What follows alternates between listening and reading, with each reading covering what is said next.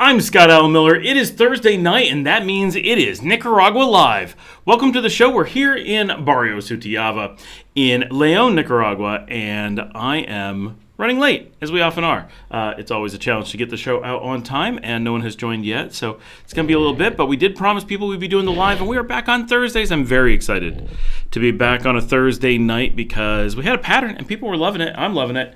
It's been really good being here on Thursdays. We get such an awesome crowd and so much camaraderie, and so I'm looking forward to everybody joining tonight.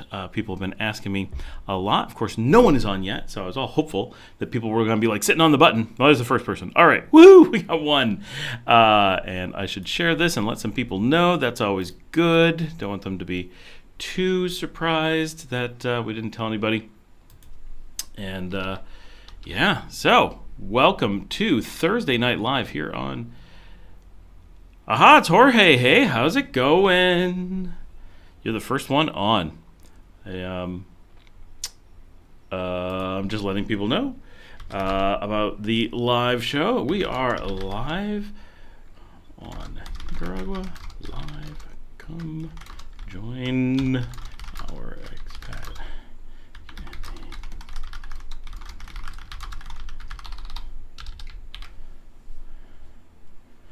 Right. 4 people. Okay, yeah, now we got people. It takes a minute. You gotta get that alert and let people know. I was hoping I wasn't gonna choke on water while I'm on the live stream. But that was a pipe dream. I was hoping we were gonna have a special guest tonight. Elton from Immense Coffee was actually driving by right about now. I was like, you gotta come and stop and be on the show. But he's like, no, I got my family and going to dinner. And I'm like, no. Of course I'm coughing as I start the show. Whole day. No coughing. Corey is here from Detroit. Very nice. I imagine, Corey, that you are looking at relocating. Because that's what people in Detroit mostly do. I can say that because I used to live in Flint. So I know what it's like. I'm going to bring the microphone a little bit closer. That way when I cough, you guys can really get it. What's going on, everybody? We got 6 people. Everybody say hi. If you got questions, start asking. We'll take a second before we start answering.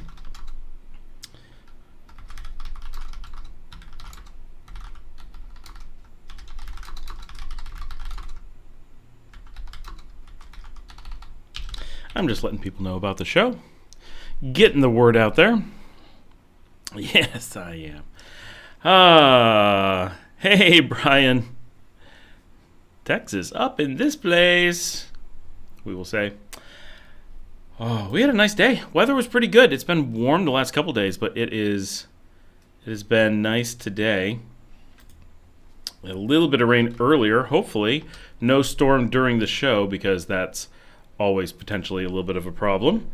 But we've done pretty well. We've only famous last words. We've only lost power once or twice during the actual show, so it's not generally a problem, but it's always a risk because we have the storms at this time of day, and so there's always a decent chance that we're going to have some big thing happen right as we're doing the show. 104. Wow. I don't even know what it is here. So Celsius, we're 26 and drizzly. So what's the actual? We are currently 78.8. It feels like 79 though. Don, hey, how's it going? That's actually surprisingly cool. We're only 79 degrees. My air conditioning. So I talk about this, right? I use air conditioning in my office to reduce dust. Because dust is a problem, but heat's a little bit of a problem, but it's not a terrible problem. Ooh, that light is in the shot. That's not great. Wonder if I can push it back a little bit. Hold on, guys. My cleaner was in here today, and she moved it to clean, not because she's messing with it. Let's see. That's why it's not in... Well, that's a little bit better. I don't know if it goes up. I mean, it's not terribly in the way, but I can I can adjust the camera in a little bit. Maybe we can improve that slightly.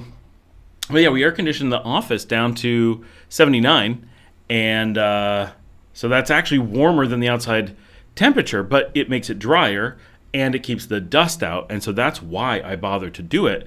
But it's funny it's really not that warm so much of the time.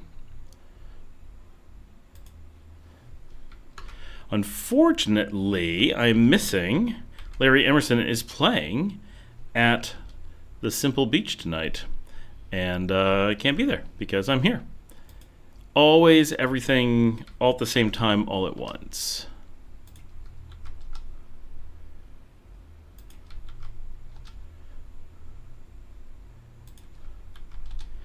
Just getting some people on the live stream here.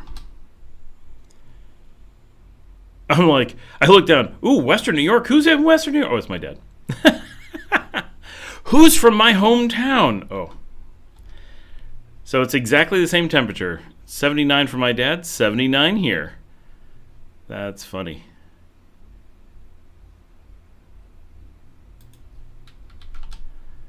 Who all do I need to tell?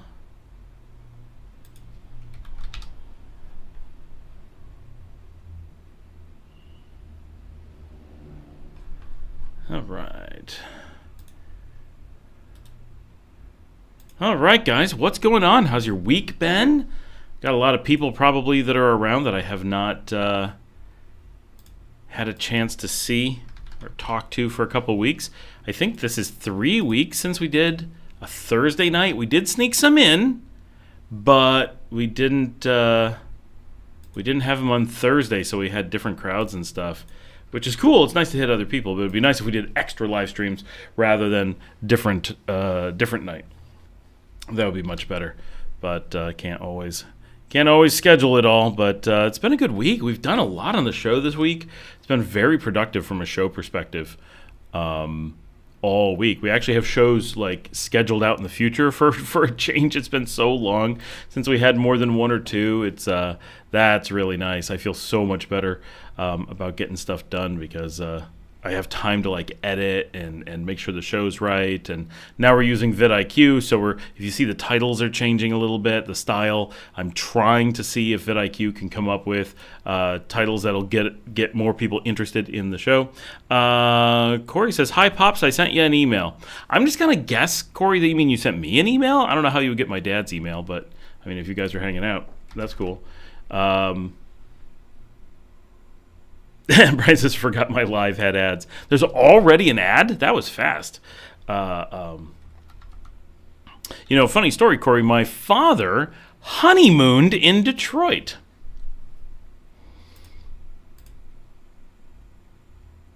Buddhist is here, Mario. What's going on? I'm hopping in the email to see if I can find Corey's email.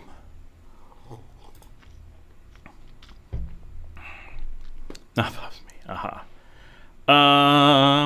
Corey, there you are.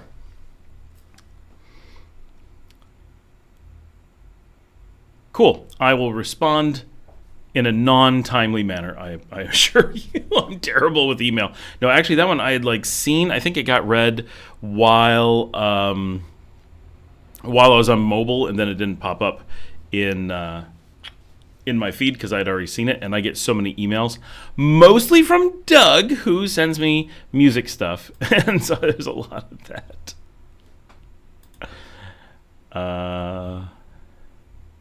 It's great here in the summer in Detroit. Yeah, it's not so cold. I lived there in the summer, and it was warm. Ironically enough, my parents did their honeymoon in upstate New York. Okay, that's really funny. What part of upstate New York? I grew up between Rochester and Buffalo, so not an area anyone would honeymoon in. However, if you're talking about Michigan, you would say, well, I'm from Detroit, not an area anyone would honeymoon in. And yet, here we are.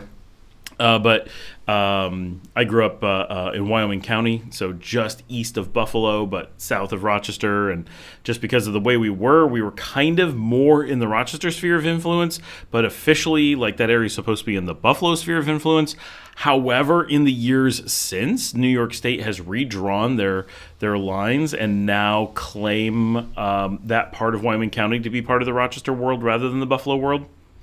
So, but we were considered part of the Niagara frontier until I was an adult. And then now the area I grew up in was Niagara. But the area I grew up in is now considered the Finger Lakes, which kind of makes sense. Like, I can see why it's a difficult area to determine which goes which way. But we did not think of ourselves as the Finger Lakes growing up. TJ says, yo, hey, TJ. But it says, had a wonderful day at the beach, shot back home for the stream. Woo, woo, woo. Were you at, you must have been, where were you? Were you at the Simple today? Desperados is closed. That's where Elton wanted to go. He's like, I'm going to Desperados. I'm like, no, it's Thursday. They're closed. All right, 10 people. We're getting there. The warm-up is happening. One by one, the people will join. I had, for the first time today that I noticed, because I can only see, obviously, I don't see what you guys see. But every so often, I'm watching my own show. Like, I spot check all kinds of things and try to see what other people see and stuff and test things. And today I was looking at something and saw a Florida Canya ad on the show, which I've never seen before. So that was really cool. It was like a really nice ad. And I'm like, whoa, what's this? TJ says, it's so hot here. Yep, no, just under 79 here. It's nice. We're doing well. Should be rain too, but we will see. I forgot to chill some beer for tonight, so I have the water. But at some point, I've got a couple cans of Florida Canya seltzer in the fridge. Hopefully, I'll be able to get to that.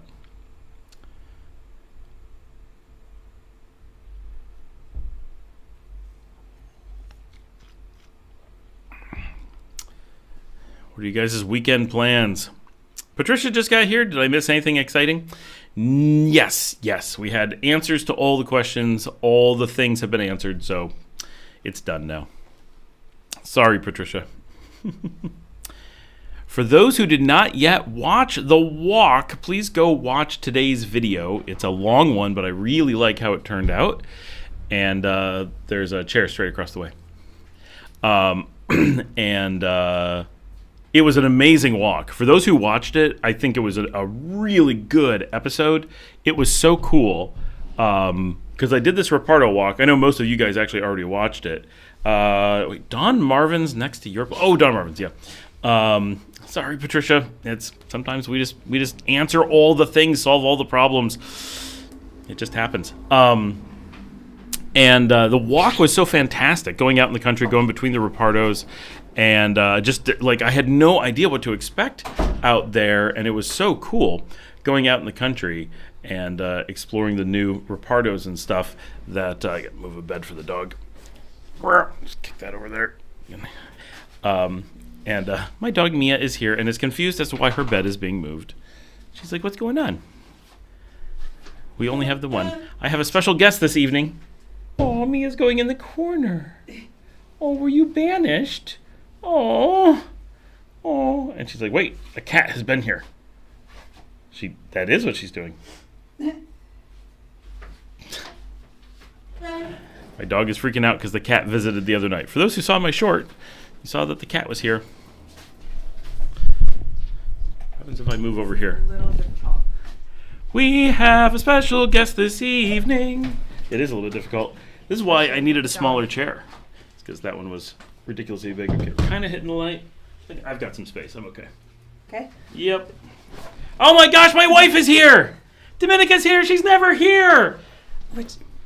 Yeah, that's where we're looking? Well, you can look over here to see what's going on. Okay. But that you can look at and see your face. Like, you can see yourself looking at it. If Okay. you look over here, you'll notice you're looking to the side. No, I mean... But that's what happens. I go like, oh, I need to see what's going on. So I start watching the show, and then I'm like, wait, I'm seeing the side of my face. I should really look at the camera. So it takes a little bit, and then this is where your mouth needs to point. Is there a delay? There is. Oh, that's going to be weird. Yeah, so this is live, Okay. And that's live. They're the same. That's Okay. a straight monitor.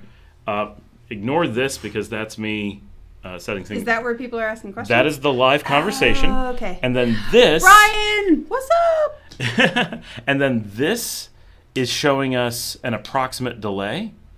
And so I'm going to do this. And then you can watch that. But everyone's delay is different. We've experimented with this. Oh. And there, you just did the what's up. Yeah. So that gives you an idea. But that can get up to 10 minutes delayed. Oh, wow. Yeah. But normally it's like 15 to 45 seconds. Okay. Clive is at the door, if you don't mind. Sorry. Let him be over there. Yep. 2 dogs. He's like, wait, my mommy's in there too? I see that my wife got here and instantly the number of viewers doubled. I bet it's just the timing. People just got like off of work, Scott. It's 6 o'clock now.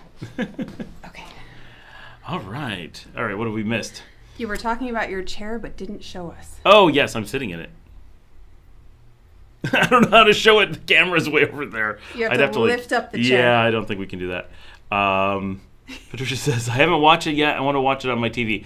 Oh, it's a good one, Patricia. Oh, you saw the short. That's what you commented on. I saw your comment, and then I was like, oh, you're the one person who commented on the short, not the long. It is a good one. I really liked it, and some people who aren't like that long term were like, this is your best walking tour yet. But I don't know if they only saw a few. But I felt really good about it, and it was long. And I redrove all of the things I walked at the end, so you can see it all real fast as well from a car perspective. She does exist. I made her up. I did make her up, but I was able to produce one for the show. Excuse me, I'm one of a kind. You can't just produce me.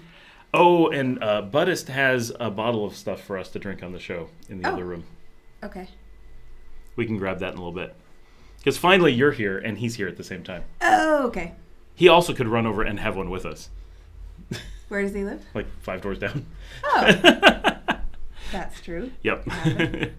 And he just came home. He was down at the beach having drinks or lunch or something, and he ran back for the show. So he's here.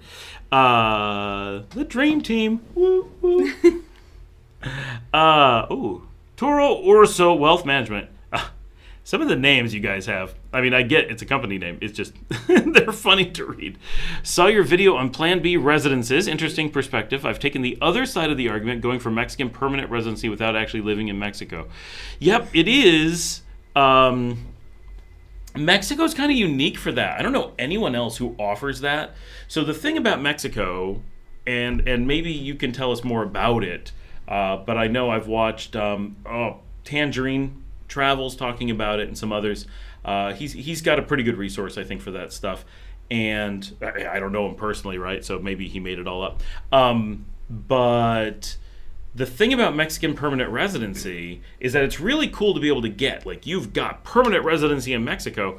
The thing that I can't figure out is what's the benefit of it? Because if something were to happen and you need to enact a Plan B, well, we can just go to Mexico. We don't have that residency, but we can just go to Mexico and run from nearshore living. Talked about the same thing. It sounds nice, but in the event of something big actually happening, the residency doesn't guarantee anything, and our lack of residency doesn't guarantee anything.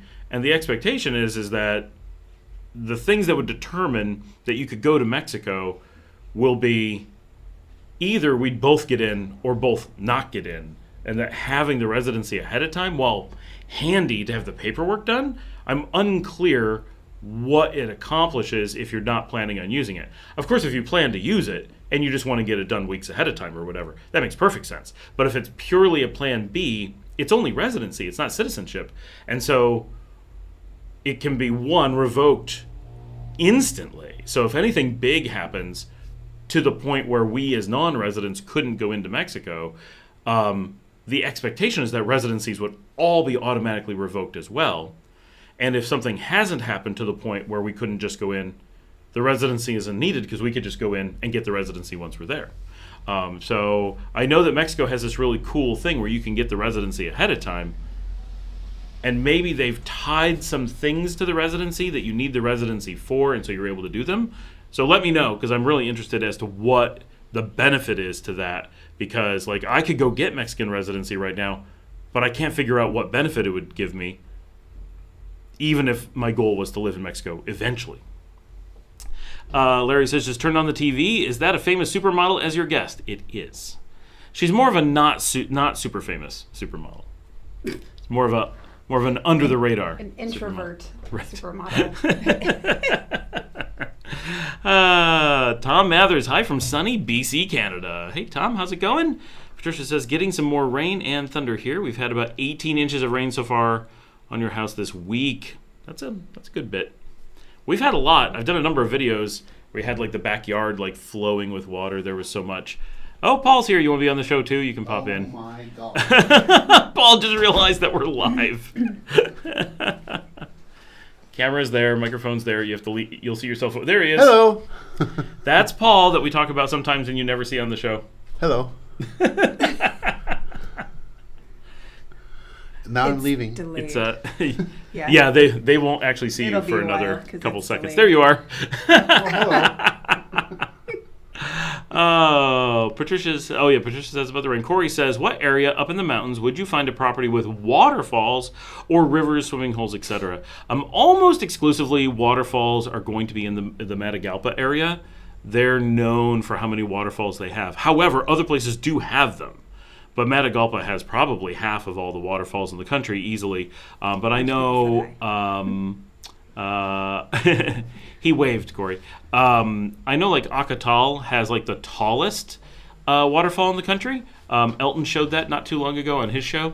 Oh, there's the Boston. He's in focus even.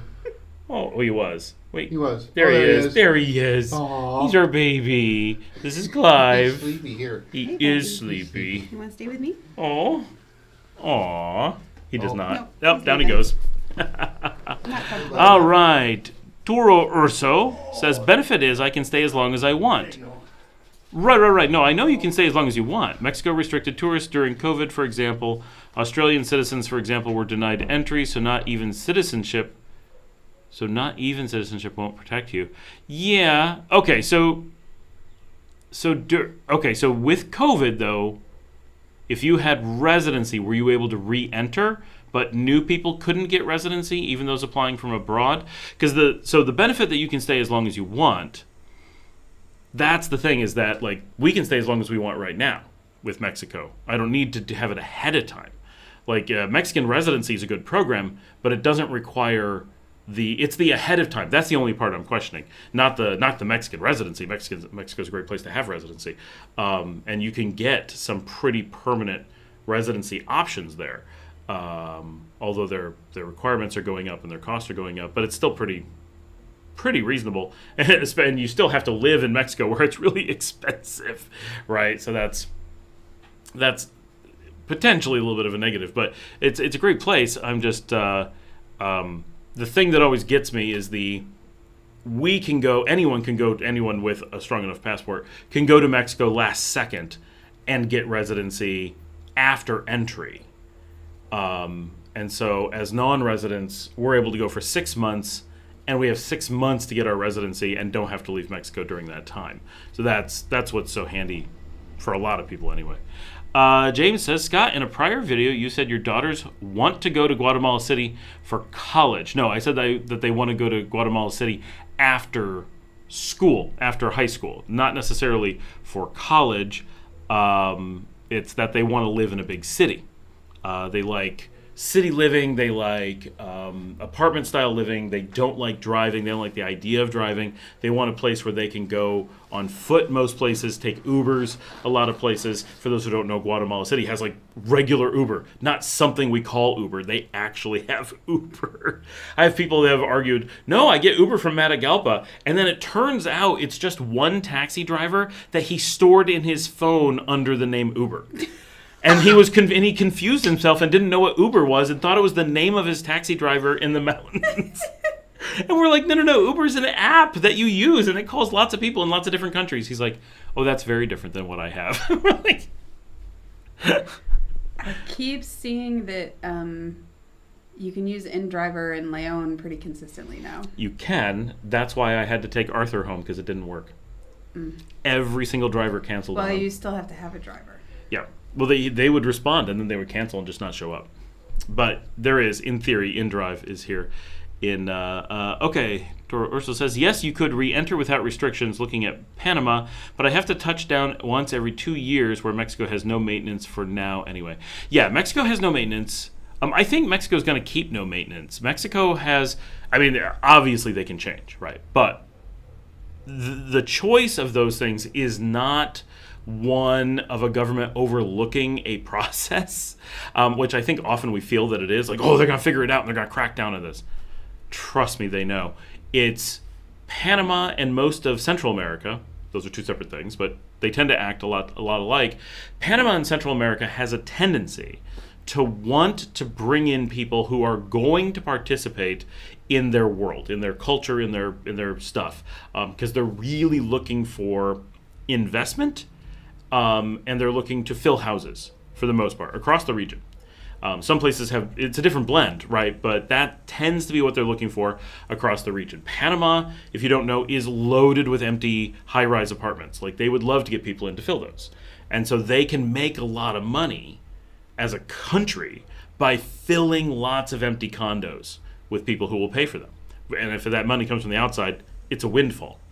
And Nicaragua has a lot of empty houses, not condos, but traditional houses. And they would like to fill those, right? Having them empty hurts everybody. So they don't want to get people for forever, but as long as they have loads of empty places to put foreigners into, that tends to lean very heavily towards wanting to fill those places with foreigners.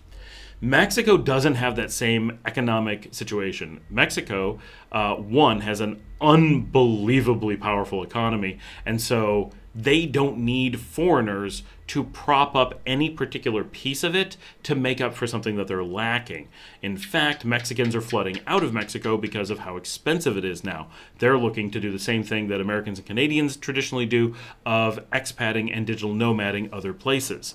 I have team members doing this now, right, moving to places like Argentina because their money goes way farther outside of Mexico. So Mexico's not looking to fill the same gap, but Mexico also doesn't have the same itty-bitty country problem of everyone south of them. And Guatemala falls into a middle ground. But Nicaragua, Panama, Costa Rica, all of us have a problem that if we were to give out lots of long-term residencies, let's say we gave out 1 million long-term residencies, which is a reasonable number for Mexico. If those people never came here, well, that's fine. It doesn't matter what you do if they never come. But what if they all came? That would be something that none of these countries could absorb. It would be absolutely overwhelming to these countries. But if that happened to Mexico, Mexico would be like, yeah, whatever. We got 1% of people, like, yeah, we'll notice a bunch of foreigners, but it's not going to, like, cripple Mexico, right? So they're, I think, in an economic position and looking to be for the long term in an economic position where they can sell the potential of residency, and they always have, in an emergency, the ability to just cancel it. But so my only thing there is with stuff like Mexico, the thing will always be that they can cancel it at any time until you're a citizen. If they want to, they can cancel it. If they don't, if they want to, they can just let you in. You remain, even with residency, on you're just hoping for the best process. And the same thing for us here in Nicaragua, right? We're residents here, and we have... I'm laughing at a comment. Yeah, sorry. I'll see it in a minute. And we have the potential risk that at any moment they could decide, oh, you know what? We're tired of you residents. You got to go. That's until we're citizens. That's always a possibility. Unlikely. Countries don't typically do that because it burns a bridge, and you lose. Like, if they then say, oh, we really needed those people, they're not getting them back, right? So countries don't do that willy-nilly. But if there's like a zombie apocalypse or a massive pandemic, those are things that they have the option of doing. And so that remains a bit of a risk. And in things like Mexico, I think COVID is such a one-time, caught everyone by surprise thing. I feel like making decisions based on what did countries do during COVID is so random that it remains in in this one case, Mexico allowed in residents but did they not allow in non-residents? Did they not allow, like, there's just a lot of, if you needed to go there, could you have? And in every scenario that comes up, it's such a one-off that does what happened in the past give you information about what could happen in the future in those cases. I don't feel that it does, and so I think it becomes a costly exercise. And this is right. Ron from Nearshore Living, who's on sometimes, has some really great points about this. It becomes a way to spend a lot of money, but at the end of the day, do you actually end up with protections that other people don't have? George says. Hang on, I wanted Yep. to. Is that George Williams? It is. Geo Williams. Like Geo, Hello from though. Houston. I had to stop going to the new Tim Hortons. I was starting to add weight. I would just like to say that every time I visit my father-in-law, who is on this feed, I have to budget daily calories for Tim For Hortons. Tim Hortons.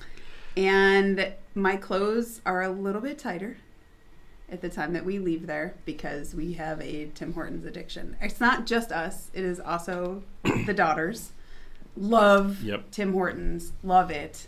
They love coffee shops in general. They do. So I feel that. Geo. Mexico allows this for now. They could make getting residency more difficult in the future, for example. They could also punish people who had it already, right? I think those are things that people who are selling passports say, but they could do this thing. Yes, they can, but there's a lot of things that they could do. They also could kick out everyone who's a resident and only allow in new people. In both cases, I don't think they're going to do that. And the same thing that happens here, people say, well, I want to get residency because I don't want to have to I have to race to get residency now because right now, retirement requires $1,000 a month of income. And someone on the thread that's here now said this, right? They only require $1,000 now. I don't know what they're going to require in the future. I need to get residency now. And we said, well, but every year you have to have that requirement again. So it doesn't matter if you got it before. You have to meet the requirement in the future. And he's like, oh. And I think a lot of people don't realize that those requirements tend to change for everyone. And of course, they don't have to, but they could only change for people who've been there before. They could make it that like Verizon does in the US.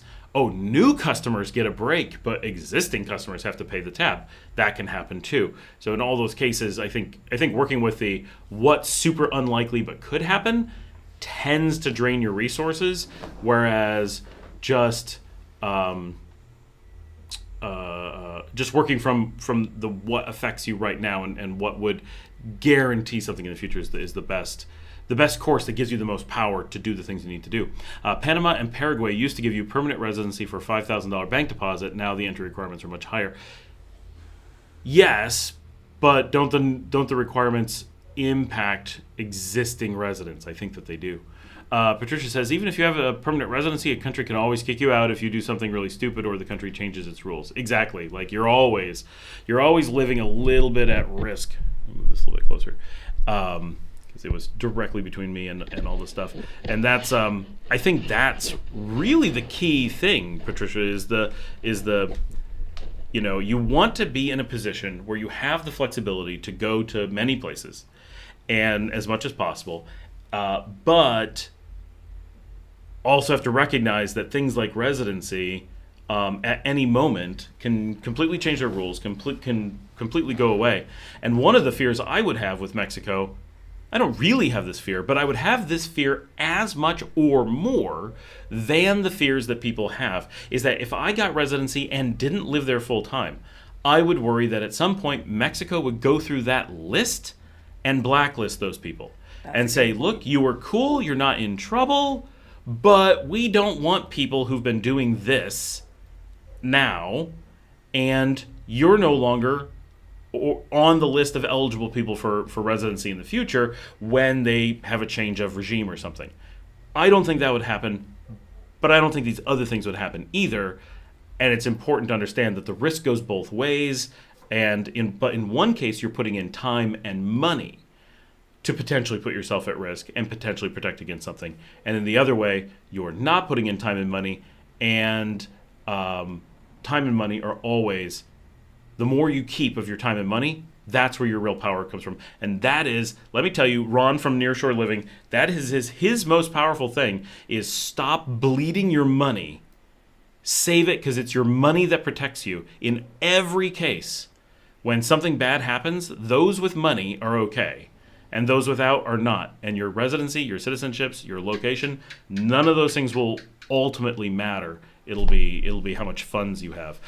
Corey says, this was probably in the email, probably why I took a second to respond. Are there realtors that you would recommend?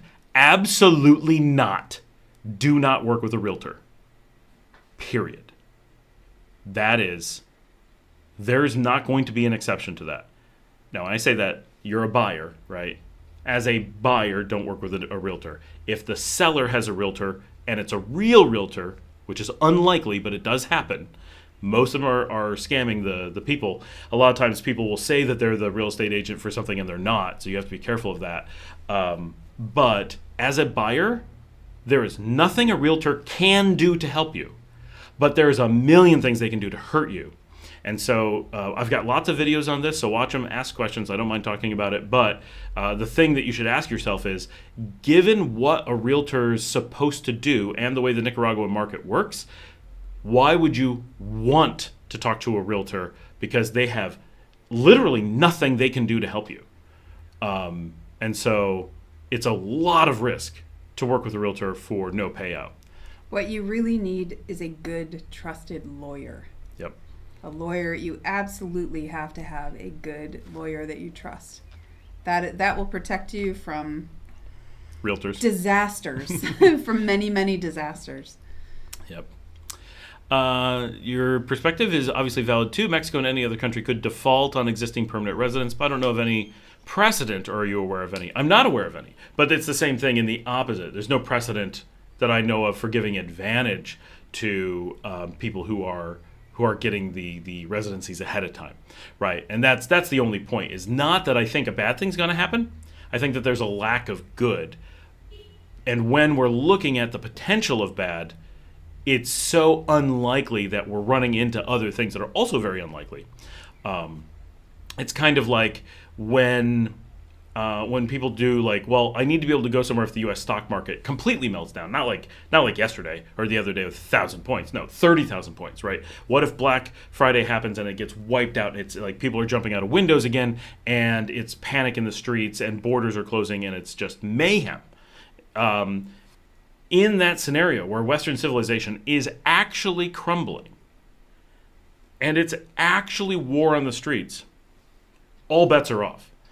Even your citizenships are going to be questioned. It's going to be whoever's inside the borders, and even they may not be completely safe, right? It's all the rules go out the window. And so I was on Wall Street. We did planning for something, and this was, I found, one of the strangest discussions. Was they wanted to be able to maintain, as they do, right? Banks wanted to be able to maintain the banking infrastructure. And we had 2 data centers in Singapore, one on either side of the island. And it was estimated that a nuclear strike on Singapore. So first of all, let's stop and think about this. A nuclear strike on Singapore, a neutral, non-militarized country, in the middle of nothing, right? It's an island. And its nearest neighbor is Malaysia, who is generally uninvolved with everything. If they were to get nuked twice, because one nuke would not take out the banking infrastructure, it would require 2. The discussion was, should we build a tertiary data center somewhere else so that we could keep banking while Singapore and apparently most of the planet is in nuclear winter and in ruins? And the answer was yes, and they built a tertiary data center in Hong Kong to take over in case Singapore goes down. And it's like, the issue isn't the banking. It's the issue of the world has come to an end. There's no chance you're going to try to deposit a check. This is not going to happen. What? Everyone will wait for you to get new computers at that point. Like, it's such a weird thing. Timmy's will get you. It will. Now I want Timmy's. Me too. Although we did just eat dinner, so. We had vegan pastrami. Yep. With vegan cheese for our lactose intolerant daughter. Yep. Patricia, welcome, Corey. You must be new here. Is above ground pools a thing there? From Tom. No. Yes. Well, okay. It's not a thing. I don't know that a lot of people have them, although it's very hard to tell in a city like León because of the Spanish colonial architecture. The outside of a house is a wall, and you can't see what's in the courtyard. Every other house in León could have an above ground pool, and we would never know. Except from satellites. That's really creepy. Do you look at the satellite view and look for people's I mean, pools? I look at the satellite view of the city all the time. Weirdo. That's how I know my way around. But a friend of mine has an above ground pool. It's one of those inflatable ones. And so I know that there is a pool supply place and that the person that owns that came out and showed them like how to maintain the chemicals and how to test it and like what they needed to know about the pump system and all that stuff. So while I am not really able to say if it's a big thing, I do know that they exist, even that like the soft-sided inflatable kind. And so you can get them if that is your cup of tea. You can, they definitely exist, but generally we see in-grounds. And the reason is that in-grounds are cheap to do. Like, it's a completely different financial picture than... Yeah, here you just have some people dig a hole and line it with cement, and then you put water in it and buy a pump. But I also saw the above-ground pool, the kind that's like PVC pipe frame, and that then has like a sort of a tarp for the pool area yesterday at China Mall on the 3rd floor. Interesting. Yep. Dominica went to China Mall. In 2 sizes. Well, cool. Toro Urso says, FYI, Mexico can cancel citizenship. Naturalized. Wow. Well, yeah. If you don't return to the country every 5 years or if you naturalize in another country after having naturalized in Mexico. Okay. Wow. That, I think, really speaks to the risks that I was saying, that if that's what they consider doing to citizens, imagine what they would do to residents. Yep. Right? Like that's... But then I feel like he has answered why he may. they We'll go get with right the to it. Plan B option. Right. Corey's been deep diving my videos all week. Woo! Thanks for the warm welcome. Geo laughs. Last on Mexico, in our case, we are merging pleasure with Plan B option. We vacationed there and paid the extra government fees to get the right to stay indefinitely. Oh, okay. So That you are answers the there question. some of the time. Yeah. Yeah. That's different. I thought you were not there at all and doing that. And it's like, just wait till you go there the first time, but you've already been there. So that's a bit different. And then you can vacation there as much as you want without having to worry about how long you're there. Yeah. So that's cool. Yeah. Yep. Which for us is, we get 6 months every time we enter. So it's like, it's hard to vacation more than 6 months and be like, oops, I forgot. Tom says, if people need to know that they can get so much per month, tell them about dividends. I do high yield max ETFs. On 75K, I get between $3,000 and $6,000 per month tax free because it's my TFSA tax. I don't know what the TFSA stands for. Mr. No Good, my flight was delayed and I missed my connecting flight to Managua and I'm stuck in Fort Lauderdale. Yep, till tomorrow. So many times on the Thursday night show, people are stuck at Fort Lauderdale. My oldest daughter made it to the Airbnb. She said it's nice, chill with good food. Well, at least she made it. I guess you guys were coming on separate flights. That sucks, but you're almost here. Almost here. What city are you guys staying in, just out of curiosity? If you would share that much. You don't have to. This is like the internet. I'm just curious where you're staying. This is the internet. Tom says, in Canada. What was that? Oh, is ETFs. Oh, that's kind of tax. He's talking about is in Canadian Canada. tax. Yeah. There's so many Canadian taxes. We can't keep track of them all. Corey, how about lawyers? Lawyers are allowed to invest in Canada too, but they would have to have access to a bank. He's asking us if we recommend the lawyer. Oh, yes, we have lawyers we can recommend. Mm-hmm. Yep. Yep. Yeah, one of the things that generally you want to look for, obviously recommendations from people who actually know, which often people like us are often not good, honestly, references for lawyers because so many expats don't do a lot of transactions, first of all. Right? That's yeah. Like, they show up, They have a couple things they need to do. They have to make decisions super quick. I'm not saying that all expats do. I'm saying the expats who often have lawyers, they're often doing things pretty quickly, and then they're in a situation where they just know one person, and they quickly got them as a reference from asking some other expat.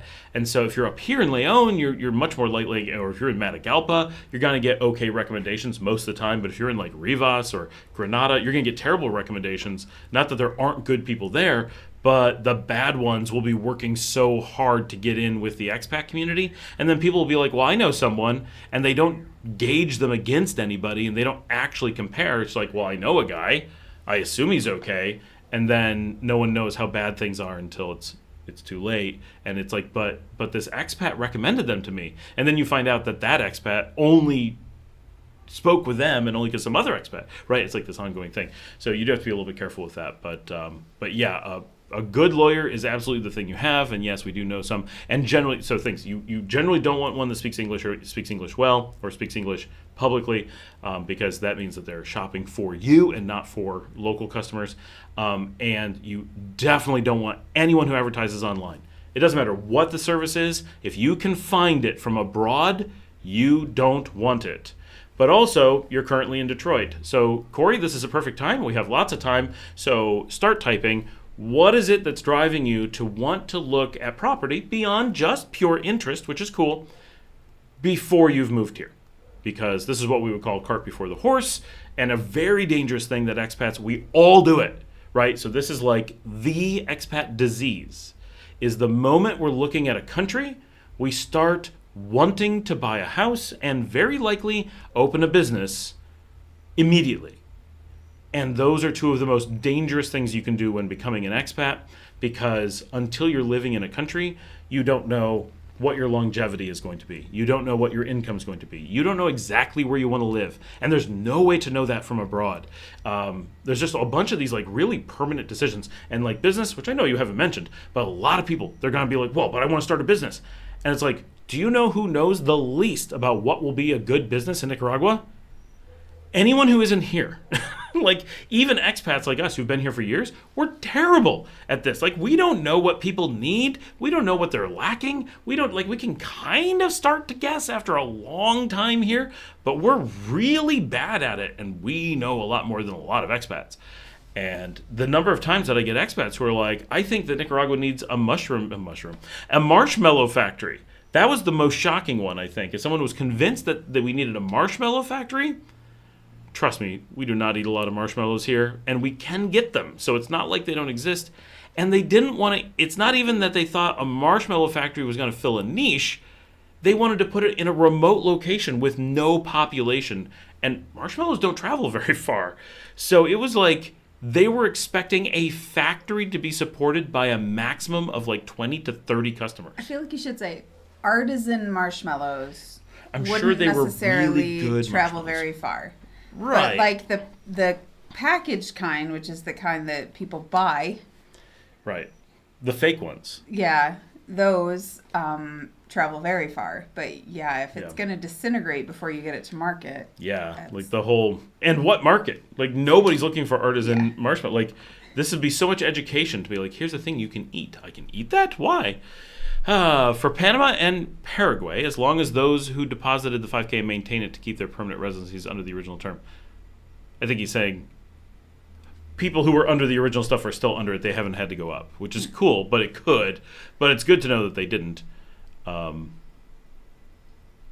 Yeah, there can be times that you get lucky and doing it early. But then there's also, if you were living there and using it, then obviously it makes sense.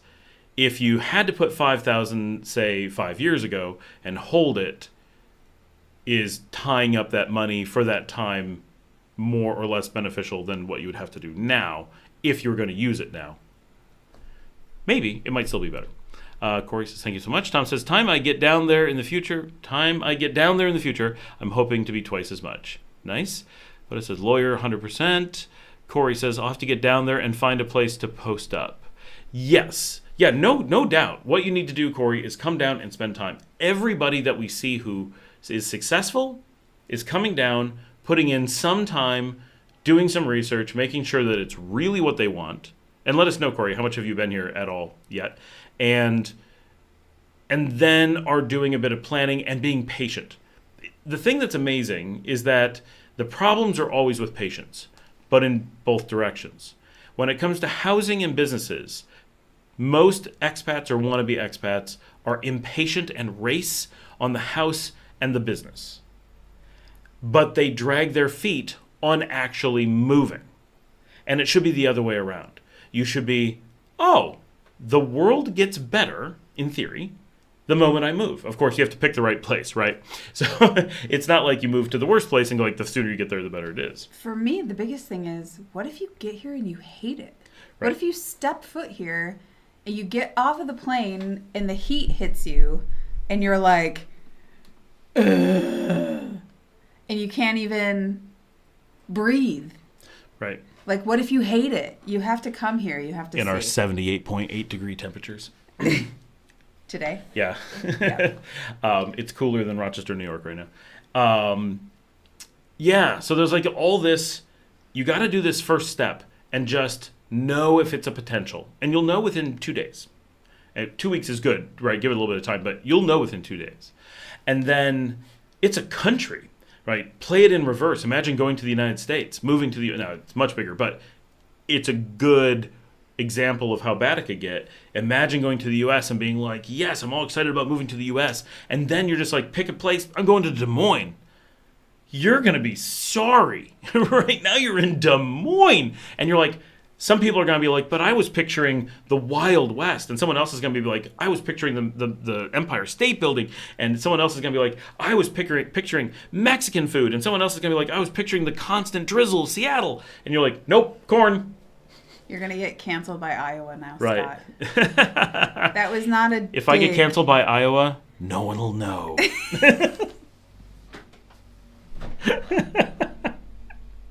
My grandfather famously drove. I was just thinking about that. Dad, I was totally just thinking about the Iowa story. My grandfather famously one time drove with my father, who's on this thread, from Ohio to Iowa because he was really excited about the corn because they had heard so much about all the corn in Iowa.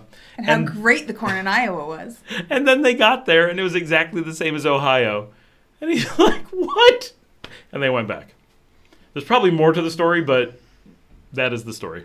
It's better that they immediately got in the car and turned around. Right. You don't want to be caught in Iowa. This corn's the same as our corn.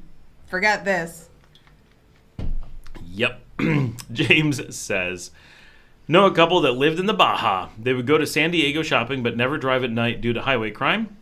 Sold and moved to Roatan. I assume that means Roatan. That is not what you wrote. Rotan. Roatan, Honduras, which is straight north of here. It's actually surprisingly close. Yeah, that's a dangerous stretch up there. We have just enough conversation that everything flies by. Yeah, right here. Corey says, what's the average rent in Managua or Granada for a small Nica home? So this is important. Managua is roughly median for the country in a lot of ways. It's the middle of the country. It's where everybody is. It's not rich or poor. It's just in the middle in every possible way. Granada is super expensive because it's a tourist hub, and so everything is doubled. So Granada is not reflective of the rest of the country for cities, and San Juan del Sur is in no way reflective for anything, culture, anything. But Managua is just part of Nicaragua, along with León, Matagalpa, Chinandega, Jinotepe, Jinotega, Esteli, Boaco, and so forth. So in Managua, obviously your prices are going to vary a lot, but Nica homes typically on the absolute lowest end are probably going to be somewhere in the $75 a month range. And that's not going to be something you want to rent, but they will be out there. I have seen houses advertised in suburban Managua in quite nice physical areas. I'm not saying that the houses are nice. I'm saying that the area, like you step out your door and go, ooh, this is beautiful, for $84. That's at Vista's Mumbo Tumbo. Okay. So you could get down into that price range. I'm sure that's a tiny house. Like that's got to be really tiny. Here in León, and Managua normally matches within $10. We've seen really small houses, but 2-bedroom, but 1 bath, which is how they do it here. You're never going to find a 2-bed, 2-bath without going to an American-style home. Start at about $145, but you're probably not going to be happy with the 145s. We tend to see much closer to 155 to 165 a month being where, like, we see a noticeable jump. That at 145, I have people say, I guess I could handle that. And at 165, consistently, we see people say, oh, I'd be fine with that. And that seems to be kind of where you flip over the not enough to often enough. Now, whether that's going to be enough for you, Corey, we have no idea. But that tends to be the bottom of the market, roughly. For most people I know, we could get by at 165.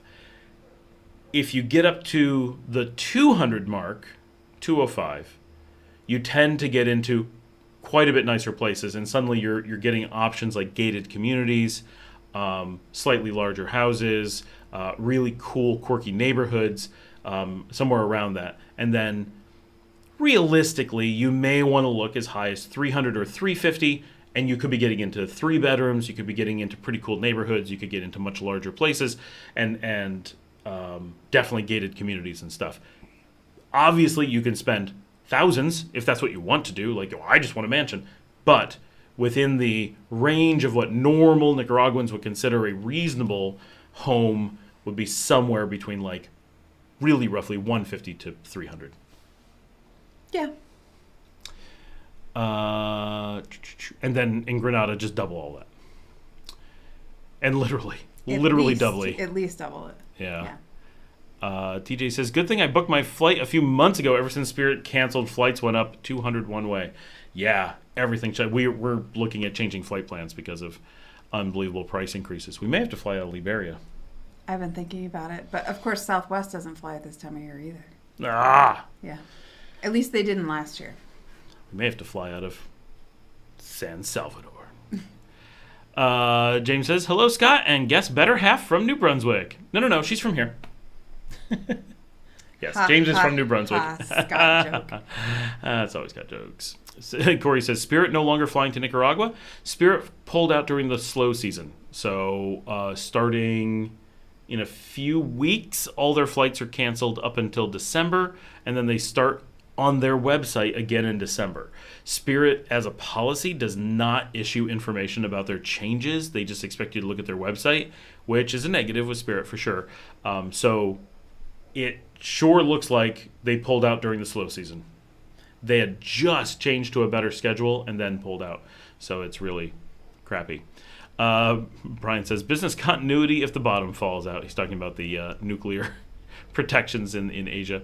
Buttis says, funny thing, the house next to my beach property has an above ground pool.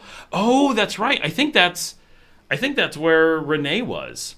She had an above ground pool in the place she was renting. It's an Airbnb, right, Buttis?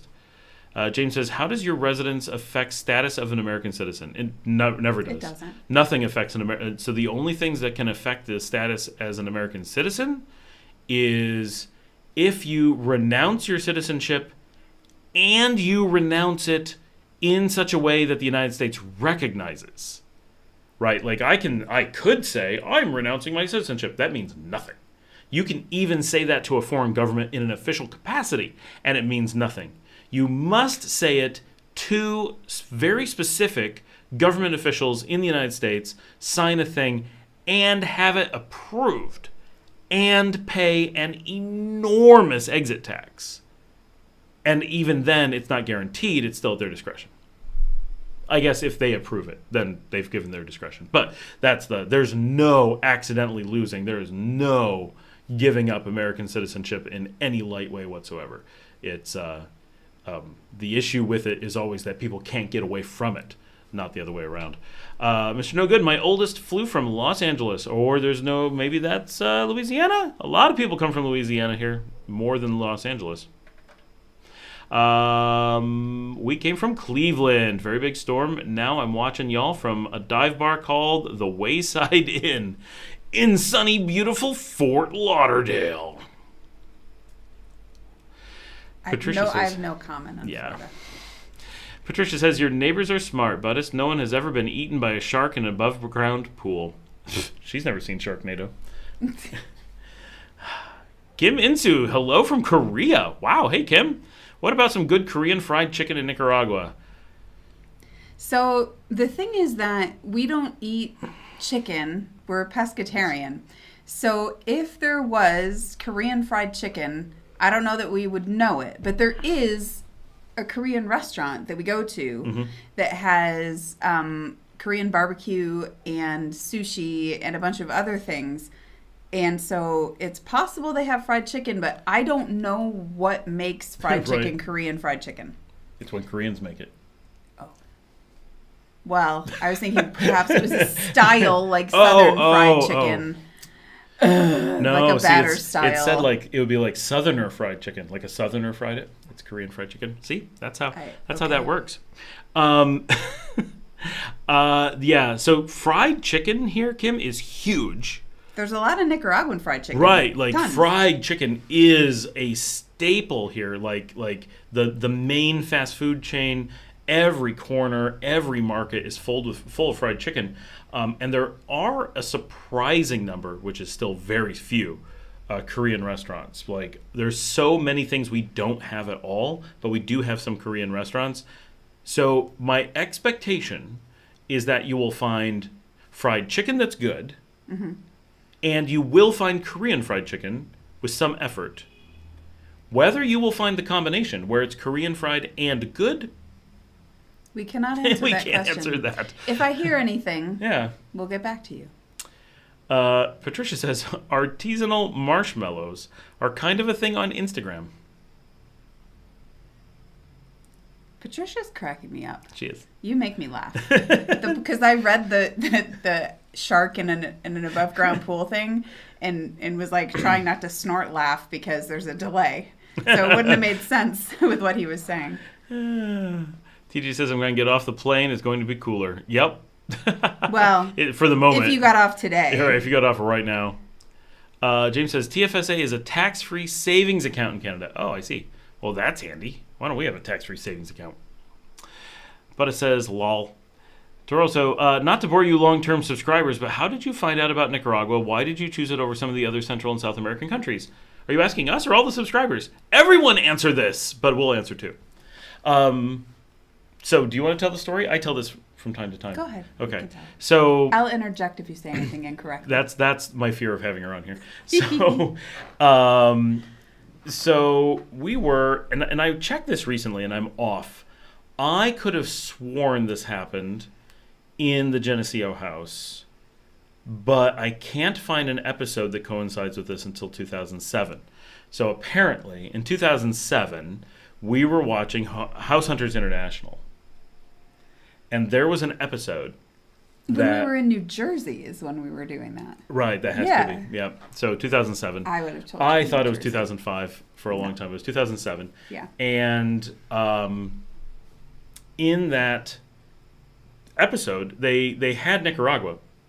And, we both come from a background where we knew about Nicaragua quite a bit. We were not, there's so many Americans who have no idea. They're not sure where Nicaragua is. They're not sure, right? Like, we were not those people, but I don't think either of us had any picture. Like, if you said Nicaragua, we would have said Spanish, Central America, often in conflict with the U.S. Jungle. Jungle, hot. Like, there's a bunch of things that we knew, and most of them were correct-ish. But when they showed Nicaragua, we were like, oh, it just hit us. The amount that we didn't picture it or didn't picture it correctly.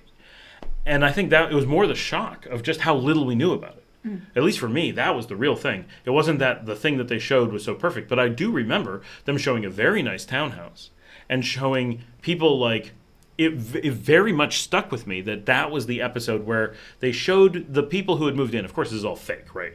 The people who had moved in had like outdoor dinner parties and invited other expats and some locals over and threw parties outside.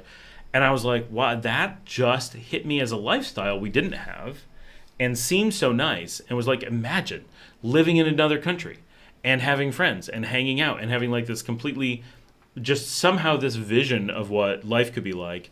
And it was Nicaragua kind of hit.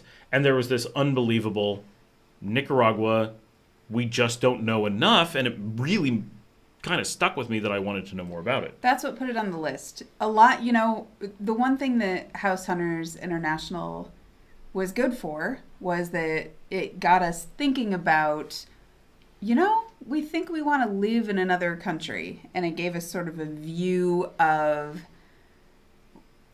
like a fake view, but at least like of houses and other places. Right. And in the thought process of, people do this. People move. People live other places. Mm-hmm.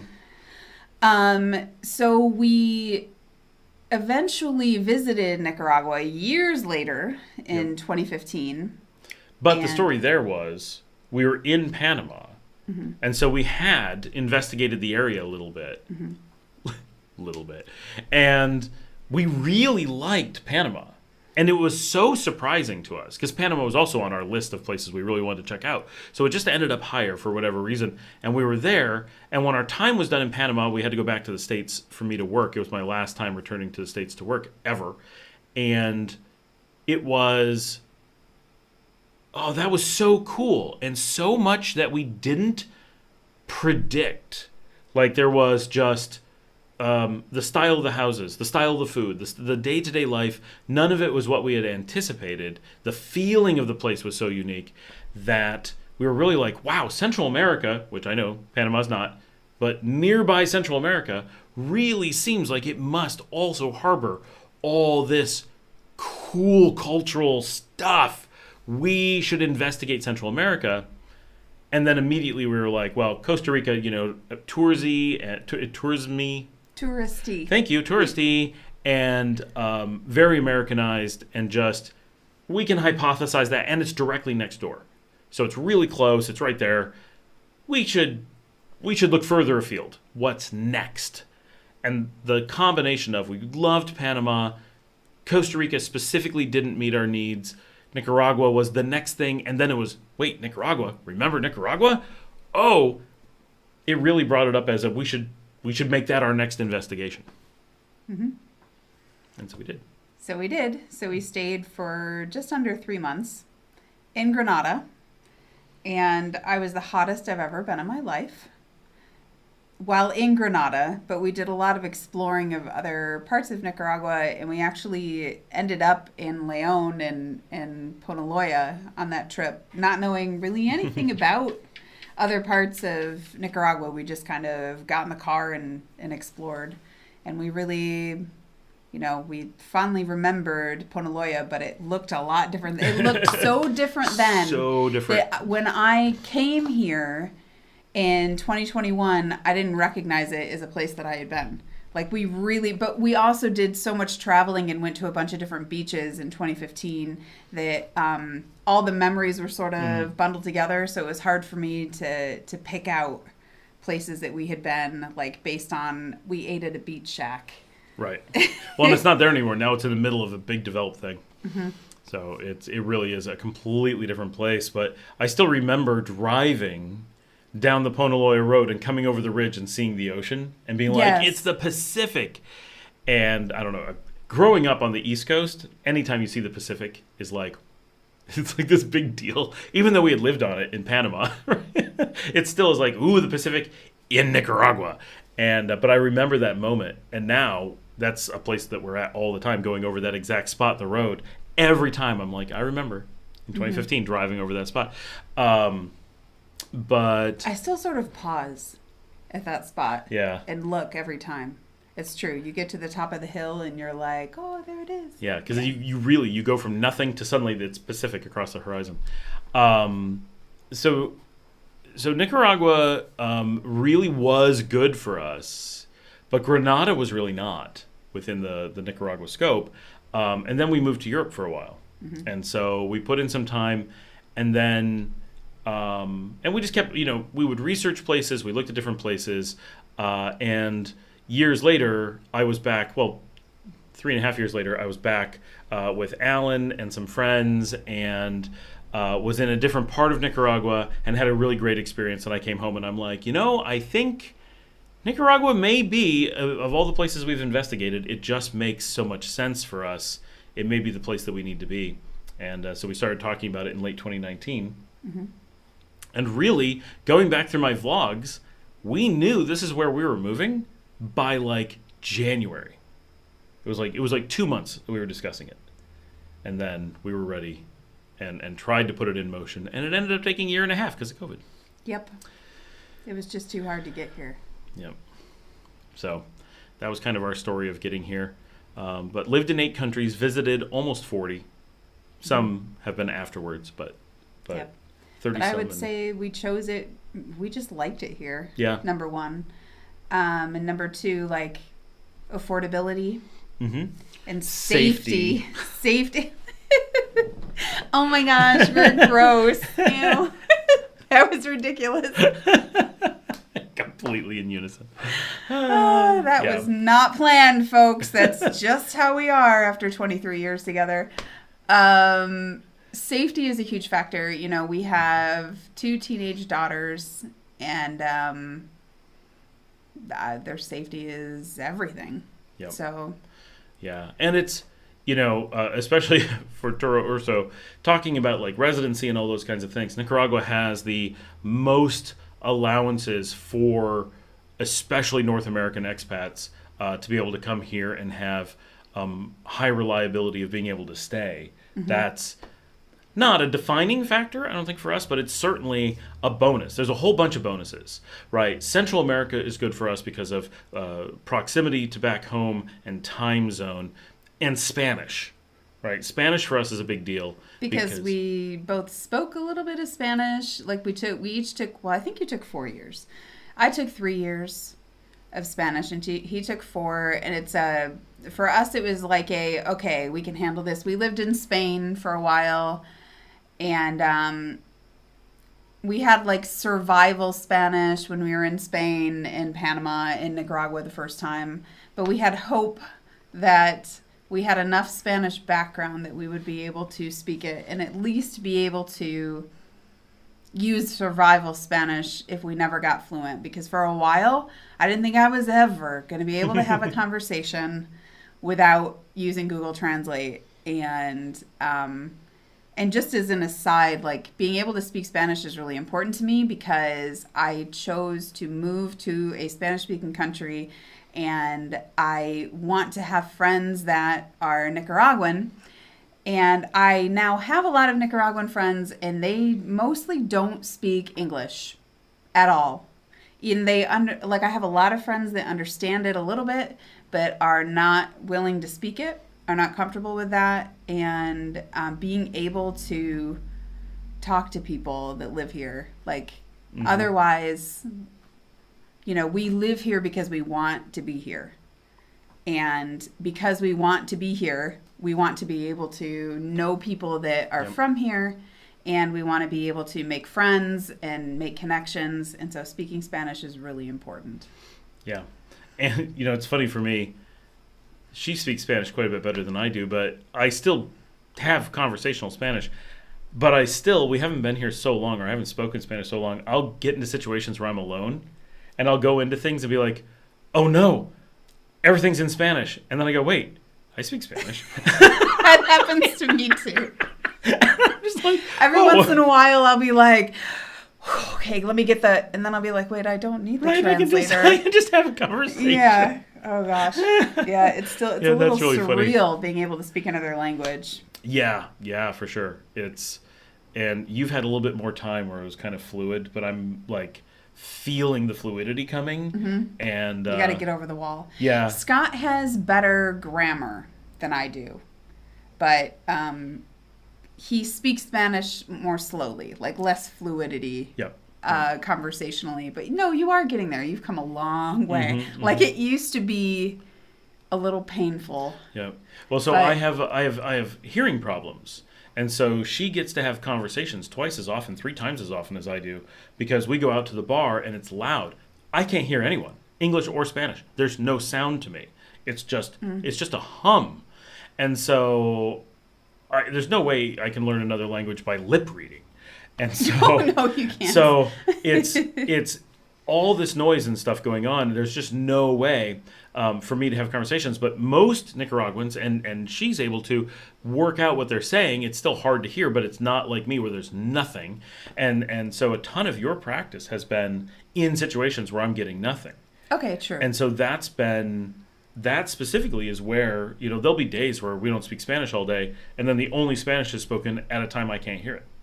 And so there's a lot of practice there. But because I've spent so much more time in like Duolingo and time in school doing it, I think my written Spanish is still ahead of you. Oh, definitely. Definitely. And like I said, your grammar is better for sure. Yep. And in circumstances like you're better at speaking in future and past tense. Oh. And I am getting there, but I do a lot of speaking in the present. And like if I have to, being like, I don't know how to say this in the past. En el pasado? Yeah, like como este, pero en el pasado. Yeah. And for the most part, my friends understand me. Like now they're used to me. So when I get a new person, it's my accent that sometimes they have trouble with. Yep. But yeah. All right. So, and then why do we choose it over the other Central and South American countries? Over South America because of proximity to home. yes, That really made, even though it was flight time. Was an important thing was that Nicaragua was so good that it was like, how much better could something in South America potentially be that would overcome these benefits of Nicaragua? And it basically came down to there's extremely little chance that something could be that much better. And and this is one of the most important conversations and really good for expats who are considering this kind of stuff, at some point you have to stop researching and you have to pull the trigger, or you're not going to. You have to at least make a trip. Right. Well, yes, you definitely have to make a trip, but you can't get into decision paralysis. And at one point, we were saying, well, we're not making a decision as to where to permanently go, but we were making short-term decisions. We had made the decision we didn't want to live in the U.S. We had made the decision of basically regions we wanted to be in to consider seriously, which was mostly Europe and Latin America. And we had narrowed things down. We'd done a bunch of research. We had done a ton of actually living in both locations. And there was like, but we haven't visited Honduras yet.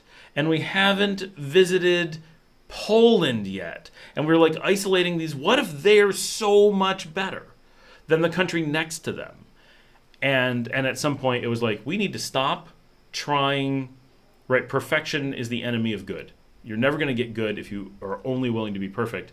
And so we had to, with way more research than any normal person ever does before moving permanently, before making a permanent sell everything, get out, move. We had to say, we can't go to every single country and live there for a long time and Although then if I decide. Could have, I would have, because Right. I'm an information gatherer. Right. I like to make very informed decisions. So if we had been able to, I would have done that. Right. And it's fun to do. Like, we enjoy doing that. So it felt, there was a big temptation. But the problem was we were maintaining a home in the United States, which is costly and problematic. And every time we went back to it, we'd be like, I don't want to be here. Yeah. It was boo-boo kitty time.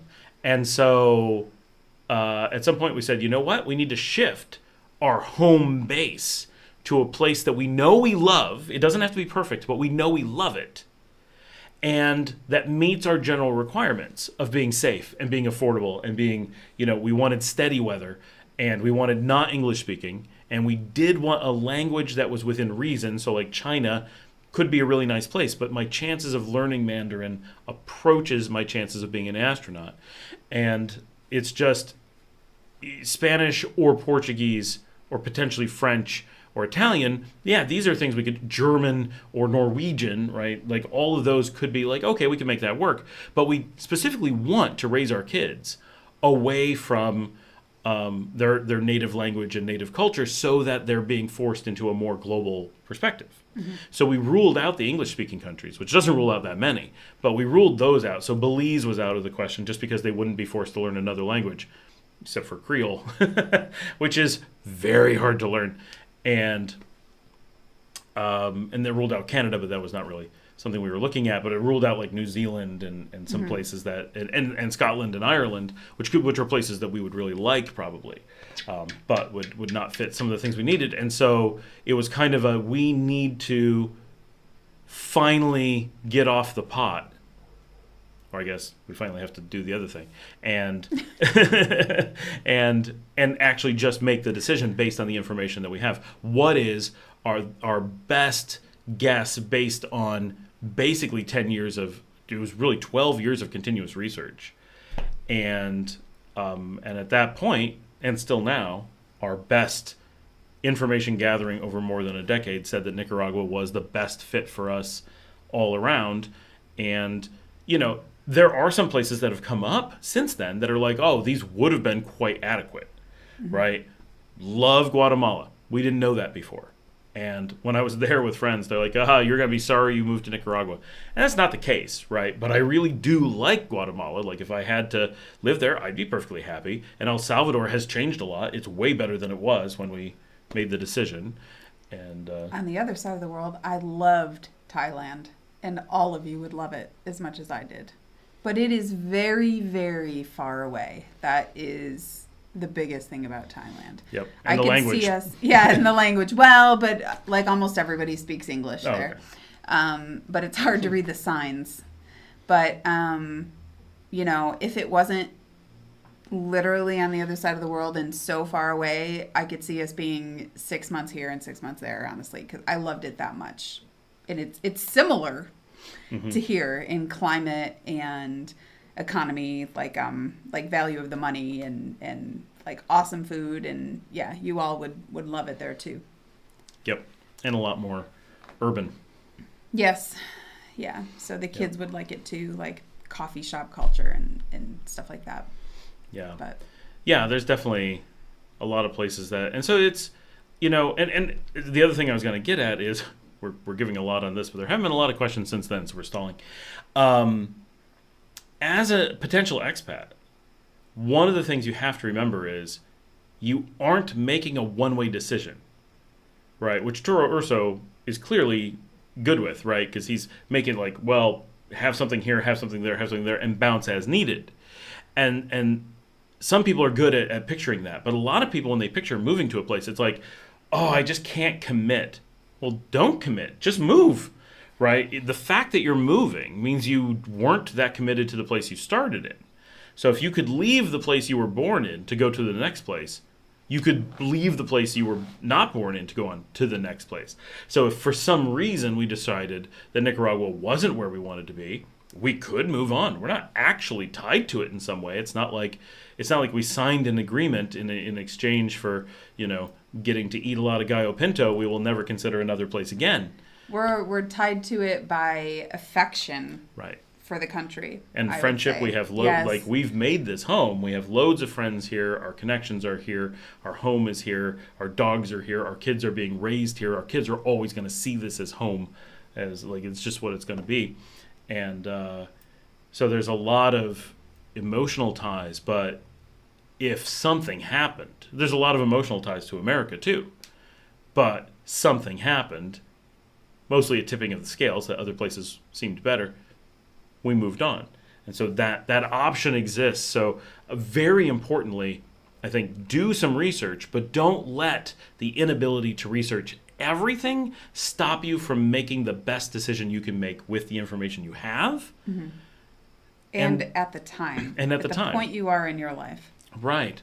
Make your life as good as you can now.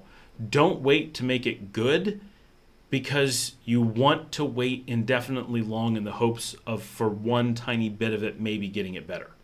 Right? Always try to improve it, but don't give up a lifetime of happiness for a potential moment of bliss sometime. That only's going to last a few minutes because it took your entire life to figure it out. James says it was 13 Celsius this morning, sunny all day. Oh, I thought it was a sunny AI day. AI had taken over, but it was a good day with AI. Kept everyone alive. Breeze of Bay of Fundy, heat would be a big factor. Oh, the breeze off of Bay of Fundy. I miss New Brunswick a little bit sometimes. Lovely province. And Are- Nova Scotia. We like that a lot, that region of Canada. Are you trying to figure out I'm what trying to he's figure talking out. So often Larry says that he says things and I can't find them. Oh, wait. Yes. Yeah. A whole bunch of things were messed up. It had Hang things. on. Oh. There was something about, hang on. Right here. This is what I'm trying to. Yeah, go up. Because he said something I missed until then. Yeah, But I can't find it. Go up. All right, Larry, we're trying to respond to you, but we can't find the first thing you said. Hold on, folks. Just turn on TV. So, no, that was you. No, You're the there's Supermodel. something. Okay, so the first thing we got from you, Larry, is this is done at the immigration office in Leon. But we don't see what that is in reference It's to. what is the question. Yeah. So if you could let us know down below, we'll come back to it. Yep. Marisol says, hello, everyone from Las Vegas. Hey, Hello. Marisol. But it says, I was told it was owned by a French Canadian. Do you mean the house you rented? No. The house? Yes, he must be. Yes, that's what we're that far behind. And yes, it is a French Canadian. Corey says, you guys are super helpful. You're welcome. Ron, howdy. Is Nicaragua your forever home or do you expect to move again? We probably just answered that and everything, but Yeah, we don't expect to have another place as a home base. Like I really see this, we love Nicaragua so much. And it's good proximity for like having this as a home base just makes so much sense that we have no plans to not have this be our home base.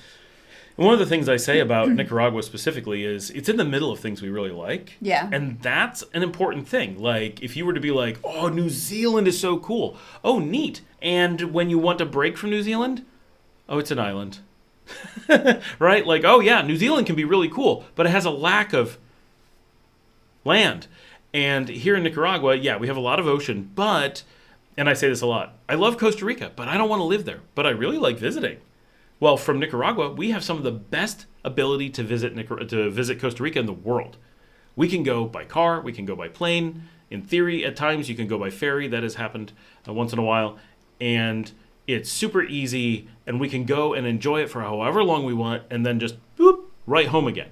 And Panama is just a little bit farther. And it's the closest Indian food. Right. Well, we have to go there for the Indian food. That's not a plus. Thank you, Costa Rica, for keeping us from having to fly to Panama for that. But, but we would like Indian food here in Nicaragua. That would be lovely. Yeah. And then to the north, Honduras and El Salvador, Guatemala, they're all super nice and very accessible. And so we have quite a few really nice places in really close bus, car, and flight distance where it's super casual to be able to go to. That's a big plus for Nicaragua. And one where, like, Panama and Costa Rica, I feel like are a little bit less of that. And as an important part of balance, Costa Rica is great to visit and has a lot of negatives for living. Nicaragua has, sure, it's great to visit, but it is not nearly as visitation friendly as Costa Rica, but to live, it is way better. And so by living here, we get the best of Costa Rica just naturally. But if you lived in Costa Rica, you would not have the same great Costa Rican experience that we do. And they would not have the great Nicaraguan experience we do. We get kind of the best of both countries by living here. And I prefer Nicaraguan gallo pinto. It's a controversial thing to say, but it's true. Please don't let us in Costa Rica. Just for the Indian food. Okay. Larry says, where is the Korean restaurant? It just moved. Oh, it did? Well, it's not on Ruben Dario. Where do you think it is? It's by No, Desu that's Naso. not the Korean restaurant I was talking Oh, about. which one are you talking you were about? talking about the Korean restaurant here. Yeah. I was talking about Sushi Excellencia. Oh, so before we talk about one far away, we had mentioned one in Leon, which is Tsuki Amy Coffee, spelled with one E. It is on the same street as Desu Naso, just half a block north. Same side of the road, straight north of Desu Naso, half a block. They have a little bit of Japanese, but it's Korean main, and I feel like they actually do have Korean fried chicken, but I have no idea. They might. yeah, it's not the kind of thing. But they have kimchi sushi, which I enjoy. It's it's a nice change in Leon. Mm-hmm. The one I was referring to is called Sushi Excelencia, and it's in Los Robles in Managua. Larry asks, where do they sell citrus oil? Need to spread some out next to my pool. Good frog repellent. Oh, I think that Corey is correct in that you should make that yourself. from, I would imagine, bitter oranges. I would say from bitter oranges is probably your best bet. But you also, like, limes are everywhere too. I don't know if you want to make a combination, but I bet it would work from bitter oranges. Yeah, I bet. TJ says, anytime within the next month, it should be cooler. Louisiana's hot. Yes, it is. Ron was in Nicaragua for 15 years, but now in David, Panama. Very cool. How are you liking it, Ron? How long have you been in Panama? James says, spell check versus wife check. Wife check is always more accurate. Steve Z, the House Hunter International episode had Grenada? I think there has been House Hunter International episodes with Grenada, but the one we saw, I'm pretty confident. Now, this has been a long time, and at the time we didn't know our way around. I'm pretty sure it was San Juan del Sur. It was also Las Penitas because our friend owns No. one of the houses. That was many years later. Oh. Yeah, no, they've done like 10 episodes in Nicaragua, at least. I don't remember where it was. They've to be done honest. 2. Definitely San Juan del Sur. They've done 2 in Ponaloya alone, and there's one episode where every single house that they show is either one of our friends' houses or has been one of our friends' houses. So we know every property that they show. None of it's true. And at one point, they drive past one of our places, and at one point, the camera is mounted in our driveway, and they're showing a house that we've shown on the show, on my show. And it's like, it's a small world. It is such a small beach. When they did an episode there, I'm like, they're going to show, every single thing is something we know. Yeah. It's very funny. Brian says, final straw that you want to talk about living in the States for the followers. Oh, no, the final straw was really just the combination of things. It was the cost of living, the having kids of a certain age, wanting to raise them abroad, safety a little bit, but, the U.S. is not actually that dangerous. It's more dangerous than here, but it's not like you got to move out dangerous. But it was... That's why I kind of refer to it as the tipping point of I've always had an interest in moving abroad. Mm-hmm. We've always really found it cool. And probably the biggest tipping point was our 2007 trip. Not that long after seeing about Nicaragua, I was able to work in the UK. And we went to the UK in 2007 and were in England and Northern Ireland. And that was so like, oh my gosh, this is so great. Just being outside the U.S. was so exciting. Just the adventure of everything was so cool, even though it's the UK and super simple. It was like, not only can we do this, why aren't we doing this? And that was about the same time that I had a job that was based there, and we knew that I had job options in Europe. So it really kind of triggered we need to start thinking. And so it was just a mental change, really. I think that the world became accessible to us.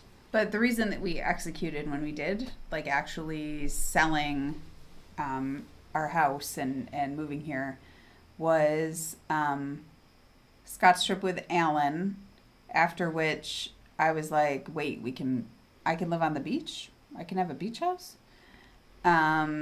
And Scott was like, yes, I will find you one. Are you sure? Don't say it if you don't mean it. Right, because I'm like, we are selling our house in the U.S. right now. Yeah, and then, COVID happened, and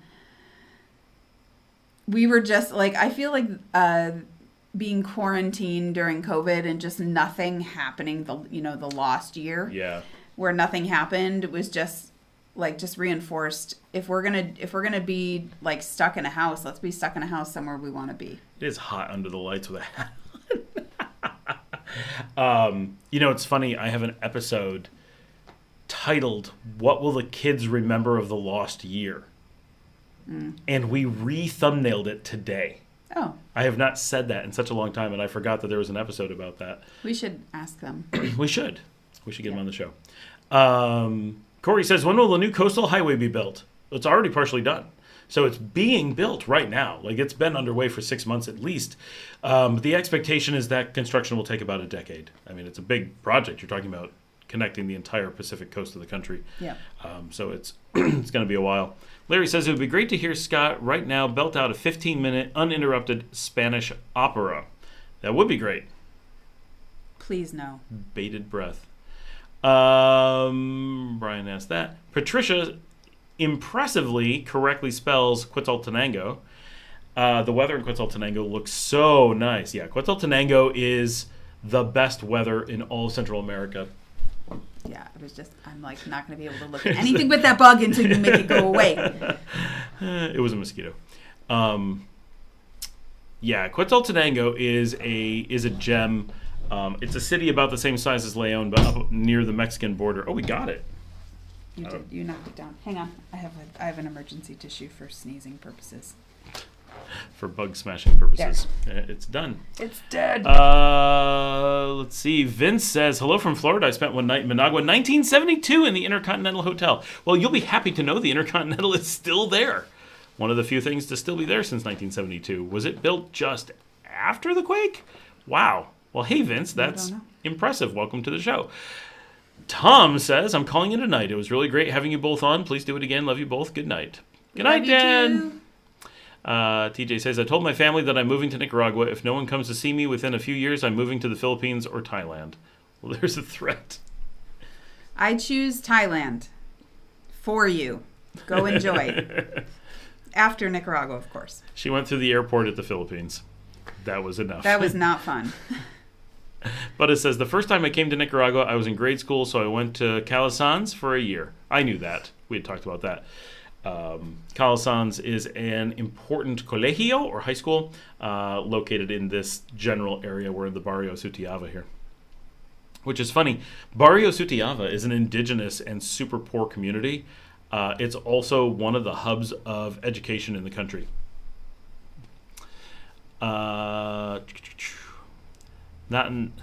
Natanahel? Hopefully I pronounced that correctly. Just moved here last week. Thanks for the help and research. Oh, awesome. Where you living? What's going on? How is it going? Let us know. That's awesome. Ron says, at TJ, interesting choices.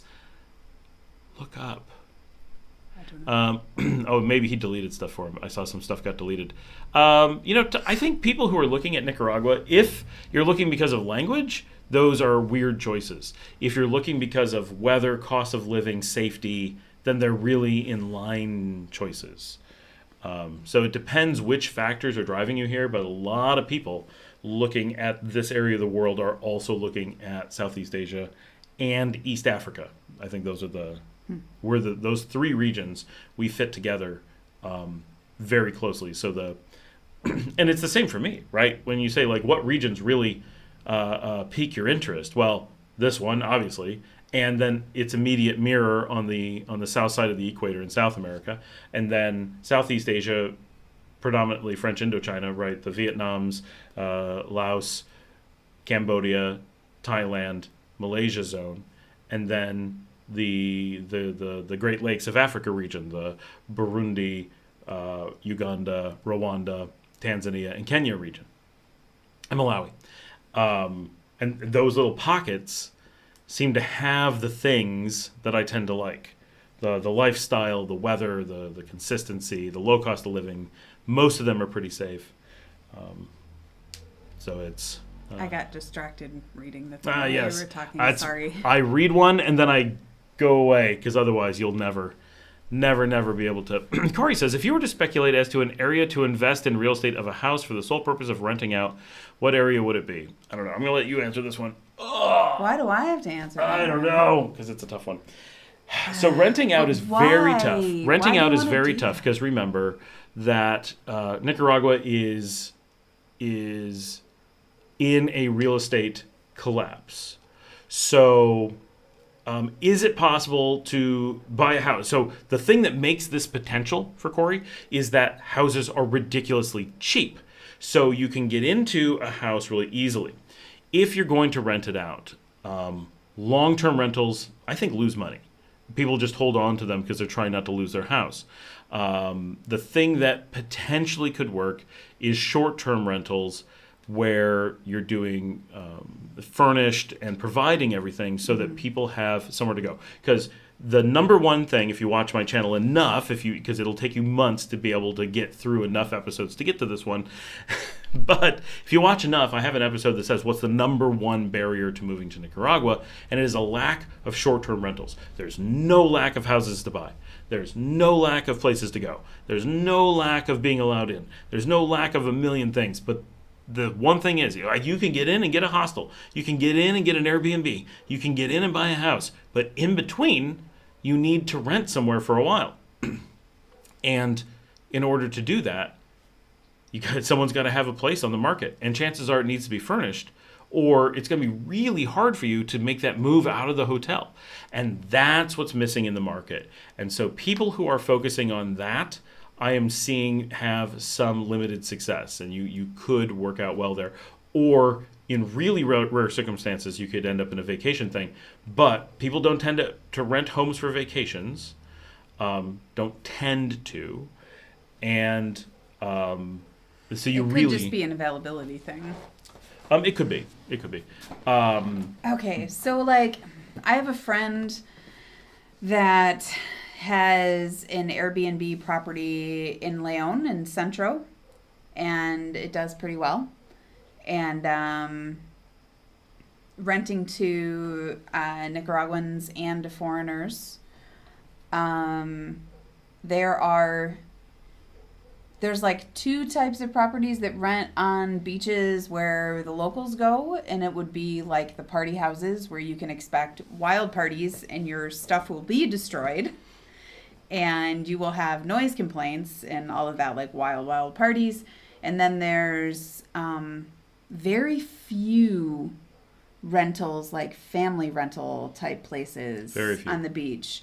So I guess a tourist area is where, like, the problem with San Juan del Sur is it's so expensive. Like, it's not what everything is inflated, and it's not the picture of what real Nicaragua is. And I mean, are you trying to make money? Or are you trying to have a place that,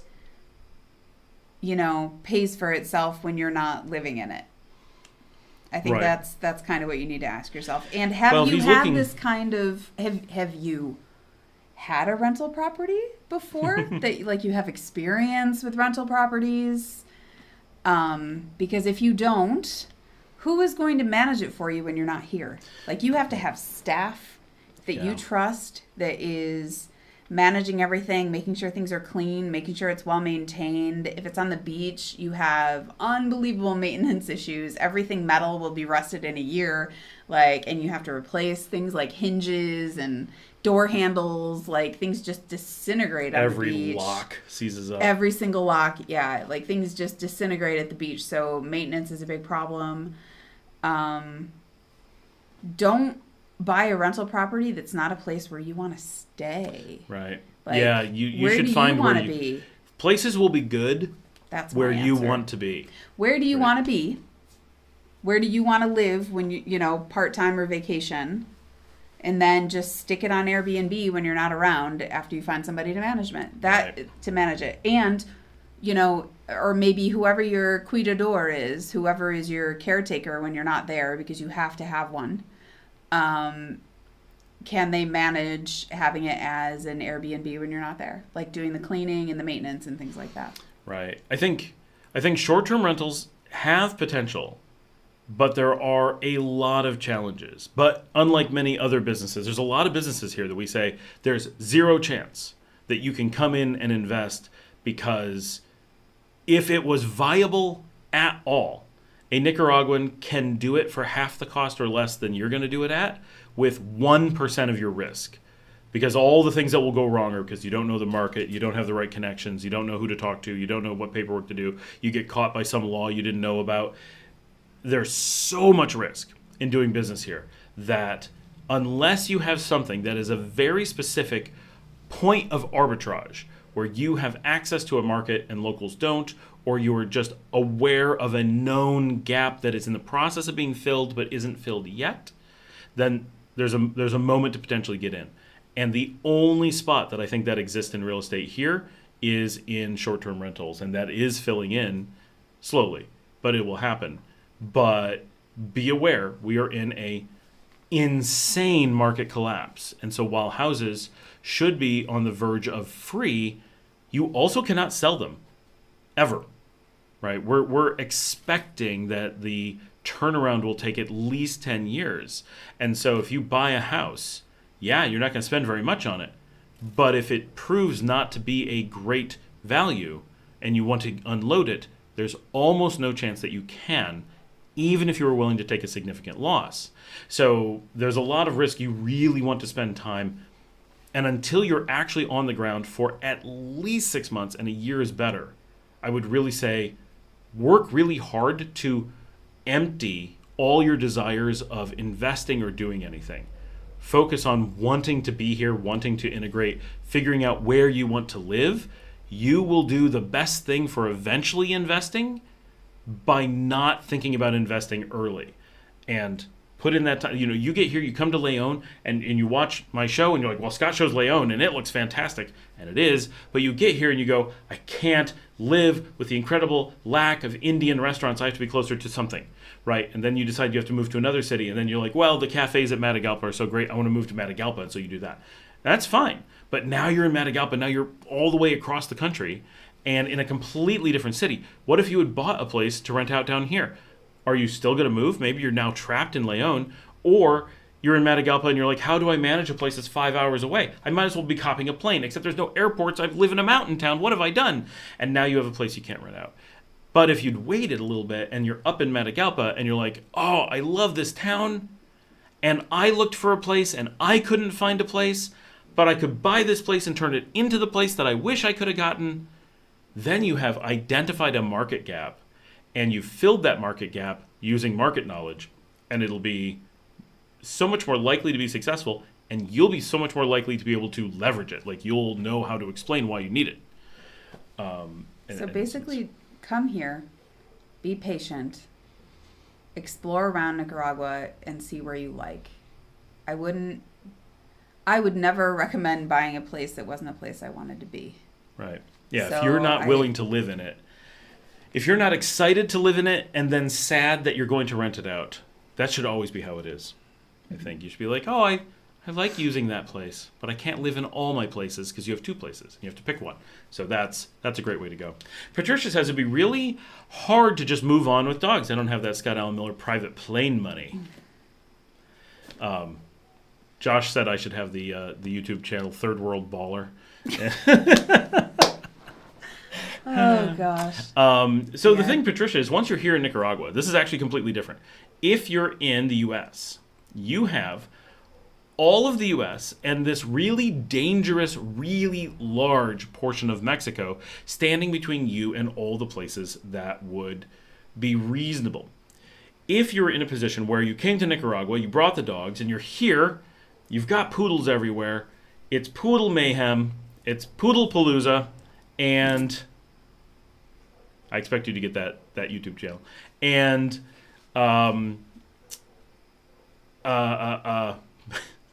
losing my own train of thought. And something goes wrong and you say, you know what, Nicaragua's not for me, something has happened, I don't want to live here anymore. Then you're able to get in a car and you could be in Costa Rica in hours. Hours. Like as easy as driving to the second closest airport in the U.S. Right? Now you're in Costa Rica, you got a new country. Oh, Costa Rica is not for me. This place the Taco Bell does not have the selection I want. I'm just going to drive on to Panama. Now you're in Panama. If you didn't like those choices, you could have headed the other direction. From here, we could be in Honduras in under 2 hours. Simple drive. 2 hours, that's the local airport, right? I've driven farther for dinner. So you drive to Honduras. Is Honduras going to meet your needs? Yeah. If it doesn't, how far is El Salvador? 2 more hours. So in 4 to 5 hours, you're in El Salvador. Then you can go on to Guatemala. From Guatemala, okay, the distances get a little bit bigger, but you can get over to Belize in a few hours extra, like 12. You could go on to Mexico with another 12. You have all these choices, all within a reasonable drive from here. You don't need the flights. The flights are caused by being in the U.S. and Canada. They're because of that northern Mexico zone and how big all three North American countries are, the ability to hop in a car and just fix it doesn't generally exist. And when you have animals, it's much harder. But when you're already here, especially here in the middle, us in Honduras really have this nailed down, you have so much ability to just go over a border and fix whatever problem it is. And then every country in the region is going to give you long periods of time to figure the next move out. And but also, don't move your dogs here until you have visited and spent enough time that you are sure that this is where you want to be. Right. Stop. Everything that he just said should only happen if some catastrophic thing happens, or Right. like you move here and suddenly you have to be on some life-saving medicine that you for some reason can't get here and can't like go and come back and get it. Like if there's some catastrophic thing, you should be pretty sure this is where you want to be, not that you have to, don't move your dogs here if you're not pretty sure you're going to stay. That's like, don't do that. It's irresponsible. Right, Sorry, but it is. But I know that you're swinging back and forth between Nicaragua and Guatemala, which I totally understand. These are countries you can easily move back and forth between, even true. with a taxi. Now, a taxi would be a bit ridiculous, but you could, you could call Ishimche and say, look, I have got all my life belongings. I've got these dogs. I have to buy out the shuttle going between Guatemala and Nicaragua. If that's what it came down to, buying out that shuttle is $1,200. And you probably would have to pay him extra for the dogs. But Maybe, but you're buying out maybe every not. seat, Yes. right? You're already making their lives really easy. I bet they would give you a discount on one thing, charge you for the other $1,200.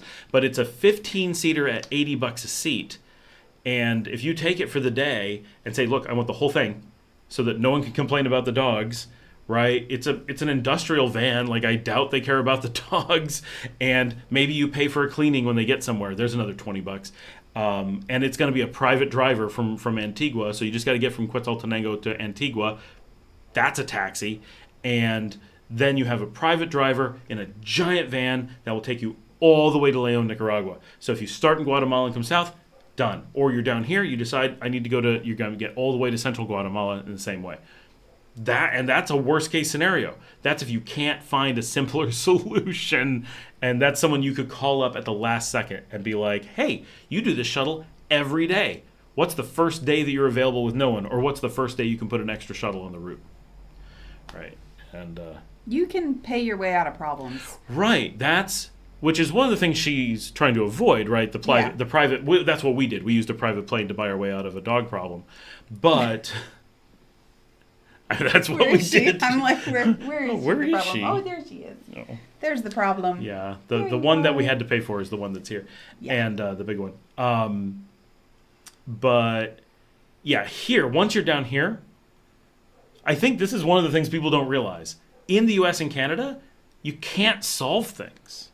Like that's like a story of life. Something goes wrong, you can't solve it. And when you're in this region, almost always, no matter whether you have a vision of how to solve it or not, you can almost always solve it. Either you just got to talk to someone. I was just going to say, mention that you have a problem to somebody and they'll be like, no, I know a guy. Right. Everyone knows a guy. I know a guy. Everyone has a cousin who is out of work and has a car. Yeah. And has a CA4 driver's license. And will be like, well, I could really use $300. Right? Like that's a month's salary for someone here. Someone who's out of work but has access to a car. Well, you pay the gas and $300 for the driver. He's gonna be like, well, yeah, let's go. Where do you want to go? So yeah, easy problems to solve. And then what if the entire region didn't work for you? And you're like, all of Central America, even Mexico, even Panama, both of which are not. Nope. Just culturally, the rice and beans are too much. I'm done. Right? Corn tortillas? No. I have to get to a flour tortilla zone. Must be done. And Mexico is a flour tortilla zone. that is true. Oh, I miss flour tortillas. And then you drive. Then you drive to Panama, and you can take the ferry over to Colombia. And now you're in South America, and you can take buses everywhere. Or taxis, or whatever. And then you have an entire continent to work with, a continent known for how accessible it is. Keep an open mind, and problems are easy to solve here. Yep. All right, Marisol says, we're planning to visit Nicaragua in 2025. Interested in visiting León, Matagalpa, and Esteli. Then we hope to make the move to adults 3 dogs. Awesome, Marisol.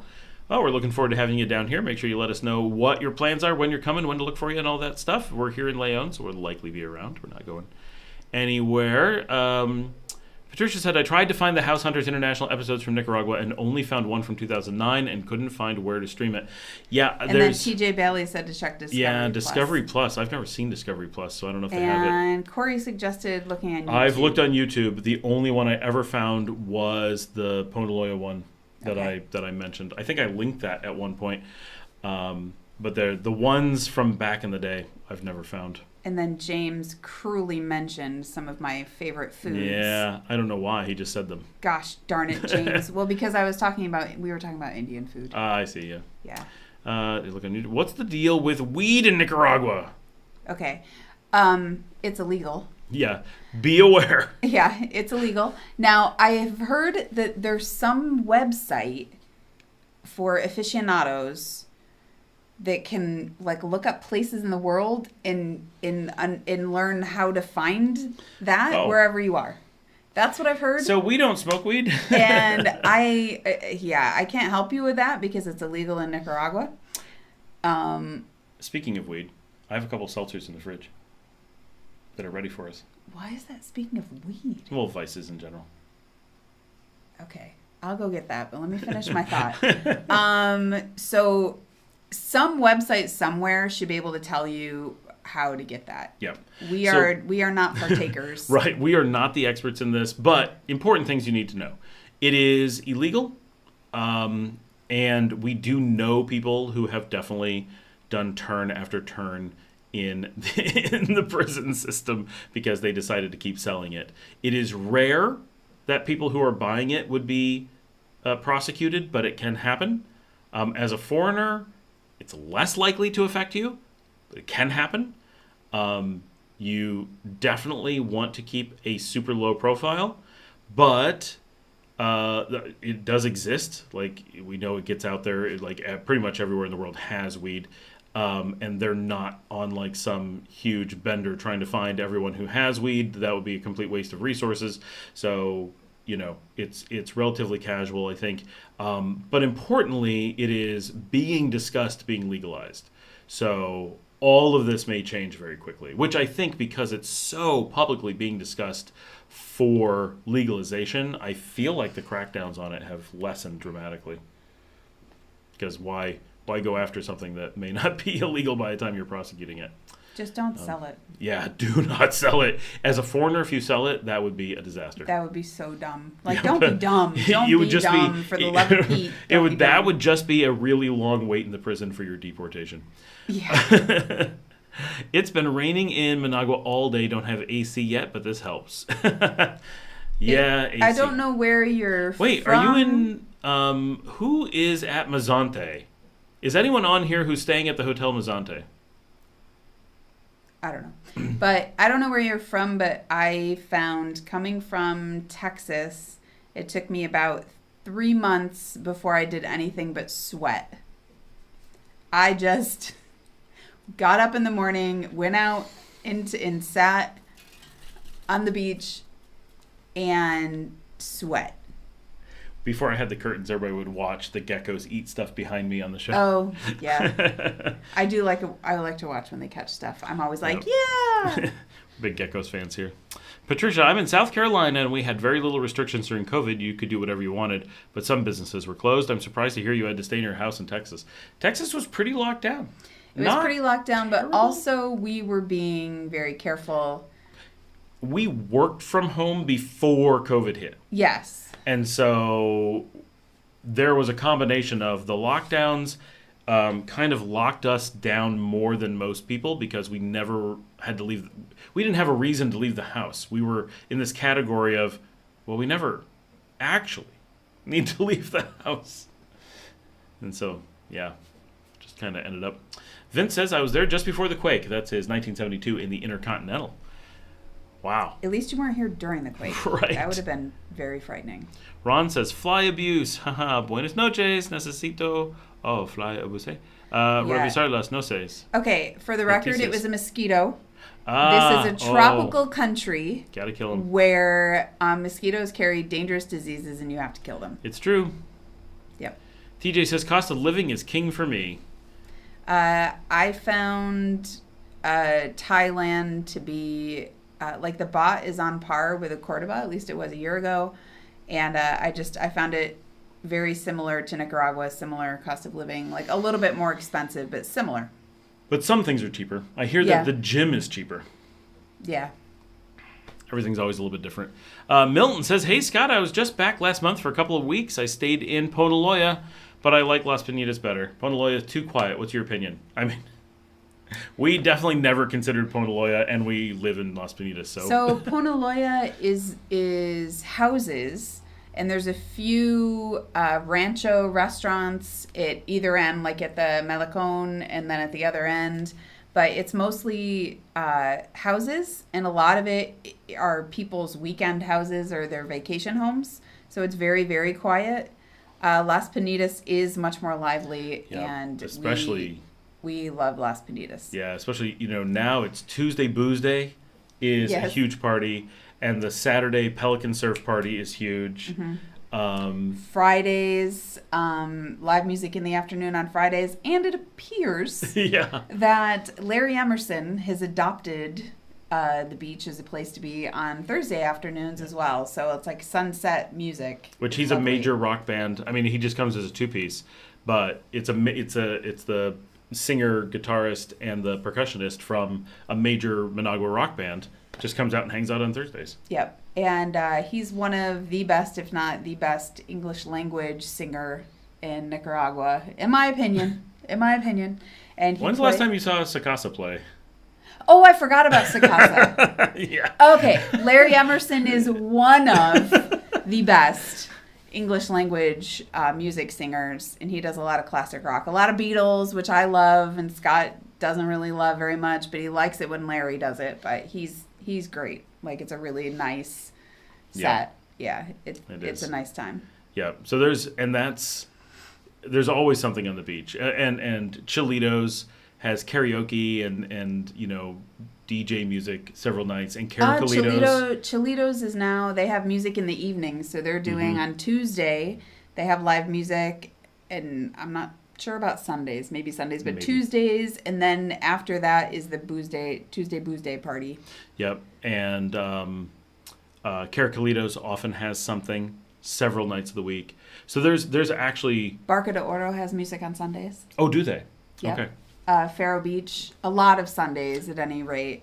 Faro Beach. Yep. This is the slow season, so things that they were doing a couple months ago, they're not necessarily doing now, but a lot of places are keeping up their live music. But even now, even during the very trough of the slow season, there's at least 4 nights a week of activity in Las Piñatas.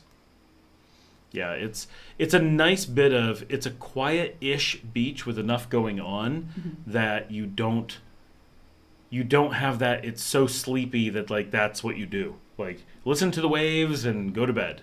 That, Ponaloya does give that vibe, but Las Piñatas has activity. You can always go out, you can always find people. It may not be a lot, but if you want to go out and have beers with some friends, you're always okay in Las Piñatas. Christine Russell says, hey, Scott and Dominica, it's Christine from Houston. We have so many people on from Houston. Texas! Oh, I don't know if Gio said he's from Houston as well. Yeah, he did. Because of the Tim Hortons. Yep. Moving to Nicaragua in a few weeks. Whenever you have time, because I know you're busy, would like to meet you and get to know you. Awesome. Yep. Yeah. We're around. Let us know. Just don't be crazy. Don't be. Always. I'm just teasing, but that's always a general good. It's always a risk because this is the internet. But yeah, we're around. Yep. We like to meet people. We like to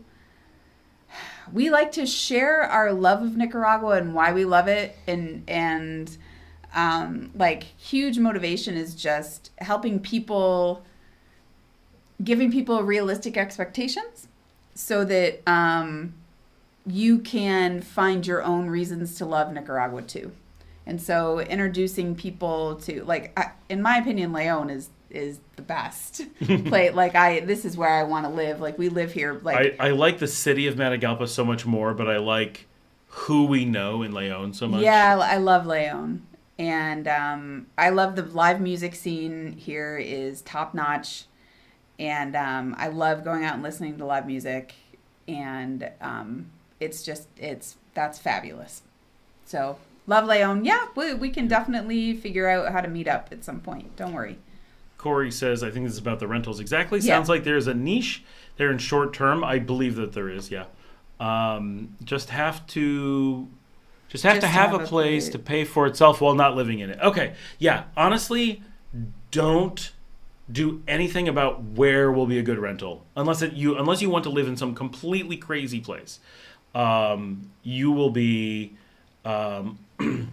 you'll be happiest finding a place you like, and that will make you able to just be happy with it. And the fact that you're happy with it will make it easier to Airbnb it or whatever. I was just going to say, because you can, when you take pictures of it to put it on Airbnb, take good pictures of it and, like, take pictures of, if it's, like, in the middle of nowhere, or even if it's not, like, in your listing, say, give examples of what there is to do near it. Mm-hmm. Like, you can make it attractive. You can provide a book or tips or anything about it when you rent it that lets people know how to enjoy it the way that you do, where they should go, what your favorite restaurant is, like, things like that. Like, you can make it a place that people want to stay for what it is. And the reason that I know that that's true is because we spent 3 years traveling the world with our kids, and I would often just go on Airbnb and read listings and look at pictures and just pick a location in a country, or even pick a country based on a listing on Airbnb. So take good pictures, make it a good listing with good information, and you're going to be able to find people that want to stay there. And I think it was Corey that was asking what to expect for a price in Managua and Granada. Yeah, he asked for about rental. Nika house. Yeah. And one of the things, and I'm sure this is true everywhere, right? So this is not a Nicaraguan thing, but there is a certain amount of Nicaraguan properties on Airbnb in Nicaraguan style normal places. Almost all of them are either really large, weird houses, not that they're bad, but like a farmhouse in the middle of nowhere, or like some really just thing you wouldn't want to live in, or the bulk of them are just rooms. And like, that's cool that those are on offer, but I don't know very many people that are like, yes, a room in someone's house, right? A few people are like, that's what I want, but very few. Most are like, no, I'd really like a place of my own, you know? And I think that when I've talked to people, which is mostly people from my channel, so this is self-selecting, obviously, but of the people on my channel that I talk to, when I say, what about a short-term rental that's like nicely appointed, but very, very, very Nicaraguan? Like, absolutely, this is something a Nicaraguan would like. Maybe it's on the high end of what Nicaraguans would normally spend. You know, if Nicaraguans are spending $160, maybe this is $180, but it was still something they would consider, but it would just be a little bit more of a splurge. And then, you know, what if it has good internet? What if it has nice furniture? What if it has nice dishes and you decorate it and make it really nice? But then people could live in a barrio, in a neat neighborhood, in an interesting spot where there is no hotel, where it's completely different, and you could have a bit of Nicaraguan living and experience what, on a reasonable budget, an expat could experience without being enclavey, because there are tons of enclave places that are available for rent. Those are everywhere. I hear that they're empty all the time because there's so many of them, right? But you know, like at Grand Pacifica. Every time we talk to Grand Pacifica, they're like, yeah, they're all empty. There's places everywhere. They're asking 1/4 the original selling price, and they can't unload them. And just no one's interested. And so those could be really dangerous to buy into. But if you're getting a Nicaraguan place that's really cheap, you could be, you're not going to be able to fill it every day. But you may have a selling point of, I've chosen to live in a real neighborhood in living around Nicaraguans, it is a unique experience, and here is this home that I use for that, and it's something you can stay in. And I think that that may not be what the average person is looking for, but I think there's a real group of people looking for that, or who don't know it could exist and are like, what? That sounds fantastic. And it would lend itself to being a house and location that you love for when you're here, and then has a reason for other people to love it too. And he says, 160 por dos cortes. I think he means cuartos. I hope. Yes, dos cuartos. Yep. For the 160 range. Even as far down as 145. I've never seen anything above 145 that didn't have at least 2 bedrooms. Nicaraguans do not tolerate single bedroom places until you get into like student housing and renting a room kind of thing. Mm-hmm. They kind of jump. I'm not saying there's 0, but you basically jump in the market from renting a room to having a 2-bedroom house. And it's just the way market pressure works here. The 1-bedroom model that is so popular in North America, like that's the bread and butter of apartment buildings, for all intents and purposes does not exist in the Nicaraguan market. Mm-hmm. Anyone who would use one of those lives with family. And if that's a struggle, you get a studio or live with family. And if you're going to have a family of your own, you need a 2nd bedroom. And so everything is built around that, because if you had a 1-bedroom, you wouldn't be able to sell it. You'd be the unique owner of it and be like, oh, I only need 1 bedroom. Oh, I decided to move on. Well, no one's buying your house now, so those just don't exist. And the other thing is apartments are really rare here. People go from rooms to houses. It is extremely rare. Again, it's not that there's 0. It's that if you're so here in León, you would expect, if this was the United States, you would expect over 100,000 apartment units to exist, not buildings, units, to exist within the city. That would be a reasonable number for an American city of the size of León. But in reality, in León, there is probably south of 500. Yep. In León, there really aren't apartments like that. Somebody building an apartment building is right. That could be a good investment. Right. That is the kind of thing where it would be really difficult to convince Nicaraguans to want to live in it, but it would be a novelty and a gap. I don't think that that's true, because I actually think that there is a young, single Nicaraguan with good jobs, with like good paying jobs, that aren't ready to buy a place, that would like to have more than just a room, would like to have an apartment. I actually think there's a market that is going untapped. There is this really big up and coming middle class. And you've got, like I said, young, single, or just married, just a couple with no kids, people with good jobs, that probably wish that they had that option, because it does exist in Managua a lot. There's a lot more in Managua than there is here. And by a lot more, still nothing like the U.S. Yeah, nothing like the U.S., but there's a lot more than here. It's just completely lacking in León. Yeah. And I do think that there's a market for that. If you decide to go that route and you're going to build an apartment building and you don't want to rent to actual Nicaraguans, then I don't recommend that. And I would severely judge you for feeling that way. Yep. But yeah, like I think there's a market for that. Corey says, few miles from the beach, but green and lush.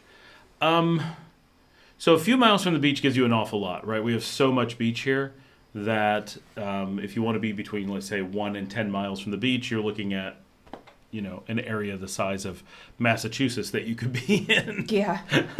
That qualifies as that. That is very broad. Yep. So you have a lot of choices in that zone. So, for example, León lies 17 kilometers from the beach, so 12 to 13 miles.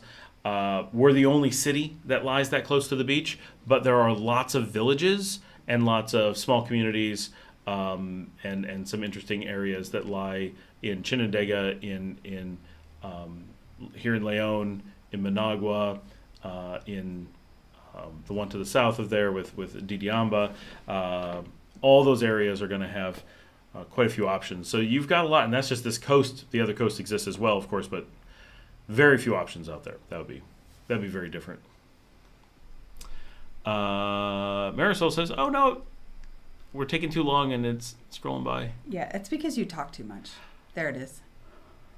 This Did one. enjoy it. Yep. Marisol says, did enjoy the tour of Reparto William Fonseca. Nice neighborhood. Love the fact that it's very easy to find homes with big yards. In Fonseca, yeah. Man, I love that neighborhood. That first house, wow. Yeah, no one's renting one of those. It's one of the nicest houses I've seen in the country. Okay. In the middle of nowhere. Yeah, so wait, I want your guys' feedback. I know some of you watched it, Marisol, obviously, but that Reparto is so interesting, and so no one in Leon knows it's there. It is so secret that it's absolutely crazy. I don't watch your videos, so I haven't seen it. I'm going to bring up a map so she can see where it is. Okay. So, yep. I think Corey was understanding what we said. He said, duly noted. And then Brent said, yikes, you guys have me worrying a little about finding a rental house once I get there. Staying in a hostel hotel for a good few months while searching isn't a problem. Okay, so, well, should I read all of the things he said and then answer it? Because they're in a row. Well, real quick, before we get to Brent, I'm going to show her the map. I had got my laptop out. I was thinking about plugging it in and trying to do live stuff because I think I figured that out, but I didn't get time. Okay, so this is downtown. Okay. This is it keeps doing that. This is Saragossa. This is Fatima. That's Fatima. This is Fonseca. Okay, what road do you take to get there? This one. So when you're going up to Fatima and you turn to the right and go into Fatima, don't turn right and stay on 3rd, and then it veers off to the left and goes out into the country. But this is the old railroad. That's the existing hospital? This is the existing. No, this is the new that's one. Hospital. No, that's Hospital La Fraternidad. Yeah. Okay, so that's the way to Chinandega. So it's like this is the way to Chinandega. Okay, so there's. This is where the railroad. Where the heck is that? Okay. Yep. Wow, that's isolated. So there's another way to get there. This park right here. There is. This park is the park that April used to live on. Yeah. Okay, so this is just 2 roads over. You go up. I never would have guessed that road did that. So this is San Carlos. So this is a neat little neighborhood here, Reparto. Okay. And then I did this trip, found a quinta right there that I toured. So anyone who's interested, that quinta's for sale. And I have Arlen's contact information. She called to me as I walked down the street, and they took me in to show me the quinta. Oh. And then walked this, and then this is that house. That's the lot you can kind of see there. I toured the school down here. This is a field. Google says this is a highway. It is not. That is a field. That is dirt path in the middle of a field. It calls it Avenue 11. Oh, Google. Came it down to here, and then this comes into Providencia. So this is us right here. Like, okay. Yeah. Okay. And then this road also comes down and comes into Heroes and Martyrs. Okay, I did not know that existed. Exactly, and it's amazing. Okay, I believe you. Okay, go ahead and read Brent's Okay, stuff. Brent also says, me furnishing it is something I'm planning on having to do. I'll be willing to sign a longer-term lease. Will it really be that hard to find something? Seems strange that there's such a lack of options with all these people sitting on property that's not making them anything. Okay, so Brent, Scott was specifically talking about short-term rentals, like somebody who wants it for just 1 month or just a couple of weeks. Those are a bit lacking. It's anything under 6 months. Yeah, you can, if you're willing to sign a lease for 6 months, you have a lot of options. And willing to buy furniture.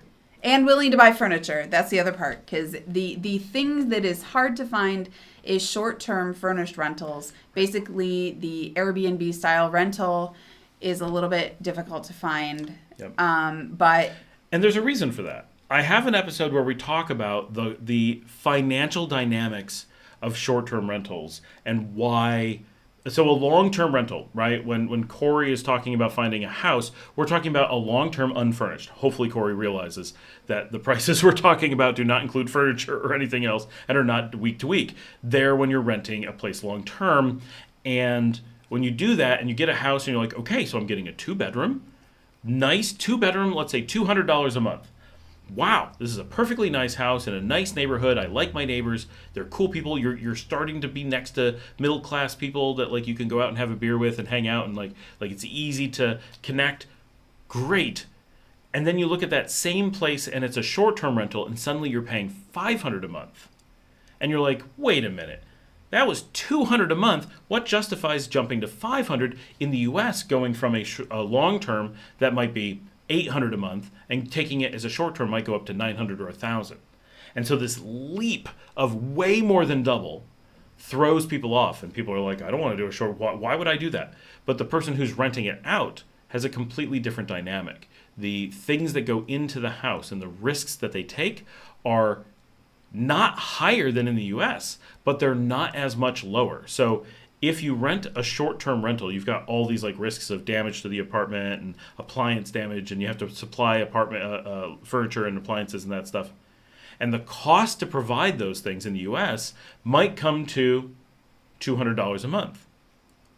And the cost to supply those same things in Nicaragua might come to $200 a month.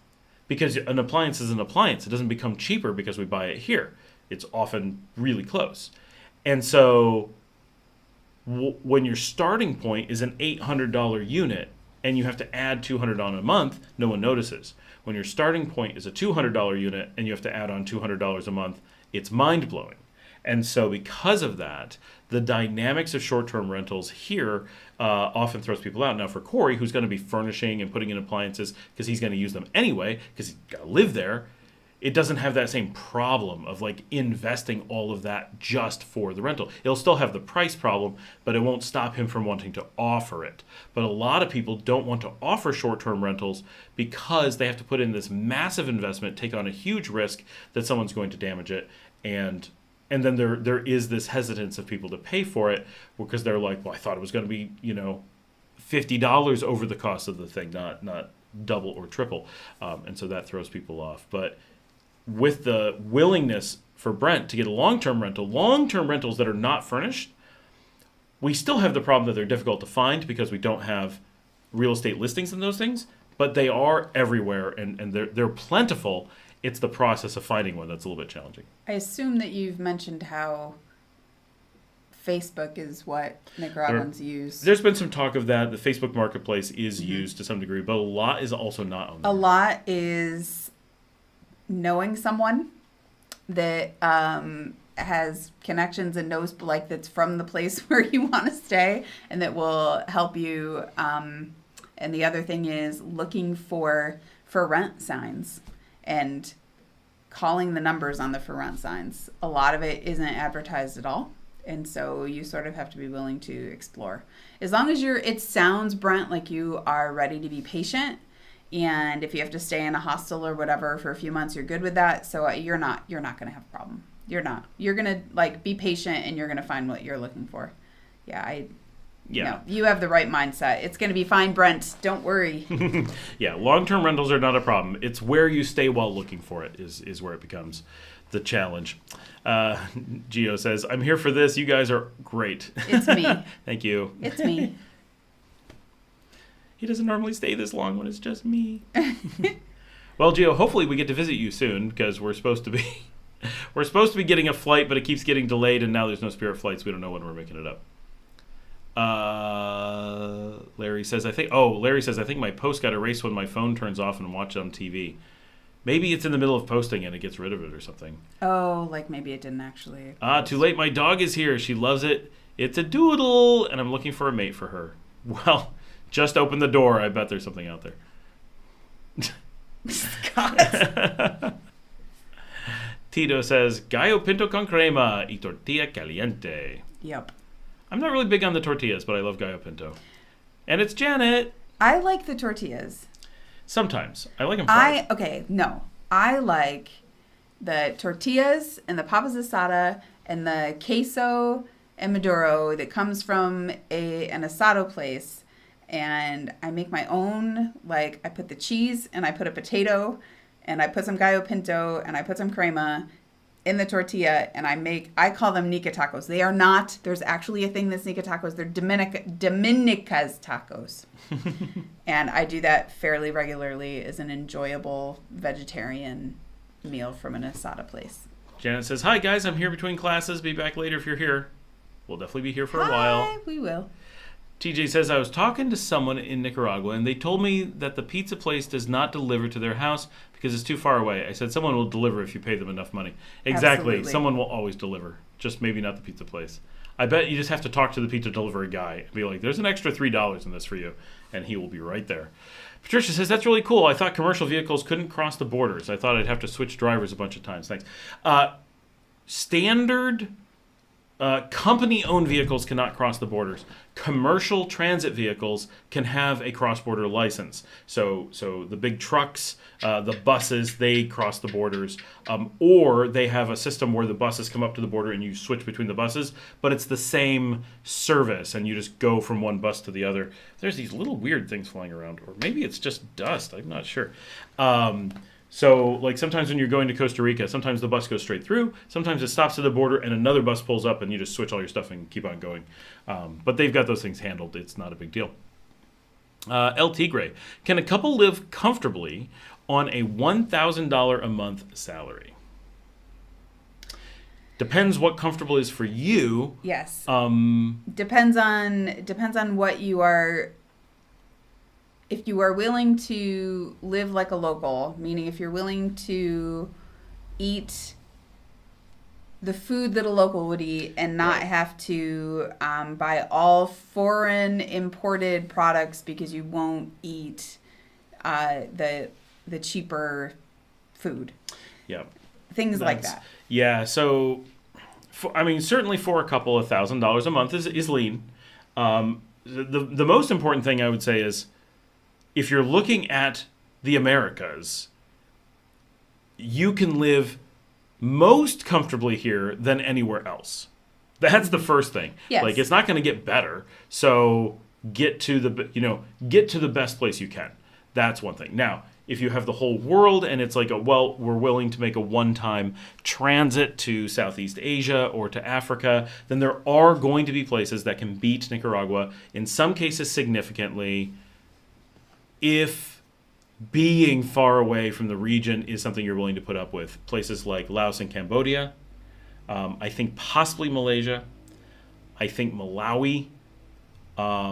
There's a few places like that will be both safe and more cost effective. But will they ever be cost effective enough to make up for the flight to get there? That's where it's potentially difficult. But Nicaragua is going to be everything else in this region, and you certainly can live on $1,000 a month. I know someone who lives comfortably, not a couple, on $800 a month, and is able to have a house and a car. So budget, at $1,000 a month, if that's everything. Normally people come back and say, well, it's $1,000, but then there's something else that they have. It's some other but that we already own a house or something. If you already own a house, then $1,000 a month, meaning you have the budget to buy a house here, and then you live on $1,000, not including rent, then you're in pretty great shape, really. But you can get into a nice, safe community. So here in Leon, the one I use partially because its name is so cool, so often as an example, is Casa Leon. It's a very safe little community, slightly outside the city. Very safe, but not gated. That lowers your cost a little bit, but it does have some security that goes around. Nice neighbors, cute little houses, and the bus comes into the neighborhood. So you don't even have to leave your driveway, your community driveway, to catch the bus into the city. And the bus into the city costs 16 cents. And so houses there, really tiny, but with a kitchen, 2-bedroom, which would be, for a couple, probably fine, right? That's like $165 a month, and then you're gonna have some power charges, which hopefully are under like $40. I was just talking to someone who was Arthur was saying he had a large house. It was on the show. We call it the Monastery House, from about a year and a half ago. He said that house, I think his power bill was like $45 to $50. That was like 3 times the size of what a house like this is, like a big house. So hopefully you'll be able to keep that under $400. You can get internet for, I don't know, like 30, maybe less, maybe 20. We have, I don't know, because we have expensive internet. We do, yeah, but people get it pretty cheaply. We have to do live streams, so we need it fast and reliable. So we pay for high-speed fiber with really high rates, but but between 20 and 30 for that. Food is going to be nearly your whole budget. You don't need a car.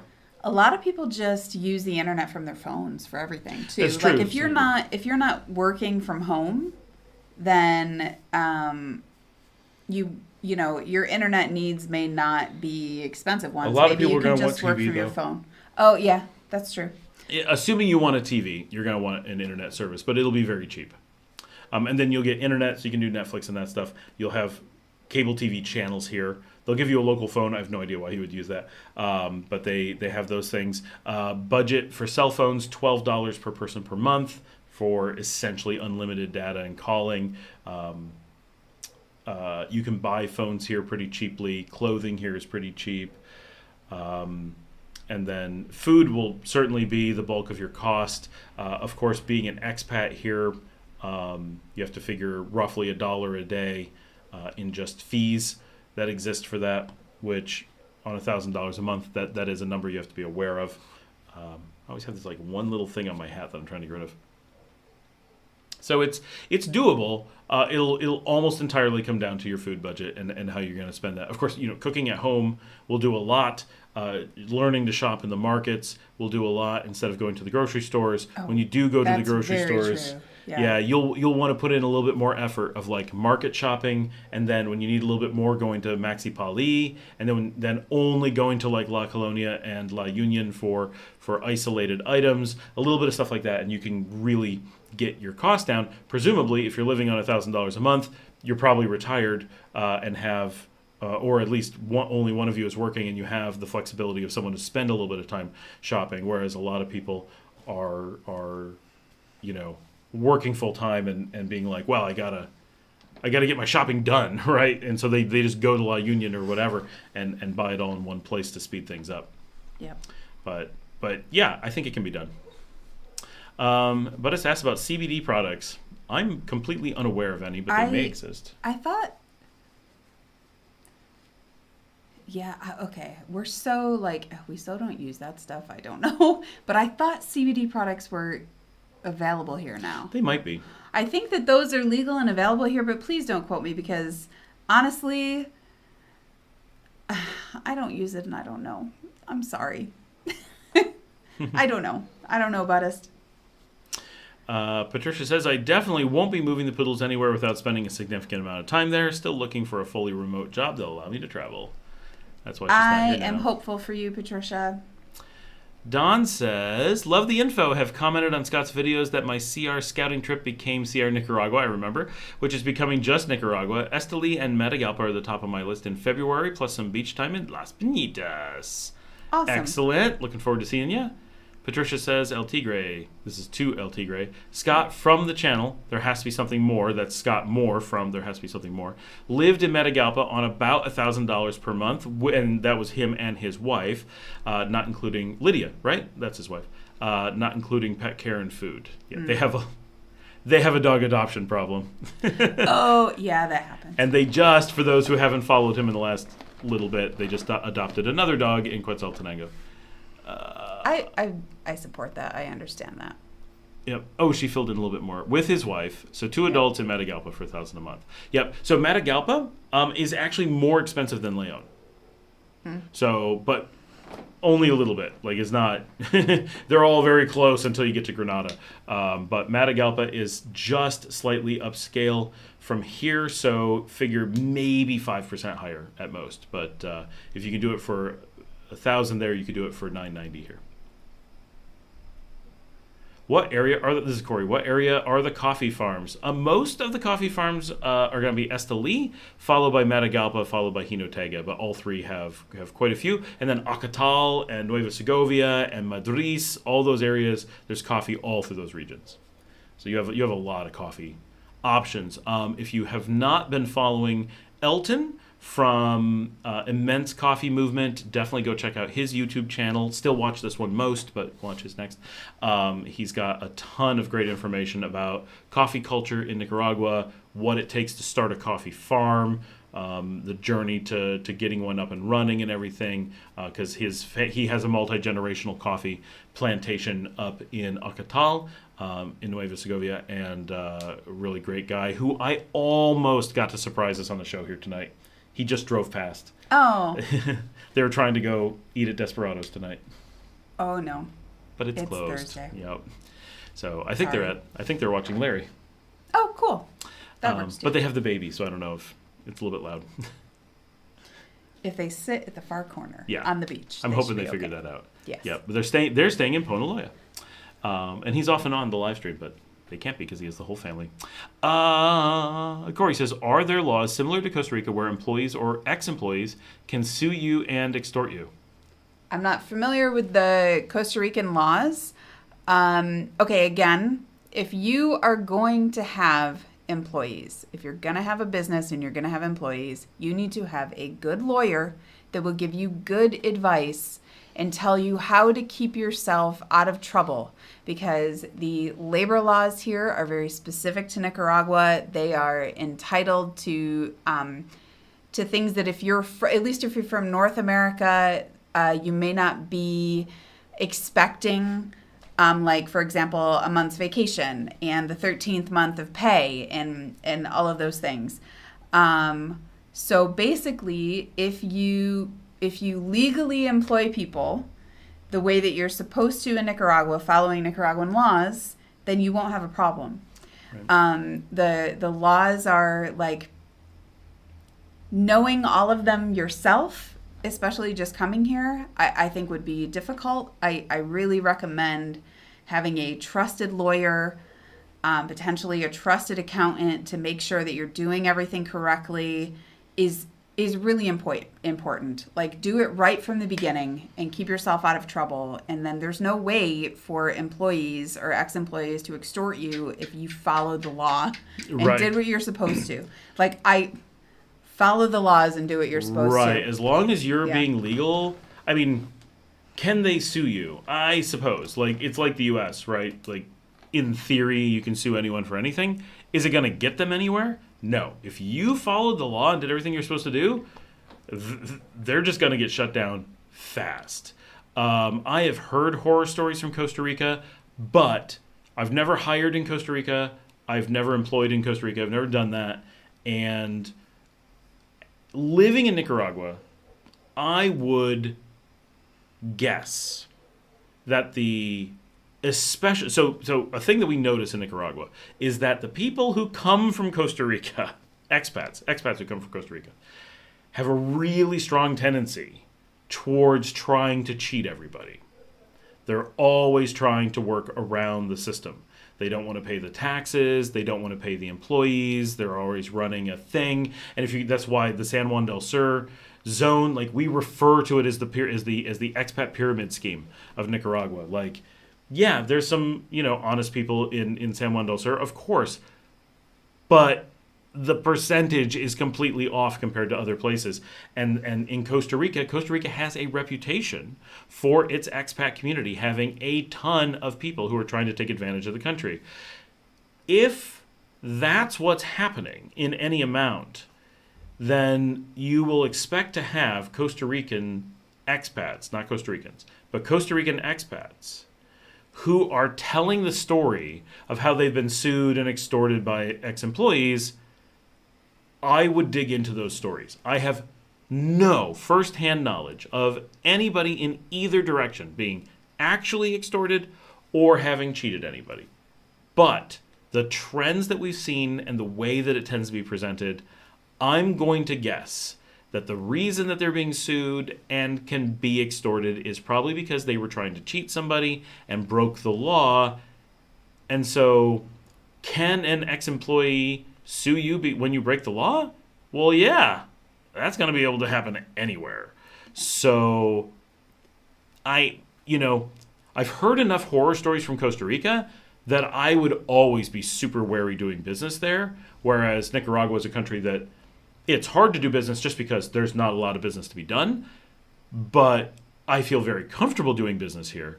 That's not a problem. I don't know why you would, but if you need to do business, then I wouldn't be legally worried about it in Nicaragua as long as you're trying to do the right thing. It really does protect you. They have a very strong rule of law.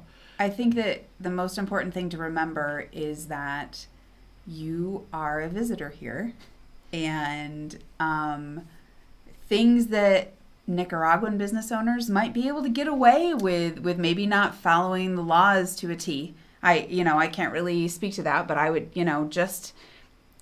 you are a visitor here, so, following the laws of Nicaragua, you are subject to the laws of whatever country you're in, no matter where you're from. And I would imagine that the people on this channel are aware of that.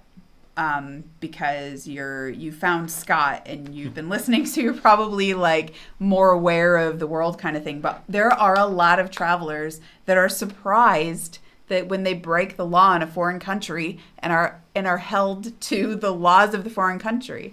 I feel like this is especially true of people from the United States, but you are, follow the laws of the country you're in. Yep.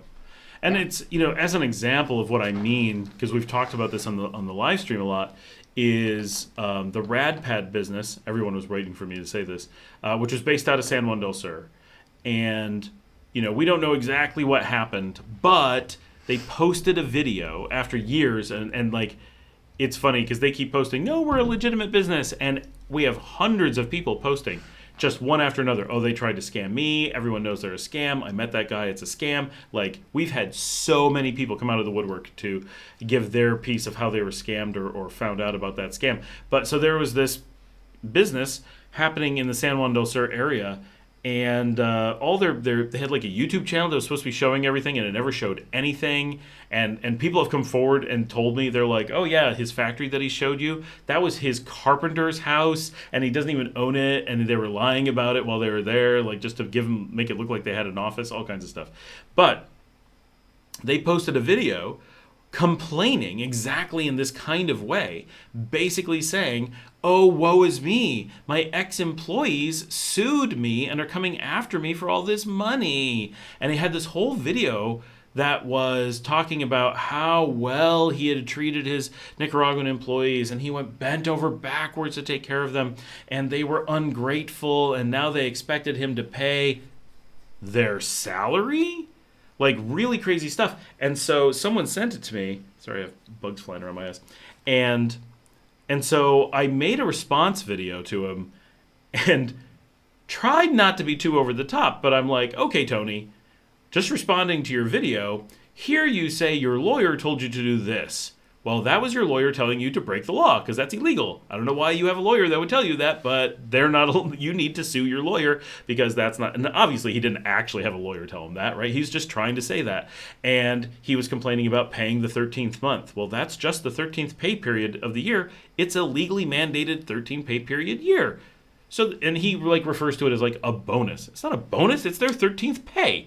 And it's because you get paid every 28 days. Well, there's 13 periods of 28 days in the month. He just didn't want to pay them for 4 weeks of work. Made him work, but didn't want him to get paid. He got upset when he had to pay their government-mandated severance. That is required by law for you to withhold from the very first day they start working for you. It's not a surprise. It's not like, oh, at some point I owe more money. No. You owe that money in tiny increments from the moment they started. You're just required to hold on to it, set aside, until such time as they leave, and then you have to give it to them. It's not like your money. It's always been their money. So this isn't like a hardship or anything. There's like all these little things. And he basically stole his employees' money, didn't pay his salary, openly admitted that he extorted his employee, threatened him, got him to sign something under duress, didn't pay him, and then the employee reported him anyway. And so we made this video explaining that he had extorted them, that he had stolen from them, that he had forced them to sign something under duress, that his claim of his lawyer saying something was illegal, all these things. And that all these things, and he also had I'm a businessman. I shouldn't have to pay employees if I'm not getting profits. He actually believed that he actually claimed that employees don't deserve to be paid if his business ideas don't make him money for not working. So it was nuts. So we posted a response that explained this. Within 48 hours, he had left Nicaragua to go run the same scam in Costa Rica. So now he's in Costa Rica running that scam. And, right, so what's going to happen to him in Costa Rica? I don't know. But the point of that was, if you were watching this and weren't familiar with Nicaraguan laws, weren't familiar with, these are the same laws in all in Latin America. None of this is unique here, right? So none of this is like, I got so surprised by Nicaragua. No. Like, if you have any experience anywhere in the region, if you have a lawyer, if you have an accountant, all this is like, from day one, very straightforward. And so he made this whole thing, making it sound, to the best of his ability, that the Nicaraguan employees were being mean to him. And they expected salary when he's not rich yet, and all kinds of things. And that sounds like what you're describing. But then when you actually look at it, it's like, oh, he was a crook. And now he's in Costa Rica. I bet at some point you'll hear similar stories from people in Costa Rica. There may be a digging into them and be like, oh, yes, it's people who were, I don't know, right? We get a lot more of these stories from Costa Rica. I don't know. But no, in Nicaragua, you're definitely follow the law and you're all good. Janet says, I like the comment, don't be crazy. It's what I love about Leon. Overall, the people who want to be here are good. Mostly. We've had a few. Corey says, y'all are super nice folks. Well, thank you, Corey. Lana's on. Lana Noble, hey. Hey, great to see you with your wife. Seen your wife at the Simple last year. Wanted to say hello, but didn't want to impose. Aw. You got spotted. So, yes. So if you come up to me and Scott is not there, I am very introverted, and I probably will look at you like... Deer in the headlights, and then run away. Be like, oh, and then try to get away as fast as I can. Yep. It's true. It's best if I'm not there to just wave and nod. And I'm not great. I'm not great with later. strangers. Once you're not a stranger, then we're good. Right. But like strangers, I'm a little like. Christine says, not crazy, lol. More down to earth and humble. Moving to Managua near Vivian Pellis in Carretera Messiah. I have family here from my husband's side and fell in love with Nicaragua the first time I came. Awesome. Would like to visit Leon and Las Piñatas. It's so easy to come up here. Like, even if you don't have a car or anything, just hop in the Uca bus and then you can take... Oh, Clive wants to come in. Actually, do you want to grab the seltzers? Okay. And I desperately need more water. I'm starting to get heartburn from dehydration. I'll be I back. can't hop up from my side of the desk here.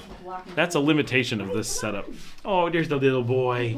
The Boston is back. Tom says, I'm currently trying to learn Spanish via Duolingo. How long did it take for you guys to become comfortable conversing without the translator? I assume you mean. So I started learning Spanish in 1994, and I was pretty comfortable by 2023. So what's that? 29 years. So just get working on it. You'll be fine in no time. Oh, now he wants out. Of course he does. Always that little dog. So yeah, I mean, I did. I mean, that's all true. I didn't spend a lot of time focused on Spanish until early 2021, but I had that background, right? Four years of high school. And did you find the seltzers? They're in the big fridge. Yeah, you oh, said okay. you had terrible I heartburn. did. Are you Thank talking you. about speaking Spanish? Yeah, and how long it took to get fluent. Okay, I want to answer when I come back. I'll get the seltzers. Sorry, guys, I was dehydrated. All right. So with a background from high school, but I couldn't speak it. Like, I was terrible in high school. But it did help, right? It really did give me a little bit of foundation. That is true. And then I tried, when we lived in Panama, I would try to speak Spanish. When we lived in Spain, I tried to speak Spanish. And we lived in Nicaragua previously, and I tried to speak Spanish. But all those times I was very bad. When we moved here, there had been a gap, and I had learned Italian in between. And then, so I spoke Italian better than Spanish. And then living here full time, I think it took me about 2 years before I was able to really be like, oh, I can just go places and have conversations. And I'm not a native speaker by any stretch whatsoever, but people are able to carry on conversations with me, and they're still like, he doesn't speak Spanish very well. But I'm able to go on TV and speak to people live. I'm able to just walk into businesses and have conversations. I'm able to talk to, friends and hang out and tell stories and stuff. And so that's...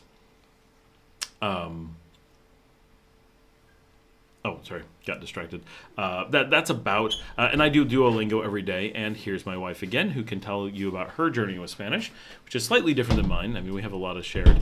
And tonight, because we had the ads come up earlier today for the first time, we've got, is it going to focus? There we go. We're on Fleur de Cagnes grapefruit. Yay. Okay, but I'm putting mine over ice. I know. Clive, The dog has come in and out while we're doing this. Doesn't that look refreshing? Right there. Good boy. All right. So Tom Mathers at the top. I already answered. Okay. 6, 7, 8. I said I was pretty solid after 29 years. There's a difference between studying a language in school and speaking a language conversationally. So I had 3 years of Spanish in school, and I had dabbled in Duolingo when we were traveling and when we lived in Spain and other ways of like trying to practice more. I started doing Duolingo after we moved here or right before we moved here consistently, and I've done it ever since. I was here probably 9 months before I started to be able to have conversations, like started to be able to have conversations. And the only way that happened, the reason it took me that long, I would say, is because for the first 6 months, I wasn't trying. Like, I wasn't trying to have conversations with people. After we had been here for about 6 months, I started to make friends that were Nicaraguan and that didn't speak English at all, or maybe very little, and then kept meeting more people. It was really when I discovered the live music scene in León, and so I would keep meeting more people that were cool, and I'd be sitting at a table, and my friend April would be speaking fluent Nicaraguan Spanish. She's from Canada, and I wanted to participate. And I couldn't. And so it was very motivating for me to just try. And so when there was something that I understood, I would try to join the conversation. Because before that, it's embarrassing, sort of. Like, it feels, oh gosh, I don't want to say things wrong and nobody's going to understand me. So I had a lot of pena. I had a lot of embarrassment. Before I just was like, you know what, if I'm going to get anywhere, like I just want to participate some. So I would say the things that I knew how to say. And I learned from April that if I didn't know the exact word, I could be like, es como cuando blah, blah, blah. And I would be like, it's like when you do this, but I don't know what the words for it are. And people started to be like, oh, okay, yeah, I know what you mean. And I've already said I still often am like, it's like this, but en el pasado. Yeah, I already did that. So this already happened. But really just with practice, like, you just try to not be embarrassed and just start speaking as much as you can. Absolutely speak Spanish as often as you can with Spanish speakers. And I have found them to be super helpful for the most part. Like, people are willing to slow down and they start using like Spanish for 5-year-olds, yep. Spanish for toddlers. Guatemala Spanish. Yeah, they start using like really simplified language. They would kind of, like, my friends would get to know what I understood and then come down to my level. And that helped a lot. And now I'm a lot more fluent. Yeah, I think in our timeline, 2021, we lived at the beach and we're constantly surrounded by people who spoke English, and we had the hotel manager who spoke English, mm-hmm. constantly translating for us, which was an important, like, soft landing into True. Nicaragua. So, I mean, I'm not saying it's bad, but that really made that first year kind of, almost like just another year of high school Spanish. And then when we moved into the city center in La Barrio in 2022, it was suddenly, we're on our own. We could always call somebody, but we live in the middle of the city. And when you walk out the door, all those people speak Spanish, right? There's no English speaking right. option of the people that are out there. In the hotel, there was always, 6 out of 10 people only speak Spanish, but there's always 4 who do speak English. So you just gravitate to them, and there's always someone who will translate for you. And so when you need something, you grab an English speaker and they just tell a Spanish speaker. That made it you don't get the forced nature. But once we were in the city center, that really, we just accelerated with everything going on was in Spanish. There was no other option. And so, and then we started going out more, and it snowballed into, you get over a little humps of comfort. Yeah. So I call it like getting over the wall. Like there's a wall between having a lot of theoretical Spanish and then having the ability to have a conversation with somebody. And it's like all of a sudden you're on the other side of the wall and you're like, wait, did we just have a conversation? Did we just understand each other? What? Yep. And then all of a sudden Spanish just starts coming out and you're like, who's talking? Yes. All right. Desmond and Sierra. Des and Sierra here, patiently awaiting our flight on September 6th. That's coming up soon. Yeah, Under a that'll month. be here before you know it. Yeah, locked in at a place in Ciudad Sandino. That's awesome. So what made you pick Ciudad Sandino? I want to know. And what kind of place do you have? Like a house? Like in a community? What are your plans? Ciudad Sandino is super interesting. It's such a neat area. We've got so much. Is that Mario? Hi, Mario. from Hello Katy, from Katy, Texas. Texas. Like your show. Texas. Woo! And Katy, very close to everybody. Mm-hmm. Tom says, I met without translate. Yes, we did. Luckily, we figured that out because it took us forever to get to that part of the conversation. Natanahal? I don't know how to pronounce your name. I'm really sorry. Tom says, I speak 7 languages. Not every language is the same, but completely surrounded with Spanish all the time. A few months should be enough for conversational Spanish. Good luck. Maybe if you speak 7 languages already, it's only a few months. Okay, Miss Linguist there. Yeah, I'm going to say give yourself like a year of grace. And it all depends on like how are you with languages, because Paul, for example, it took him 2.5 years to get to like suddenly he would hear Spanish and he just understood so much more, and he could say more things but not conversational. Still not conversational. Still, yeah. Wow. Yep.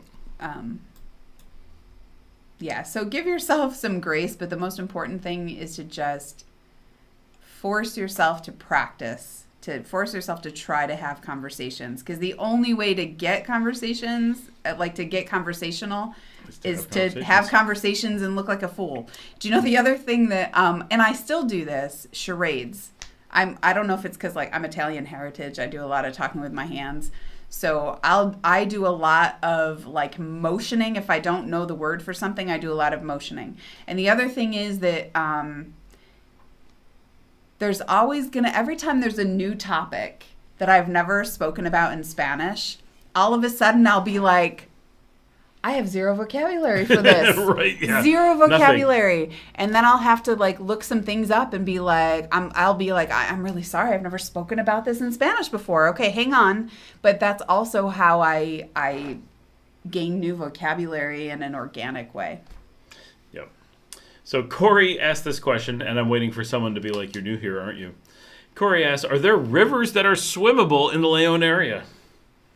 I sure is. F would not be in a river with the Cayman. So, wow. Okay. So, definitely watch some of my videos where we show the rivers. So, let's talk about what area means. If you mean the Leon area as in the city, there are 2 rivers in the city. Both of them are famous for flowing with sewage and trash. There's no way around it because of the way that people dump and the way that the torrential storms wash everything into them. They're a mess, and it's a tragedy, and one of those things we're hoping that the city can figure out how to deal with, but it's a really tough problem. But when you're actually here and go up and look at them, but you can look at them in my videos and you'll be like, oh, no, I would never touch that water. Like, it would be so dangerous just to touch the water. They're not drinkable or anything. It's horribly, horribly polluted.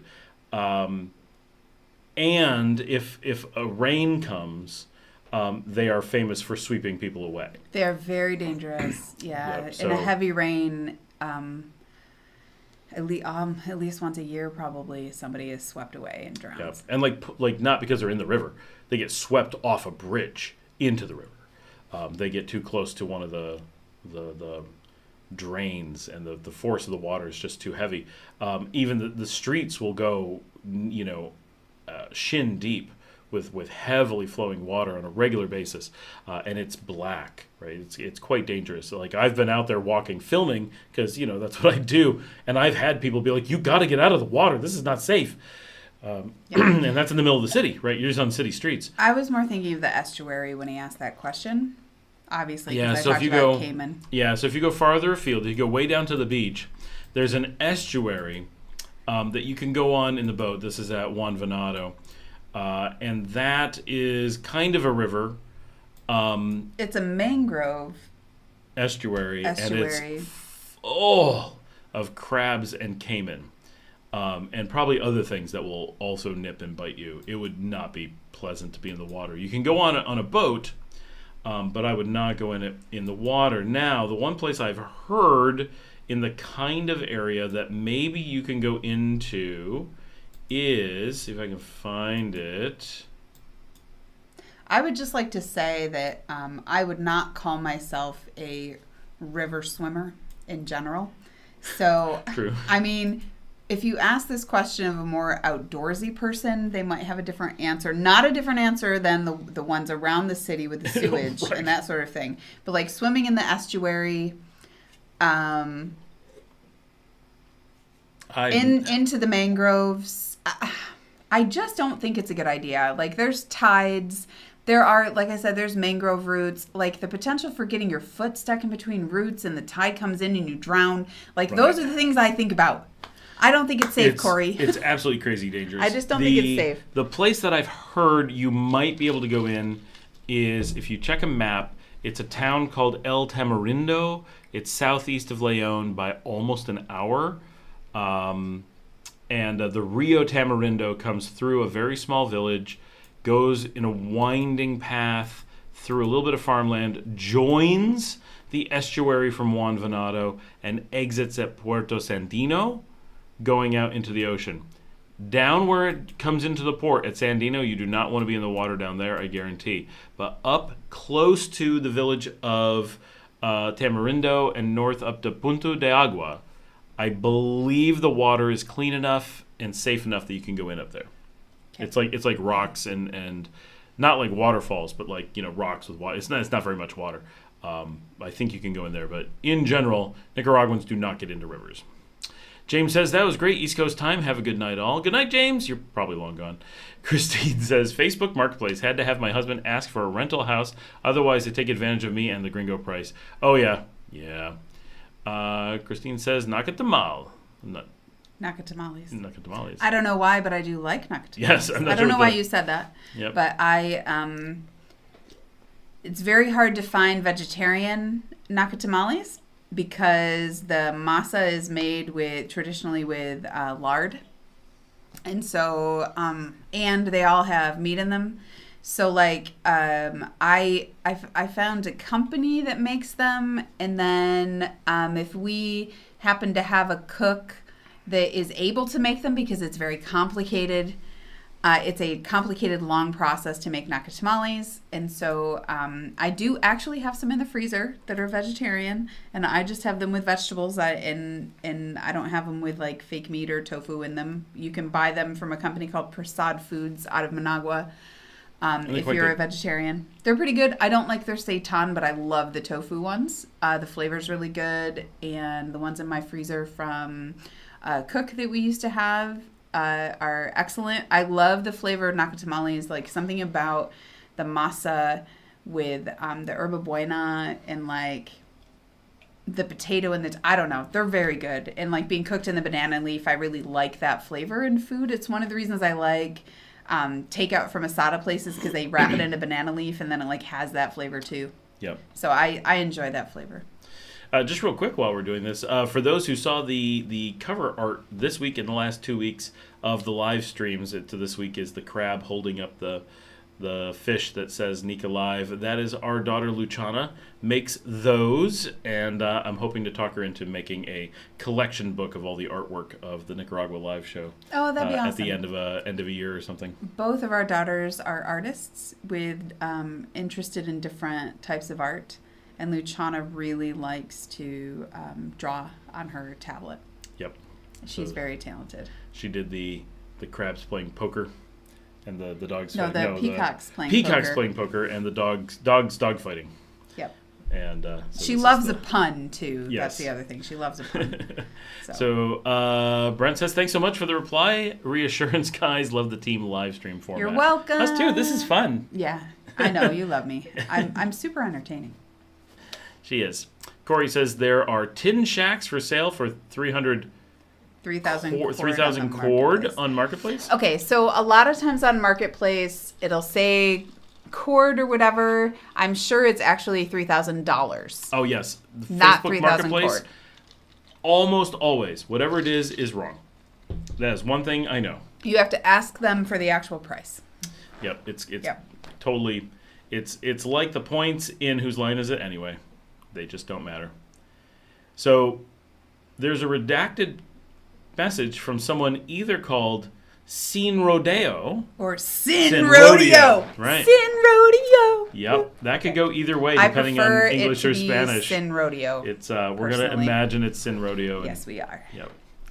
Marisol says, thank you both for the great information. Buenas noches. Buenas noches, Marisol. Buenas noches. I'm sure we missed you. Sin Rodeo is back. Hey, Scott, I live in New York, but I'm going to Nicaragua in December 23rd. Nice. Awesome. Coming down to celebrate Christmas? Or not because you're the Sin Rodeo and you don't celebrate Christmas? I'm going to put on a Sin Rodeo now. Right. We have the regular rodeo here. It's boring. Unfortunately, I feel like we can't ask Luciana to draw Sin Rodeo. But actually, that might be really funny if we give her that topic. If she did like the 10 Commandments take on it, or the 7 Deadly... She might go 7 Deadly Sins. That's her sense of humor. That would be hilarious. That would be pretty funny. That would be funny. We should ask her what she thinks. Gigi says, hi, just saw you're on live, and what a surprise your wife is on with you. Hi, Dominica. It's so cool to see Scott's other half on here with him. We've heard so many great things about you and your fam. Well, thank you. You're famous. Gigi says, how are you? How does it feel being on the live stream? I am well, thank you. It's fun. Scott talks a lot. Like, especially in the beginning, there were some very technical questions, and the thing about Scott is that he rarely takes a breath. And so sometimes, like, I feel like in the beginning, we were just trying to, like, feel it out, and he wasn't sure how much I wanted to talk.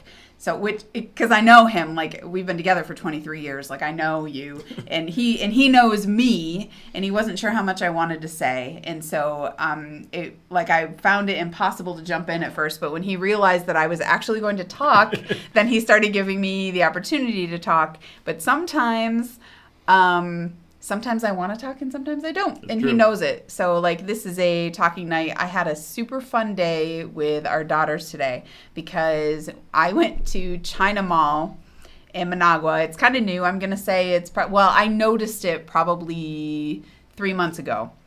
And it's a 3-story store. And there's several locations. The one that I went to is near Plaza Natura, and it's three floors of China Mall. And they have so many fun things there.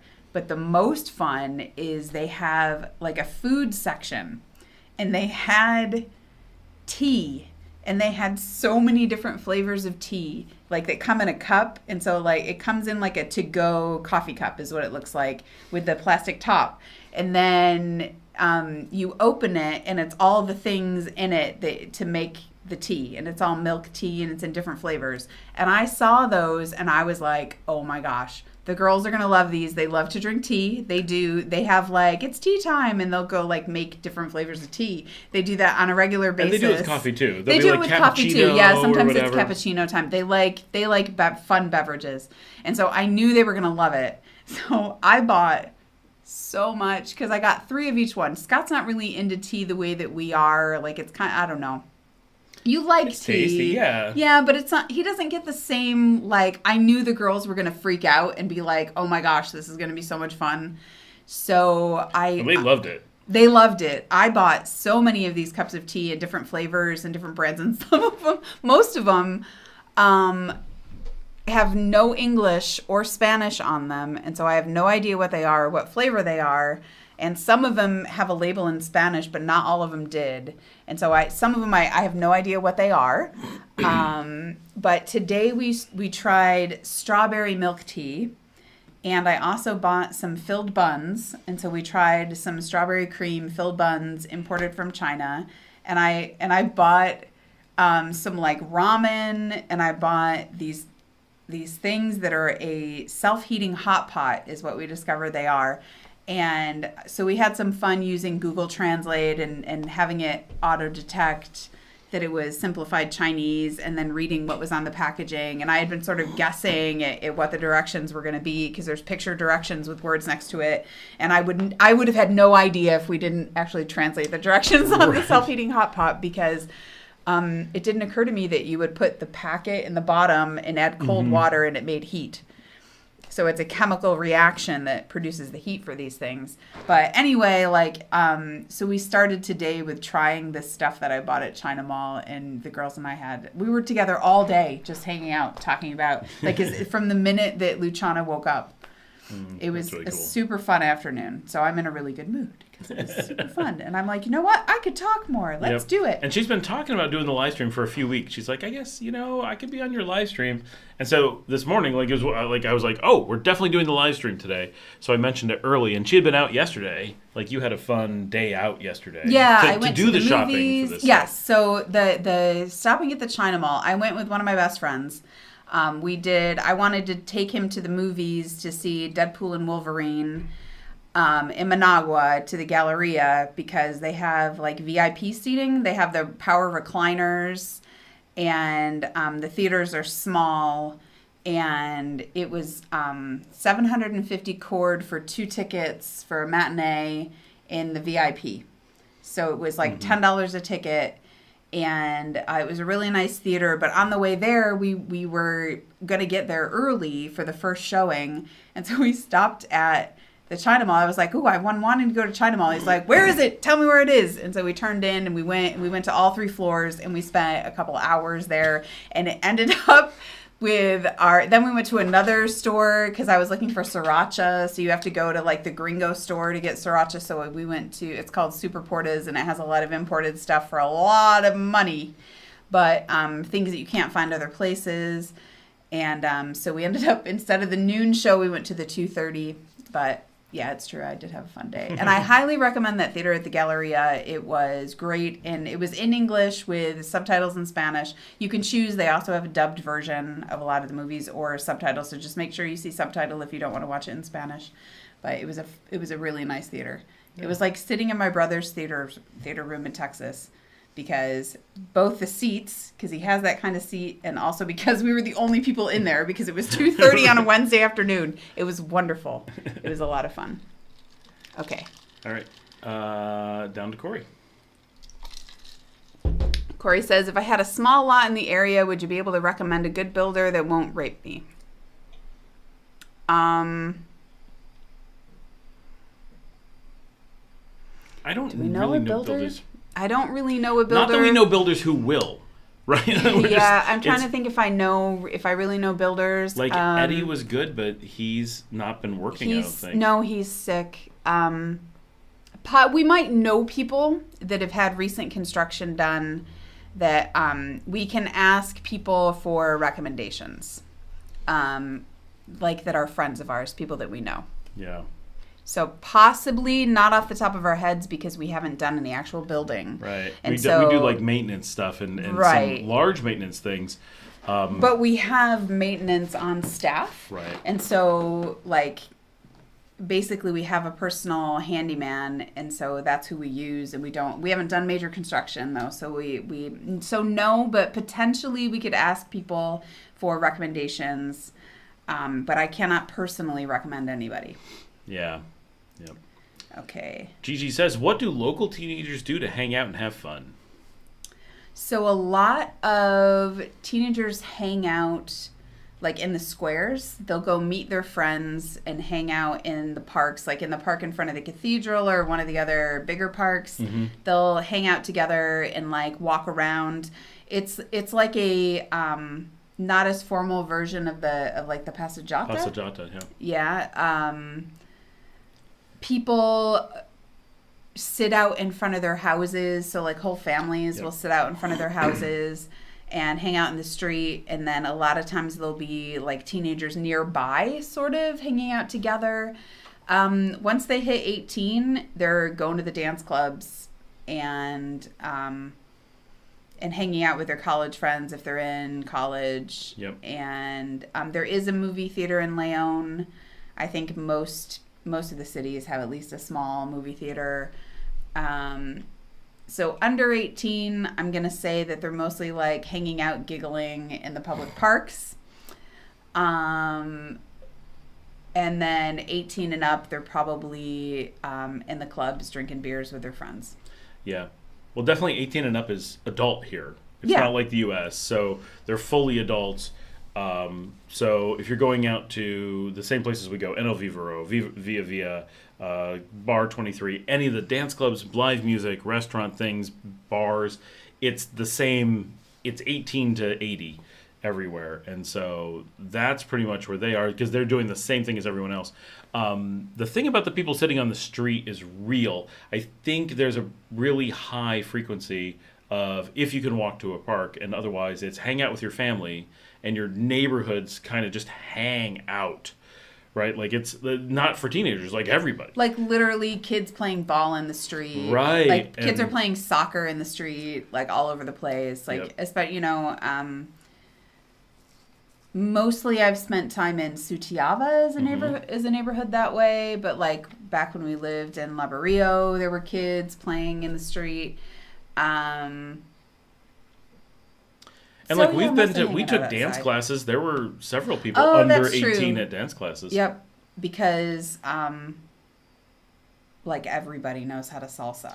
Right, and loads of people do. I mean, the same in the U.S., right? A lot of people do like school or similar church activities. Bands. I was just gonna say, like my friends' kids are in the marching band, and they spend so much time at practice. Yep. And they also have like English classes on Saturdays, and like they have a ton of activities. Color guards are really big here. Yep. So there's a lot of school-age kids are in a lot of school or church activities or hanging out with their friends in the parks. Usually there's parents nearby. I would say 16 and up, it's probably just the teenagers. But under that, they're probably parents it's probably 15 nearby. and up. That's true. It's probably 15 and up. And video game houses are a big thing here. There are video game cafes where you go and play video games at a place. Not like an arcade. Those exist, but like you'll be in a small barrio, and you'll just be one of the houses just has a Nintendo sign on the side, and you go in and you play video games. Okay, Scott knows that because he does so much walking. I was not aware of that. That's pretty cool. It's a thing. Yeah, okay. Like That's every cool. barrio has one.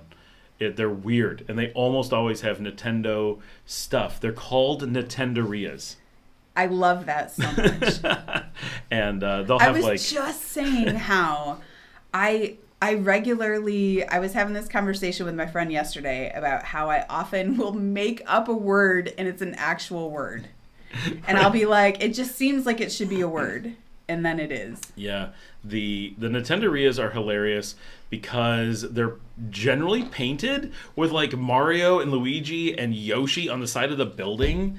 And it's like really goofy. No wonder. And then what you actually do is go in and it's like, PlayStations and people playing, Call of Duty or whatever. But it's a place where you can go do that because a lot of people don't have the TVs that are good enough, don't have a PlayStation that's good enough. And so it's like the community gets together and someone runs it as a business, obviously. But, and then they'll have a few of them so people can play against each other. You can play different games. But they're real small. So it's like, 3 to 4 people could be playing kind of thing. Cool. Yeah, it's a neat little business thing. It's the pulperia of video gaming. Corey says, I saw the interview with Elton. Awesome. We did a couple that it was really cool. Sadly, he couldn't make it tonight. Buttis says, I can hear a gecko blowing kisses in the background. That's such a normal noise for me now that I don't even notice it anymore because it's just like, it's just the sound of home. Yep. Gigi says, there's some interesting critters that get into the houses there. Not like critters don't get in houses elsewhere. Curious if they fumigate houses and apartments in Nicaragua. Yeah. Okay, so that we video do. comes out in like 3 days because I actually did a video on this specifically that's already uploaded and already has a thumbnail ready. But go ahead. Yeah, we have quarterly fumigation and treating, like doing the perimeter treatment like we used to have done in Texas, because Texas, they have roaches in Texas, and I never want to have those in my house if I can avoid it. And so we have a big garden, and there is a tarantula season. It is, I'm going to say, mid-December through January. Was that about right? Could be. Okay. And so every night after dark, I no longer came out of my room, really, because Scott every morning would tell me about the tarantula that he swept out the door. Yep. So I figured out you could chase him going, you could direct him and get him to run out. I mean, I guess if you're not so afraid that you'll just stand there screaming. So I actually, knock on wood, never experienced seeing them in the house, which is a good thing because I have to live here, and I really have arachnophobia, as does our older daughter. And like one time the girls had a scorpion in their bathroom. I assume it came up from the drain. The other day I was out in the laundry area, and there was a rug that had been waiting probably for 3 days for me to have time to wash it, because I can only do 3 rugs at a time in the washing machine. And so I like had it sitting there waiting. I had a pile of rugs. So I took the first 2 and I shook them, because I ain't no fool, but I was expecting spiders. And I shook the 3rd one, and I'm like, what the hell is that? And it was this thing like this big, and it was like curled up, and I'm like, that looks like a scorpion. At first I couldn't tell, and I'm like, that looks like a scorpion, and it was scared, and so it was all like hunched up, so I couldn't really see its tail because it was all like this. And then at first I was going to use my shoe, and then I thought better of it. I was like, no, this is going to lead to a bad time. And I got something, and I like waved it at it, and it ran away, and it was a scorpion this big. That's the only one I've personally seen, and it was out in the laundry area. And then it was like the next day, the exterminators were like, oh, you're due for service tomorrow. And I'm like, oh, thank God. Thank God. Thank God. So I recommend like the fumigation. And we don't have ticks in our yard. Like our dogs don't have ticks. And a couple times we've seen a tick on the dog, but for the most part we don't have them, and they really are a problem in the grass in Nicaragua in general. They're dog ticks, they're not deer ticks, but still they do carry diseases, permanent diseases that you can have a dog end up on medication for the rest of their life, or to have a problem with flare-ups the rest of their life once they have these parasites or bacteria. So fumigating the yard is probably it's what keeps the tick population down and helps keep our dogs healthy. I really don't like roaches and things, and also because we have so much grass and we have like land around us, mosquitoes are a thing, and it helps bring the population down, at least for a little while, that we fumigate outside. And so I think it's money well spent. And we pay $80 every 3 months for quite a lot of area. And that's for inside and outside the house. Right. And they guarantee if something happens, they come back. Yes. Yep. So, and we use Truly Nolan. The link is on the episode coming up in a couple of days. And that's, and they do they put boric acid inside all of the cupboards, so they, to kill ants and stuff, but it's safe, so it's not going to hurt you or your dogs, the boric acid in the kitchen. And they just they treat the whole house and the whole outside for that. And they've been good. I find it worth it. Yeah. Oh, for sure. Definitely do that. We live kind of in the country, so we have to do all that ourselves. If you live in the cities, they come door to door and fumigate for you as well. The city actually fumigates, and fumigates the yards. They fumigate the riverbeds. They fumigate everything. Sometimes they drive down the street with fumigation trucks and just fumigate out the sides of the trucks. So they do quite a bit. Because we have the potential for mosquitoes here, they know it's, they're not trying to take care of the spiders and the scorpions. Like, that's up to you. But mosquitoes are a risk to the population, and so they try to eradicate them. Yes. as best they can. Corey says, this is as to the stuff about business Costa Rica. stuff, right? Yep. Yeah, I'm going off horror stories as well. That does make sense. Okay. I just killed a scorpion. It surprised me, but I do have a large yard, and I haven't been here long enough to work on pest control. I do have some things coming in a few days, just to keep an eye out. Yeah. Every now and then. I am going to say congratulations on being brave enough to kill the scorpion. I am a big chicken when it comes to things like that, and I have a phobia of scorpions. I have an aunt that's allergic to them, and I'm just like, what if there's a genetic component and I'm allergic to them? Like, she almost died when she got stung by one, and I just, and the Nicaraguans keep being like, they're not like the ones in Arizona. They're not that venomous. Like, they're really, it's just like a bee sting. And I'm like, I still don't want to be stung by a scorpion. Like, just the thought of that freaks me out so much. That if it had been in the house anywhere, the screaming would have brought Scott running to kill the thing, and I also would have texted him, kill it, and I would have been like, standing there staring at it. I can't come get you because I have to stare at the thing so I know where it is. Because it was outside in the laundry, I was like, vaya con Dios. Yeah. Save that for another day. Yeah. Gigi says, Dominica, what's your favorite place to vacation so far? Like in the world or in Nicaragua?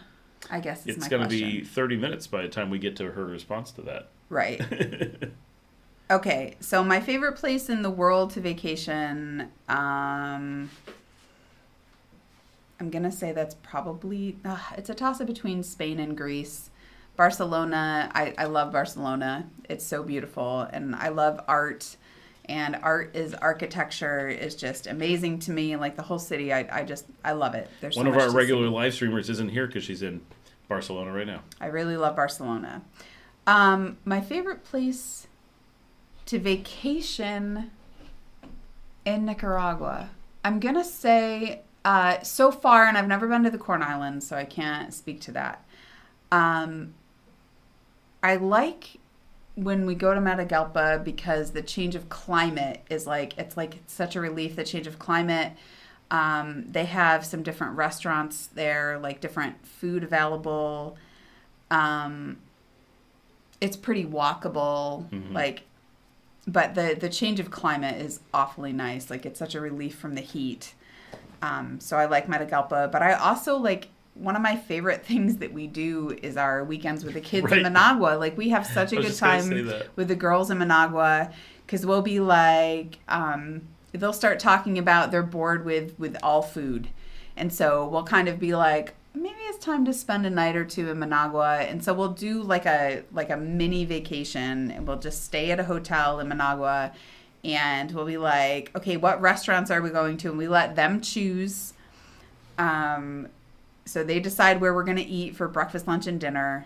And it's a fun time. And we'll go to their favorite store at the mall, the Miniso stores. They love going there. We all have a thing for gadgets. Now it's going to be China Mall. I'm telling you, it's going to be China Mall. The Miniso, I say the China Mall is the Mega So. Yeah. It's very much, I really like going to Managua because we don't live in a big city. Yeah. Going to the big city is because going to Matagalpa is like going to a different city, much like our own. Yes, true. But just with different weather. But I really I love taking the mini vacations with the girls, and I love how they have every meal planned, and they know depending on how many days we go, and there'll be this debate about where we're going to have dinner. Oh, we only have one dinner. Oh, where are we going to do that? Oh, if we have breakfast, we have to make sure we go early enough that we can also eat lunch. If there's that number of restaurants that we have to go to, and it's fun. We're all foodies, all four of us. Yeah, so it's a good time. Yep. Leco Martinez, greetings from Ticuantepe. I love them drinks. These. This is from Corey. Are there hot springs by the volcanoes? There are, in fact, at San Jacinto, which is here in the Departamento of León. If you're looking at a map, look at the road going to Matagalpa, a good distance from the city, but still inside León Departamento. There is a small village of San Jacinto. Also search on my show, both on this channel, on the Scott Allen Miller vlog. There is, it's called the Herbiveros, I think is the right term, for hot springs. where I do a tour of them as an episode. And also on Nicaragua 360, there's also a 360 episode at the hot springs, so you can just be there and be part of the experience. But it is pretty cool. If you're going to be here, I recommend it as it's one of those things you got to do if you live in the area. Luca Martinez says, I live 1 mile from Santiago Crater, and no, there isn't. There is volcanic craters like Laguna de Apoyo, but I haven't seen no one swimming. Oh, no. Yeah, no hot springs like that you could swim in. There, it's the boiling mud. You can't get into it. That'd be terrible. Oh, they mean hot springs to swim. Yeah, no. There's really no swimming in this country. That's not completely true, but there's very little swimming. Ojo de Agua on Ometepe is famously a place where you can swim in natural water. Well, Laguna Apoyo is you can swim in swimming, Laguna, yeah. It's very deep. It's a little disconcerting how deep it is. Yep. So be a strong swimmer or wear a life jacket. Don't be a hero. Yep. The current is very strong in the Pacific Ocean, like I'm sure Scott has mentioned. Yeah. Nicaragua is not a swimming country. It is not a swimming culture. It is not a swimming country. Pools are not popular. They exist, but they're not popular. You'd be shocked at how few there are. There's extremely little natural swimming. It's just, and no one cares. No one's like, you know what we need to do? Go swimming. It's not a thing that people really do. There are some aqua parks, but they're people rare. Swim in Lago Nicaragua around Ometepe. Not around Granada, but around Ometepe they do. Yes, a little bit. The Ometepe culture is a little bit different out there. Yep. Oh, it Oops, always. up a little bit. I know, and then it won't respond. Once it's done it won't go back. There we go. Okay, there you are. Rich Coast Collectibles. After 6 years living in Costa Rica, I'm strongly considering moving to Nicaragua. The price of everything here is getting crazy. Nothing is affordable. We hear you. Let me tell you, when we visit, it's just like going back to the States. It's absolutely yes. crazy. Yeah, Costa Rica is expensive. Plus, Costa Rica is way more dangerous, which Yeah, is that's totally also true. true. 300%. 3 times the violent crime of Nicaragua. Desmond and Sierra. We are staying in an Airbnb close to Santa Eduviges. I don't know I'm that. not sure where that is. Yeah, we really like the central. This is in Ciudad Santino. Oh, really okay. like the central location and want to immerse ourselves in the culture. Plus, the plus is the ease to Leon beaches and Managua. It really is a great location. It's just so Nicaraguan that so many people are like, and Nicaraguans have such an aversion to Ciudad Sandino. You say it, and everyone's just like, that's dangerous. And then you go there, and you're like, this is such a nice place. Why do people complain about this? It definitely has its dangerous bits, but it really is great. I know so many people who don't want to be anywhere else than there. People just swear by it. Every time I'm there, I like it. I walk the streets. I go to the shopping. I do the food. Lots of restaurants popping up around there. It is a good spot. And as I mentioned it on the show, more and more people move there. What are you laughing at? I'm laughing at Butta's comment. With this one? No. Down? Yeah. Oh, Third World Baller host the Sin Rodeo. Oh my gosh. Yep. Okay. Yeah, that was funny. We also said that We in did. unison. Oh my gosh, we're dorks. Corey says, I reckon up in the mountains, rivers are different. Hopefully. I think people swim like in the cascadas up there, like in the waterfalls up there. They might, yeah. Yeah, I think you're probably right, Corey. You'd have to get beyond the city of Matagalpa, because in Matagalpa it comes surging It would through be the the middle same. of the city. Yeah, it'd be the same problem. So Yeah. up above, They're cleaner. Like Matagalpa takes trash so much more seriously than Leon. yeah. But Like maybe like I said, we're not outdoorsy that way. Like I've never been a jump in the river and swim kind of a person. So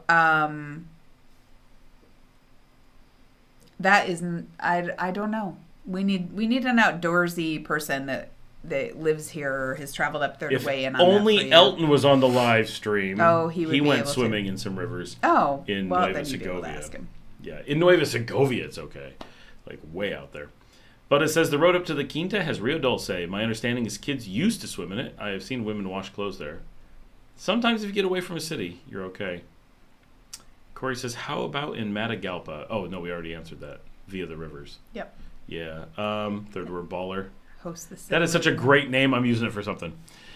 I think that's one of the things I need to have on a shirt. We watch the Third World Baller. Yemi says, it's a very pleasure to have you on Scott's Live. This is for you. I hope we get this privilege more often. Scott, we love you too. Thank you. They love me. Luco says, sriracha now is expensive everywhere. Some kind of shortage. That is true. Honestly, I don't even know what I paid for it.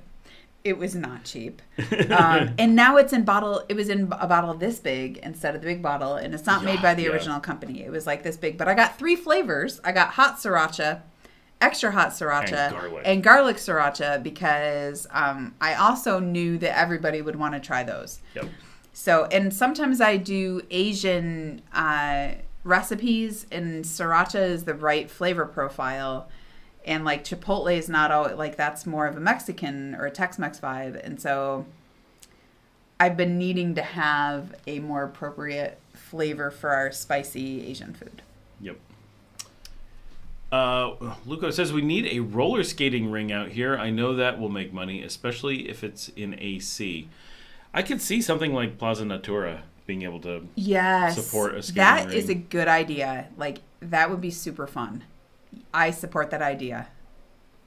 Yes. Gigi says, how's the culture for old people there? Like, do you see old people partying, or are they more in their homes? Just trying to understand the vibe for the senior population. Mostly I see them go to Geckos and start dancing after several drinks. So we have several friends that you would call seniors, and some in Leon and some... Like, I don't know that I would say that. Like, I'm starting to get up there. Like, what does senior mean to you, Gigi? Right. I don't know. But, like, I know a lot of the, I'm going to say retiree age. A lot of the retiree age are hanging out at the beach together, either at each other's houses or in the bars or restaurants, and they're having beers together and having get-togethers and... like going out and socializing. I would say a lot of that does happen. There is a lot. We have friends that come with us to the live music sometimes. It sort of depends on your taste in music. I think it depends on like how much do you want to socialize? Because for me, I don't see myself ever not loving the live music. And if it gets too loud for me, then I'll just be wearing earplugs. And if the simple earplugs don't work, then I will be wearing they have really good, like my friend has really good earplugs because he has a hearing loss from years of working in an industry that caused it. And he has they're like electronic ones, and they're like smart filtering or something, and they weren't even that expensive. I something like that. They're a little complicated, but they work really well. And so if I ever get to that point, that's what I'm going to do. Yeah. But yeah, I think so things that are popular here include going out for live music. So the senior set can do that easily with everyone else. They're less likely to go out dancing. But even going out dancing, not 23 bar, but if you're going out to one of the like salsa places or whatever, there's a lot of people over, 60s and 70s that are getting out there and dancing for sure. If you're out at like NL Vivero, there's a lot of everyone at every age. If you're looking out on the street, like what do people do on a normal night where they're not like going out? People sit out on the street. All ages are out there, right? It's not like the seniors are hiding in the homes like watching Wheel of Fortune or something. They're out with everyone else having a beer and doing everything else. So I think it's a very lively... Yeah, I'm smiling at Janet's comment. And we will always see you out, Janet. Forever. Corey says, I'm with you, Gigi. Gigi says, do parents need to worry a lot about who their kids and teens are hanging out with, like being badly influenced into drugs or crime? There's not very much drugs and crime here. Or is it more chill than some parts of the U.S.? It's a worry here. I mean, I think parents always worry about who their kids hang out with. Probably, but... Yeah, I mean, as a general rule, I think it's a good idea to know who your kids are hanging out with. There are, yes, there's bored teenagers that get into trouble everywhere. Like that's just a teenager thing. I think that the thing that I would be worrying about is how young kids are having babies. That would be a concern. Like, just need to have that conversation if you have a kid that, like, a teenager. I am a bit overprotective. This is a hard question for me because I am like, while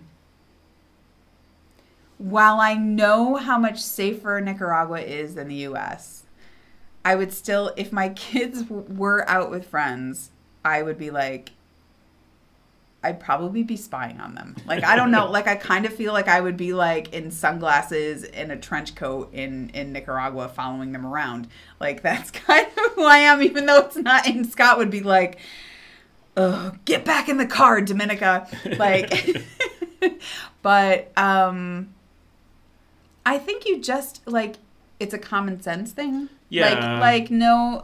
There's a lot of poverty here, too.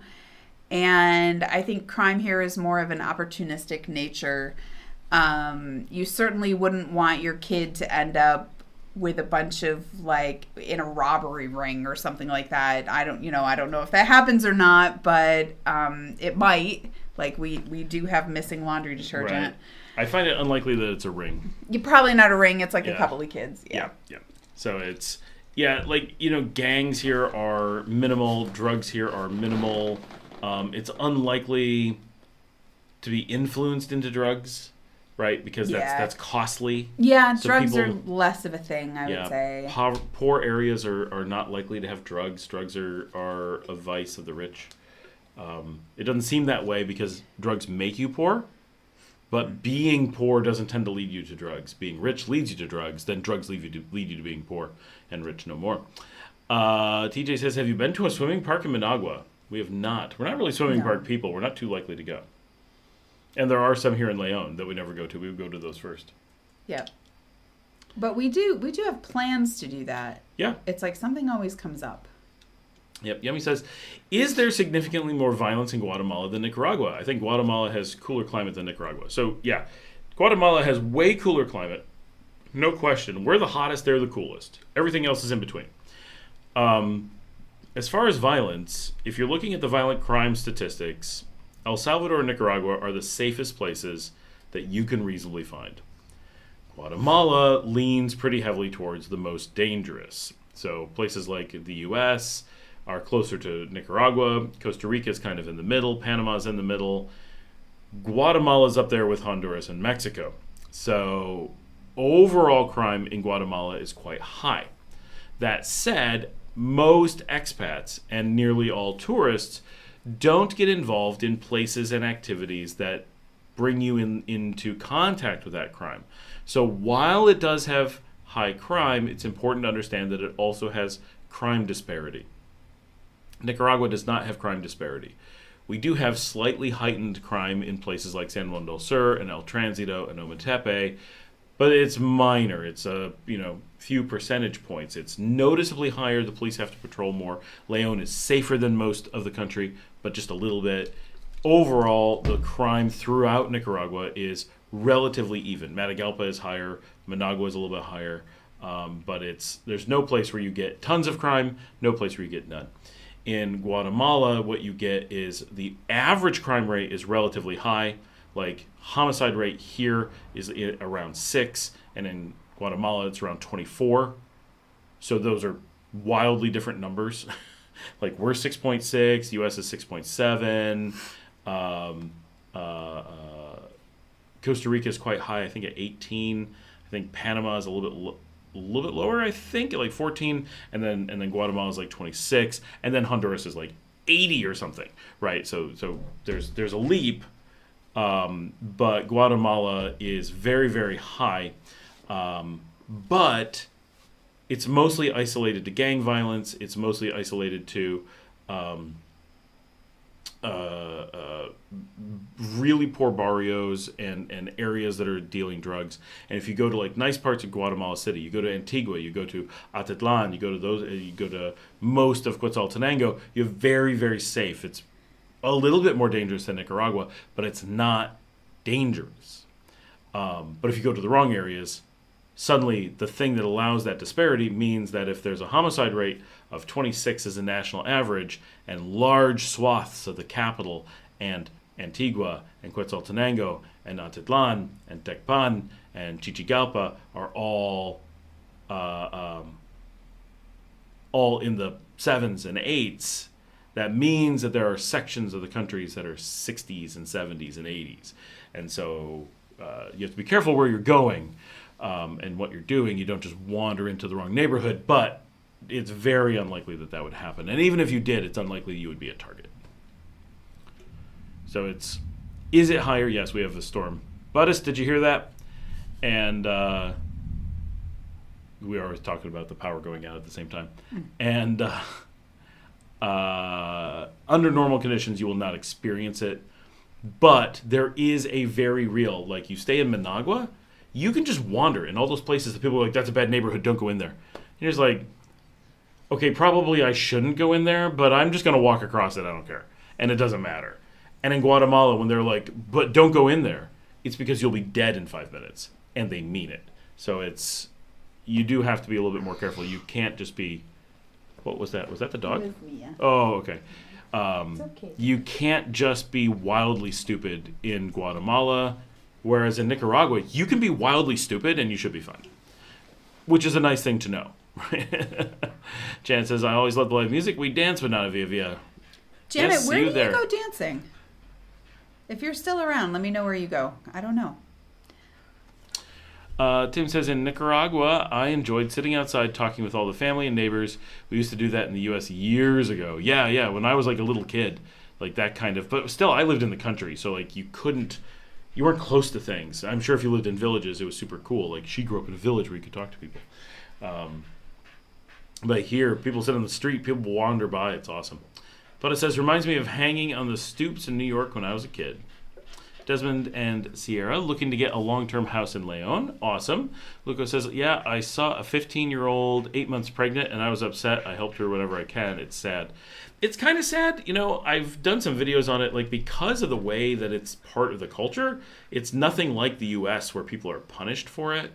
In the U.S., there's this created stigma, and it's still, at 15, it's pretty rough to be pregnant, but in many cases, it's not an accident.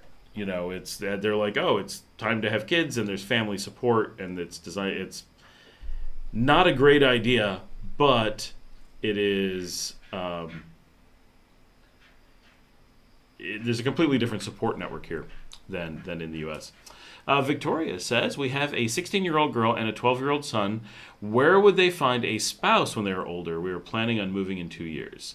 I'm going to say at the normal places Yeah. where people usually find spouses. Where do you find a spouse anywhere? University. Wedding. Oh, we met at a wedding. We met wedding. at a friend's wedding. And I think, but that's actually, I'm not saying that your kid should attend lots of weddings when they're ready. Like, okay, guys, it's time to find a spouse. Let's start going to some weddings. But it's often, so it's a little bit different here. I think if you're hoping to find someone good, you're going to find them in the community. Mm-hmm. The way that we go out to, it got mentioned on here. We go out to Via Via, right? Once they're adults and they're going out to Via Via and doing that stuff, they're going to be intermingling with society, and it'll be everyone, and there's a lot of opportunity to meet people. But also, you'll be here, right? Like it's not like they're going to be here in a bubble. You, Victoria, and you'll be here, and you'll be making friends, and they'll get to know your friends and their friends as kids. And so, for example, our kids know and interact with people in our friend circle. So we have friends from, that have kids of similar age and whatever, often by coincidence. That they're because they're around our age, their kids are around our kids' age, and if your kids go to school, then ours are different. Ours are homeschooled. Your kids will meet other kids in school, but it's not really different in that way. Like if you choose to attend a church, like there's so many places, like just all the normal places that you meet people. Yeah, I think it's I'm gonna say, along with I think, like if you're out on the street, this sounds funny, if you can meet the street kids, but everyone's outside all the time. The idea that you true. won't meet people is very different. It's very easy to go to a restaurant and end up talking to people at other tables, or we go to Via Via, we talk to people in and around a very large group of people on a regular basis. So I think it's just such a more social society. Yes. That I feel like just meeting people in the general sense feels easier. Way easier. Lucas says all the gang members that escaped from El Salvador went to Guatemala. That's probably true. Brent says, is it at all an issue making friends there if you aren't religious or conservative? If so, I may have a problem. Well, seriously though, I know it's a Catholic church-going country. It is not actually a Catholic country. I feel like there are Catholic structures and there are Catholic traditions. And there are more people going to Catholic church than in most of the U.S. But there aren't so many people going to church, I don't think, as in the U.S.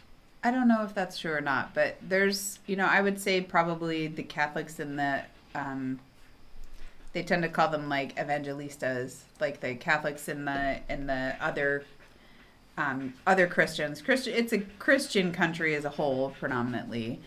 I'm trying to think if I have friends, if any of my friends are like churchgoers. Right, like I don't. Maybe not even that I'm aware of, to be honest. Lots of people do stuff with the church for processions and holidays, but it's, in the U.S., I think very often if someone is like, oh, I'm going to the Catholic church for Christmas Mass, it's like because they're Catholic and just don't go very often. And here, I think there's a lot of people who do that because it's the community activity and they're not actually Catholic, is the vibe I get. But I think the idea that it's a religious and conservative country is generally a misnomer. The way that it's presented to the outside world is often, it's a weird thing, because we were always told, oh, it's so religious, it's so Catholic. And then you get here and you're like, there's a lot of Catholic churches around. Mm-hmm. And there's a lot of holidays. There's a lot of festivals. There's a lot there's a lot of like public festivals that are religious based, but celebrated in the streets. And so they're only sort of religious based. It's like more of an excuse to be social. Yeah. So I would say, if you want to meet people that are not super conservative, then go out to the bars, and that's probably not who you're going to meet. Like, do socialize nightlife. Like, I'm not saying that you have to, go out and drink heavily or anything. I'm just saying, like, if you go out to bars or clubs and you meet people there, then they're probably not going to be ultra conservative. They're going to be more like-minded, like mm-hmm. you. It's easy to make friends. People are friendly in general. Everybody wants to know where you're from and why you're here, and if you live here or if you're just visiting. Like, they assume that you're just visiting, but people are generally interested. Yeah. But I've not had on a large scale, feeling that, like at no point ever does anyone ask us to go to church, ask if we do go to church. Oh gosh, never. Never it's once. Never come up. Yeah, if you go to the beach and hang out where you see a lot of social people in a spot that isn't a church, I feel like you will have a view of, oh, there's some noticeably conservative people, but not religiously conservative, like very reserved. And it's mostly older. Yes. And it's really changed over the last 9 years. Mm-hmm. Like, really changed. And, if people didn't tell me, it was Catholic and conservative, and people didn't point out that the large structures were churches, I wouldn't know that people thought it was Catholic, basically. It's just not that much of daily life. Desmond and Sierra, a budget of $3,500 USD, comfortable enough to live in Leon with our kiddo? Yes. Yeah, you're good. Ballers! New ballers! Third world ballers. Yeah, new third world ballers. Yep. Yeah, $3,500. I mean, you're not going to be like just going wild, but you're pretty good.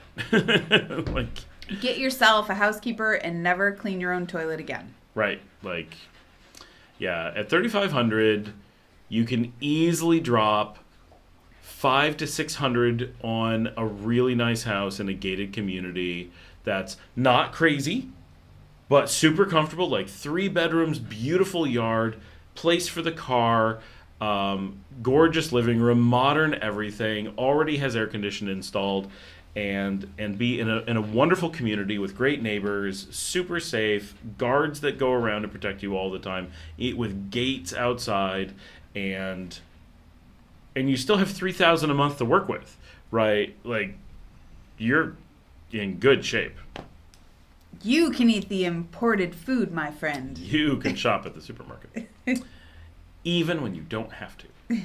And Janet says, well, likely not. We used to dance all the time at Well, lately not. La Olla Cameda.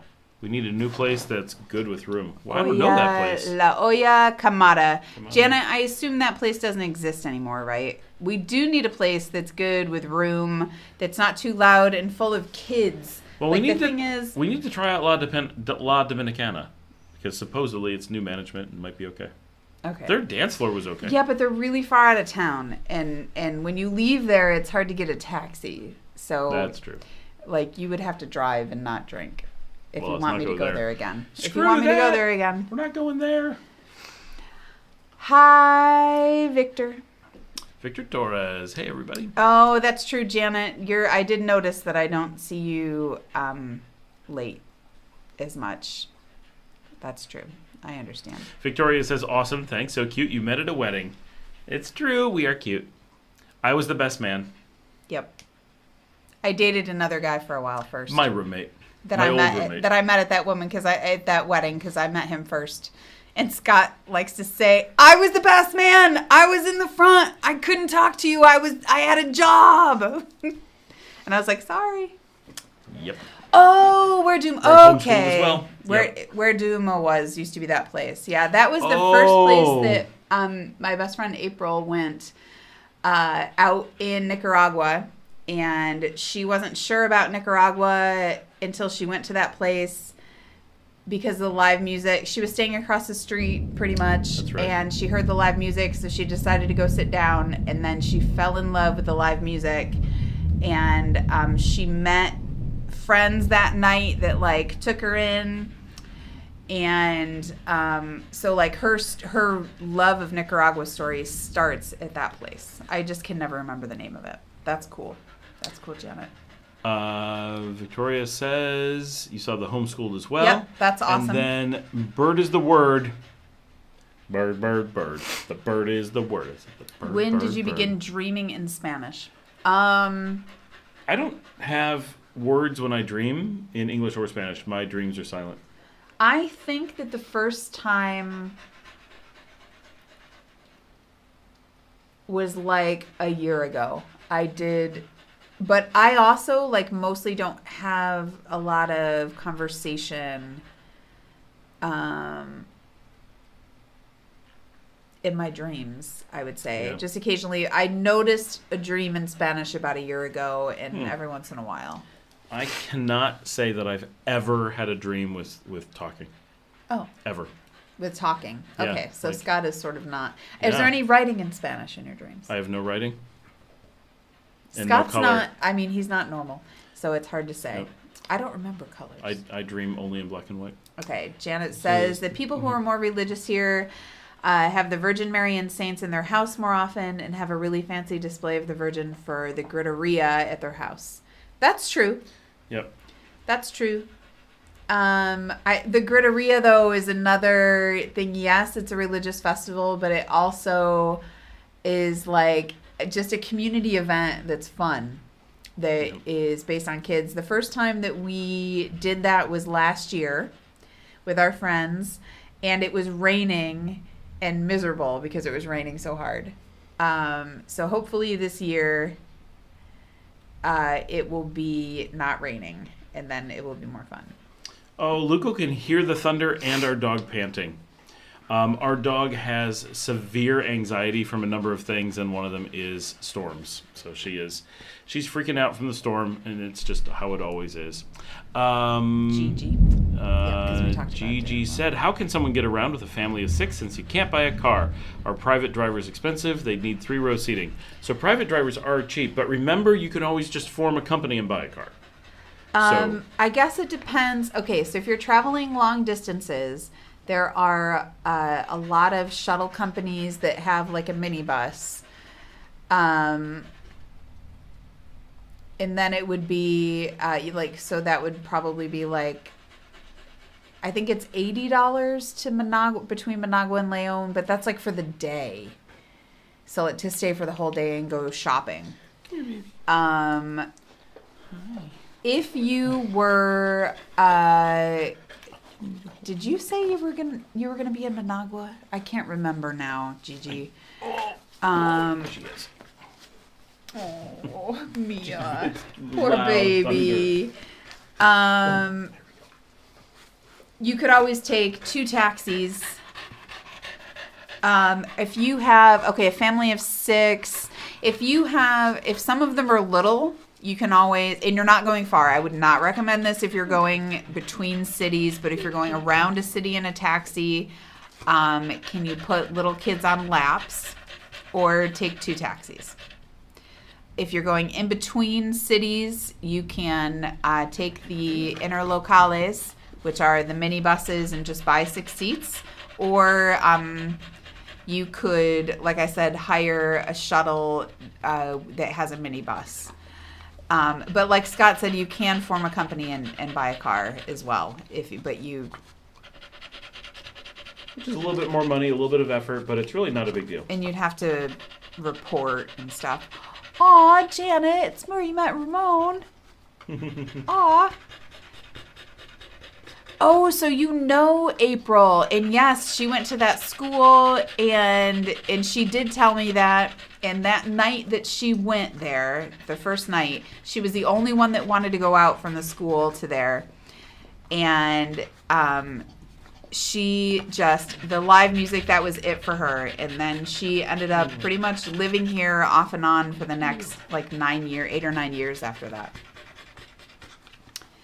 It's good that my wife is here so I can take care of the dog. Yes. Yemi says, are you guys now immune to gringo pricing since you're well integrated with the society? I mean, no.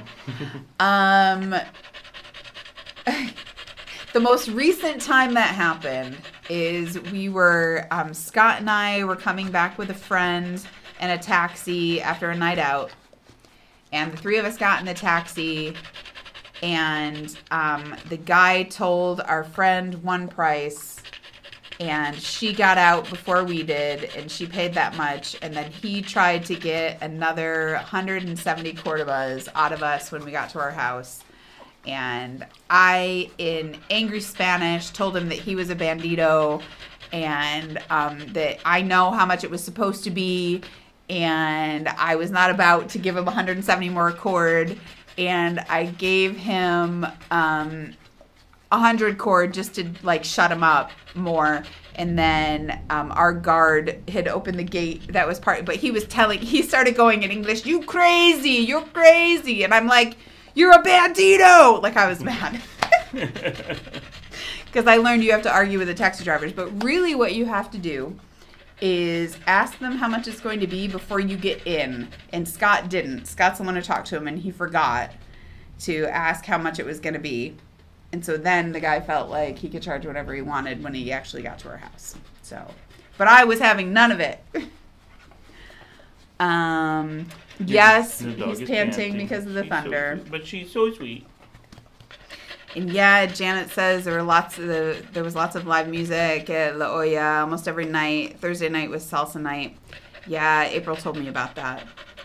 Gigi says, try the Thunder shirt. I thought about the Thunder shirt.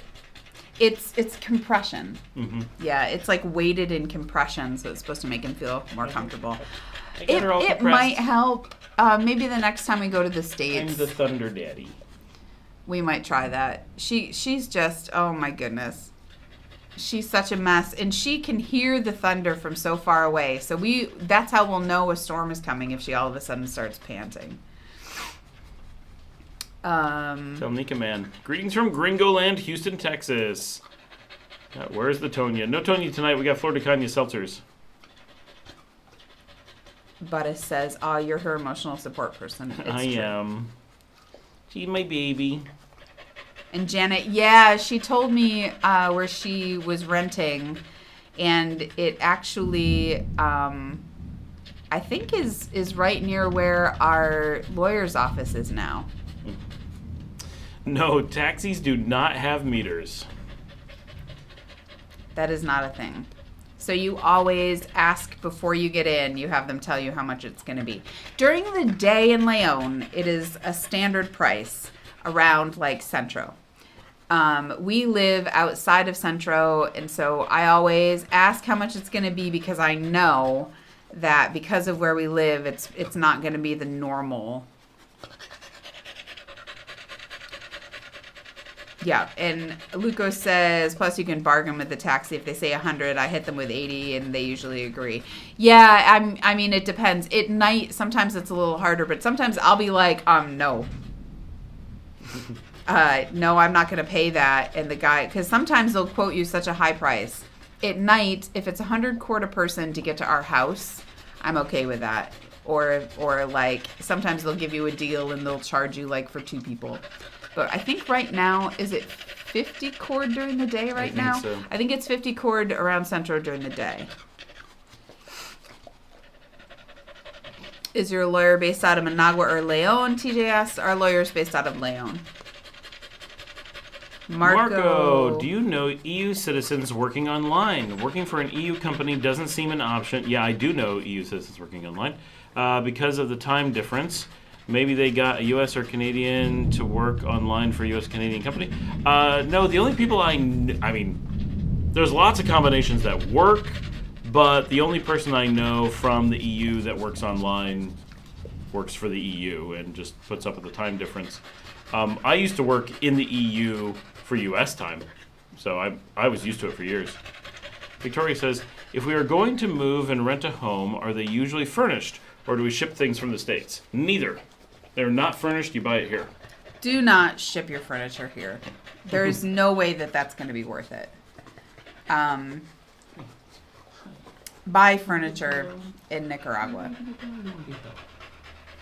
I can't imagine the scenario of shipping furniture. And before we moved here, we thought that's what we were going to do.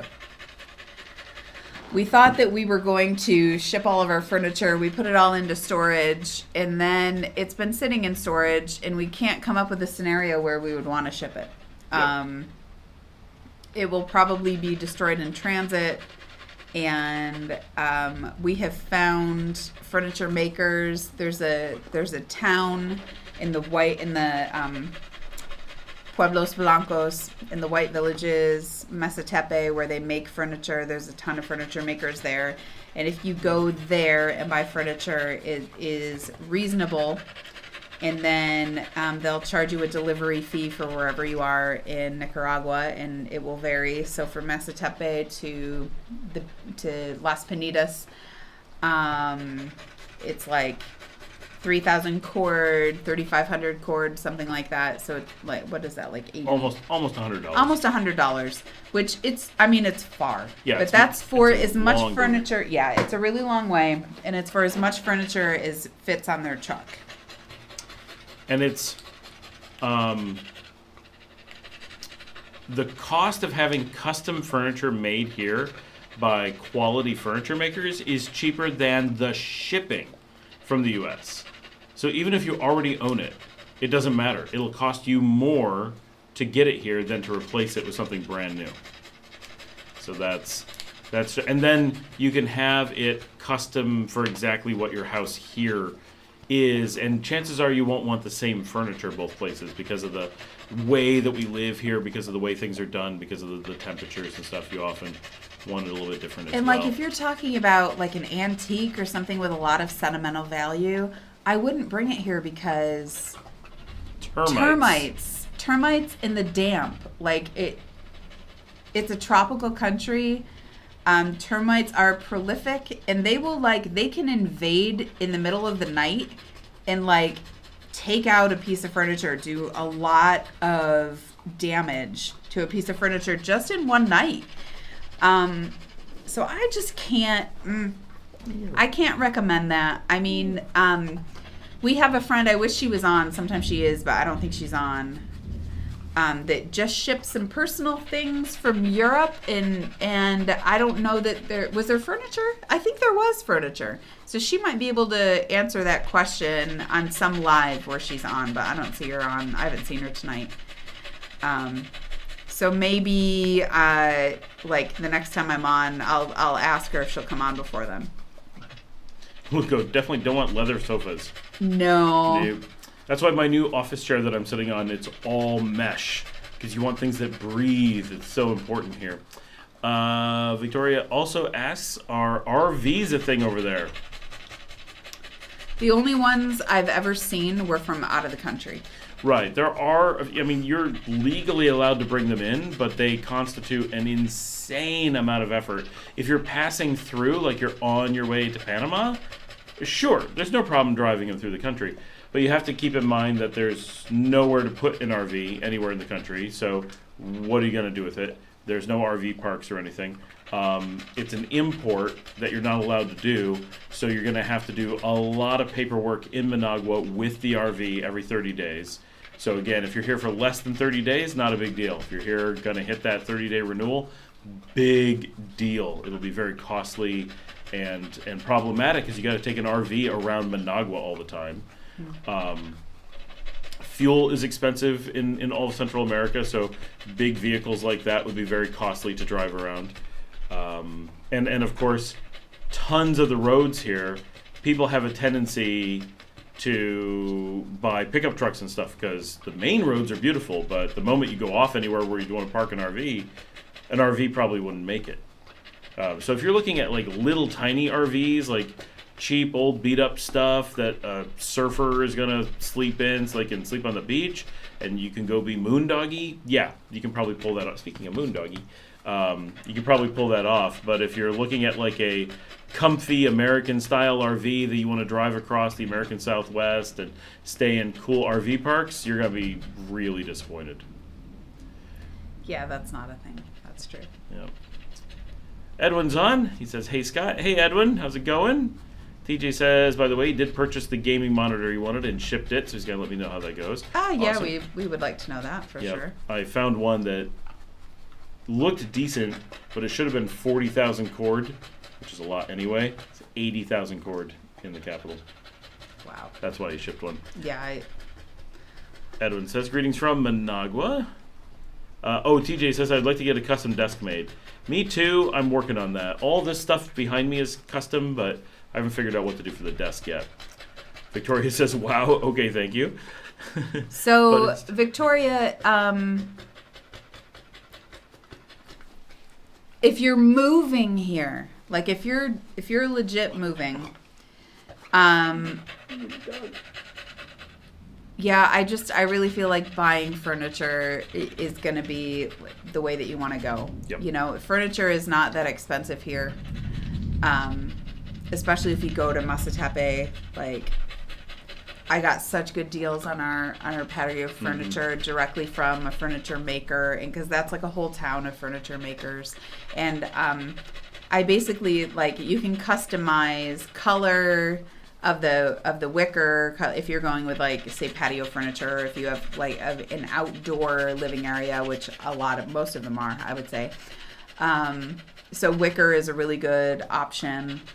And so you can first of all, you could get plastic if you wanted to, but I really like the look of the real stuff, and you can get it stained pretty much whatever color you want, and then you can pick from all of their cushion fabrics and have them made, and it's just all very reasonable to get exactly what you want. And beds are not that expensive here. Like, it's just, furniture's not that expensive. But Because it's a furniture making country. yeah. And like, my dining table is absolutely gorgeous and it's huge. And so I actually had to wait like 2 months for it because they had to find the right piece of wood. So it's one single piece of wood and it's a table for 10. And it took them a while to find the right slab, the right tree, and it's absolutely beautiful. And so yeah, and it wasn't expensive for a huge dining table with 10 chairs. Like, it's just, I don't think you're gonna be too disappointed. But come here and visit before you move here, please. Right. Like, before you move here and Microphone. and you move everything here, come here and visit first. But it says some years back you were able to bring a shipping container. We're still able to. It's just you have to figure out the cost of that shipping container and how much you're going to cost to put your furniture in it. Because it's not like you get to ship it for free. You may get it duty free, but the cost of the shipping is still a lot compared to the cost of the furniture. Corey says, looks like short-term furnished rentals could be a thing. They really are. Like, it's a thing. That's the one housing thing that we've really noticed over and over and over again is a shortage. Gigi says, do they have fashionable plus-size women clothes store? You went down too Oh, far. did I? Oh, what's the equivalent of a Walmart Supercenter? Well, we've got a Walmart Supercenter. Ooh, what kind of bug is that? I don't like it. I don't know. Hold on, we have a bug emergency. We have a bug situation. It's a bug situation. I need something to flick it away with. I mean, I can. Oh, hang on. She's whacking it with a shoe. No, I don't want it in front of me, but I didn't really feel the need to kill it. So I don't want to kill it on a live stream. It's like me with the tarantulas. Oh, I'm sorry. Why are you blowing at me? Okay, so there are 2 actual Walmarts in Managua. They have a very random selection of items. Like, I almost feel like they get overstocks. Like, honestly, that would be my description of it. It's like they have weird things that they get.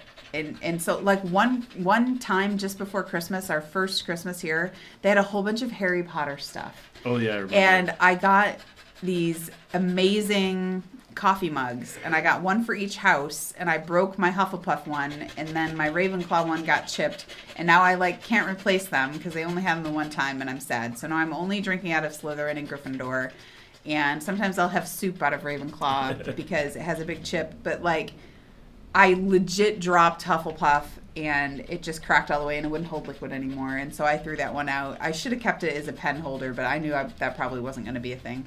But so that still makes me sad. But yeah, while there is Walmart, it's not Walmart as you're expecting.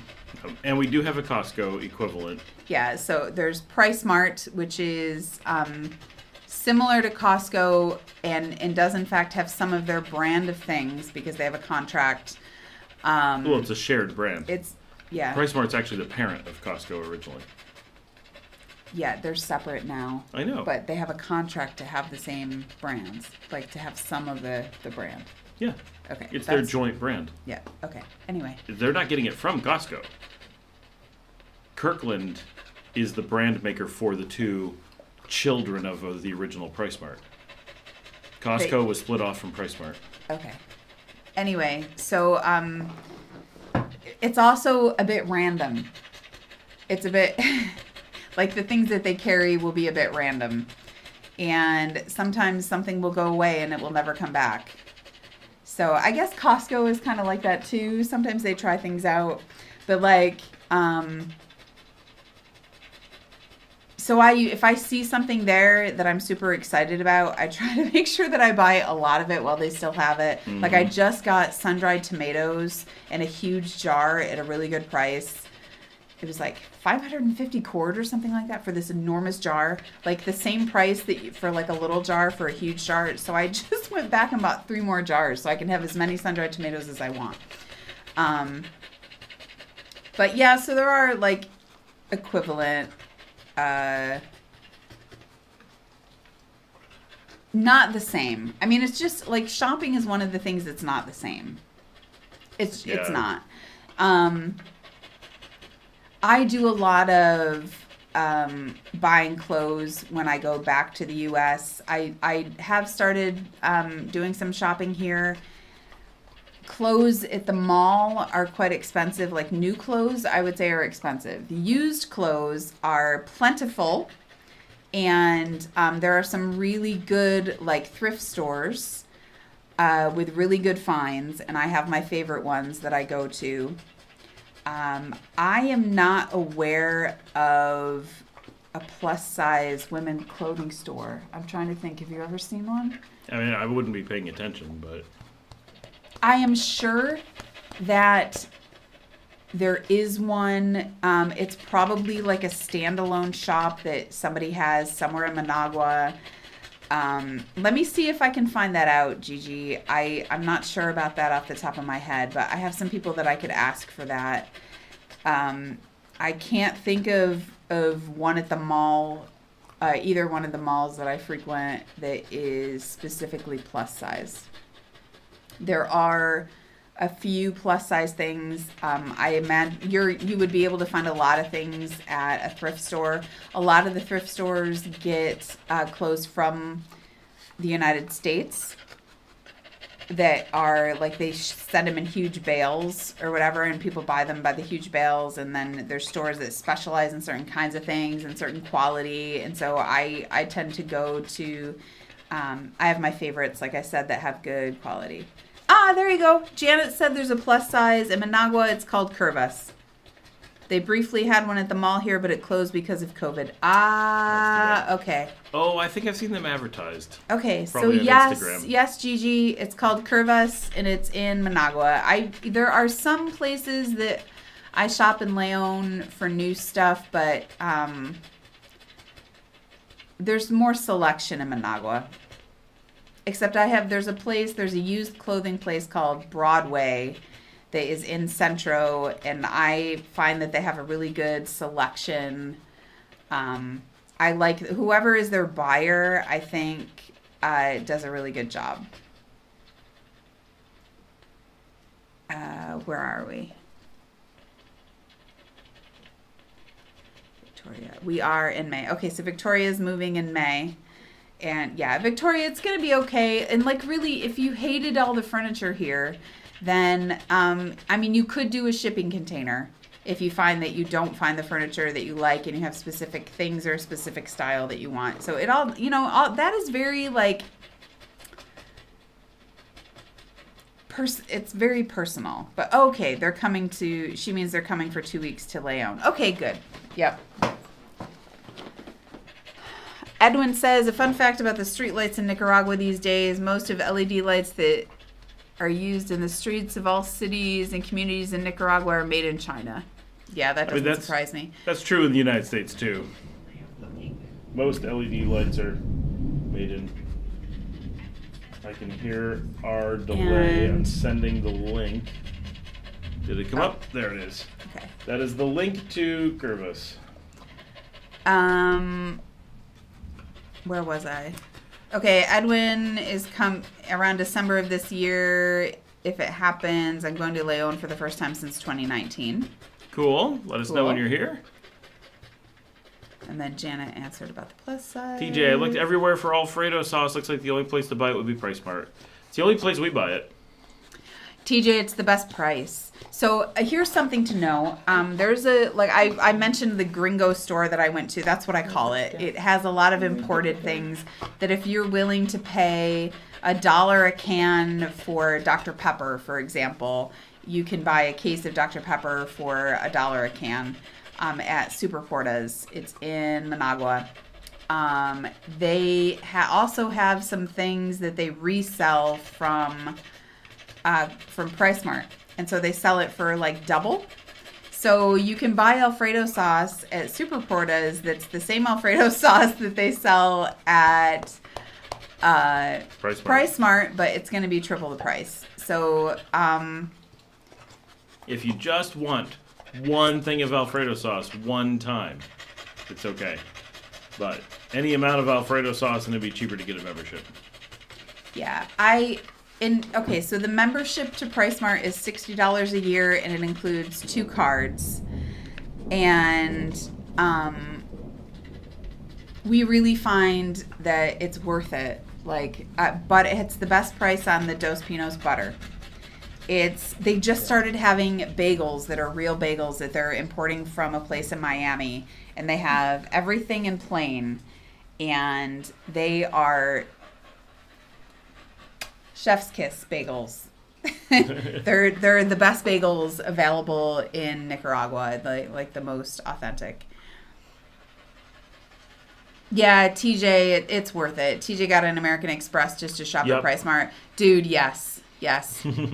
I really recommend Price Mart, comforts of home kind of stuff. My favorite toilet paper is Costco toilet paper, which they have at Price Mart. So the first time we went to Price Mart and I saw the toilet paper, I was like, oh, it's my favorite toilet paper. I'm a huge dork. I admit that, but I really like the toilet paper. Okay. Yep. It's comforting to me. And, we would have a membership just for the toilet paper, right? To be honest. Well, and the dog food. That's where we get our dog food. Yes, that's where we buy the dog food. It's the only dog food she likes, of high-quality dog food. Yep. This one is picky. Mia is quite picky with food, and she's a puker. If she doesn't like food, she will just throw it up. Yeah. Yeah, she's tough. She's the poor baby. Scott Anderson. So, what do you guys know about the Popoyo area? We are considering living in that area when we retire in a year or so. I don't know it that much, really. I don't know anything about it. We never really go there. Northern Rivas. Okay, so it's north of San Juan del Sur. Way up, real close to the reserve. It's the second largest of the expat beaches. I've heard good things about Popoyo, though. I generally hear good things about it. One of the reasons that we chose León and Las Piñitas is that León is only 20 minutes from the beach, and Las Piñitas is only 20 minutes from a big city. Yep. And it's so easy to come into town, even if you're living at the beach, and it's easy to go to the beach if you're living in town. And so, for us, that was a thing. And one of the reasons we aren't somewhere else is because we really wanted that proximity to a city. And all the other beaches are quite far from cities. But a lot of people like isolation. Right. That's why Playa Tesoro is getting a lot of interest. Right, because a lot of people like isolation. Can't get to the city? That's what I want. Okay. Well, there you go. I would say that Scott needs to make a video about those beaches, probably because we don't know them very well.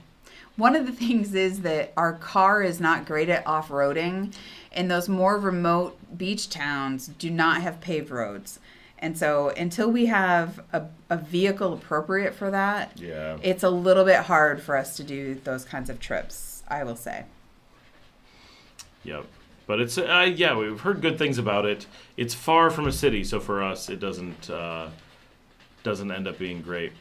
Lucas says they have good furniture at Saman, a little pricey, but they have sales. Yep.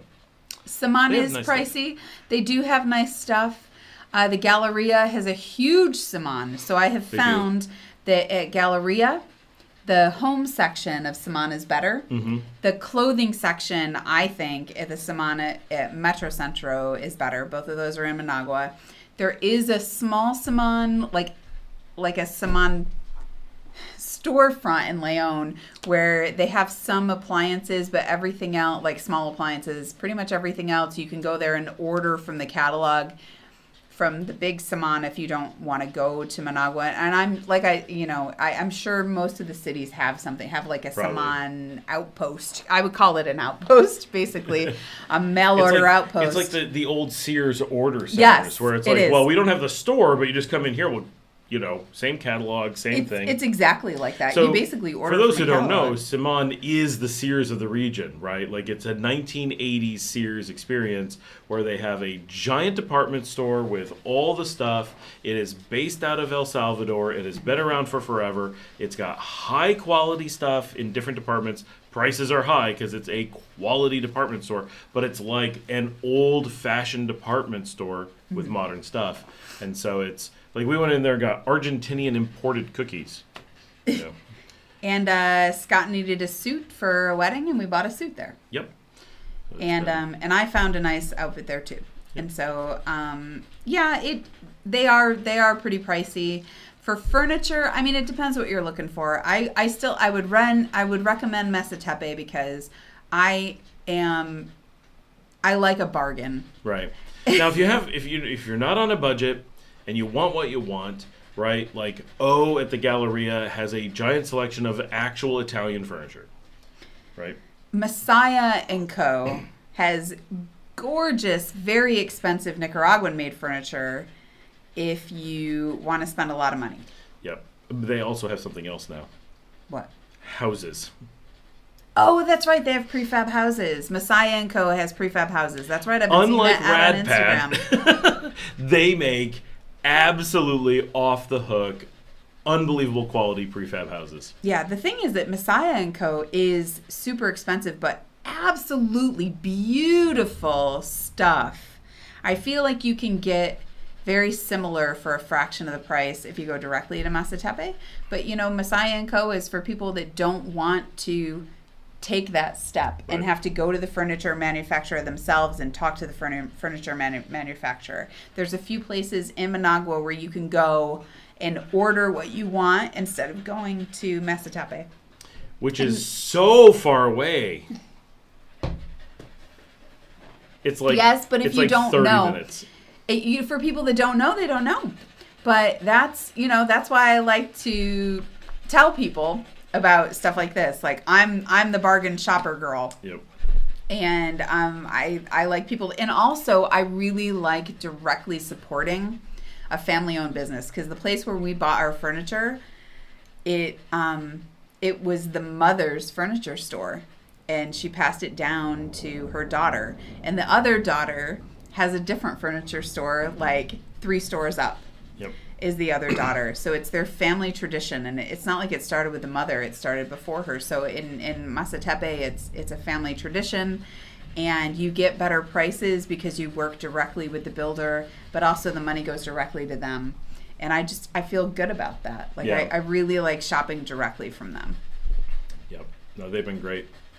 But it says I looked for heavy cream at the supermarket to make Alfredo sauce. No luck. Any idea where I might find some? Yes, because Buddhist, it's called crema de batida.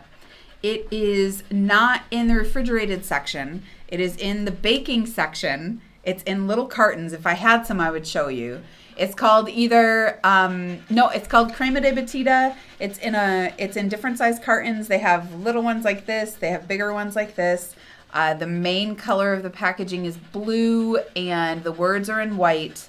When you open it, it is going to be half solid with a little liquid at the bottom, because the solids always have separated in that.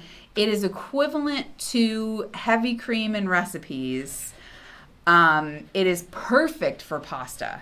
I made a fantabulous mushroom sun-dried tomato cream pasta. The first one I made, actually, I had the heavy cream, and the second one I tried to make a bechamel sauce. It didn't work as well. But it works great for that. It works great for cooking. I would say, like, in any recipe where it's cooked, it's going to work just fine. It is not going to work for making frosting. Don't try to use it for that. I at least couldn't make it work. I couldn't make it work to whip it into whipping cream. It's too hot in Nicaragua to make actual whipped cream that way. I recommend just sucking it up and buy it from a can. They also have a powdered mix that I haven't tried yet that is to make whipped cream. It's a powdered mix. Weird. And you just, it has like the milk or whatever in it powdered, and you whip it with a mixer. And I haven't tried it yet, but I have high hopes for that. I need to try it. I'll get back to y'all about that. But yes, Buddhist. If you need more help than that, I will have Scott send you a picture that I take for you at the store. Gory says heavy cream, mascarpone, cheese, Parmesan cheese, butter, touch of pepper.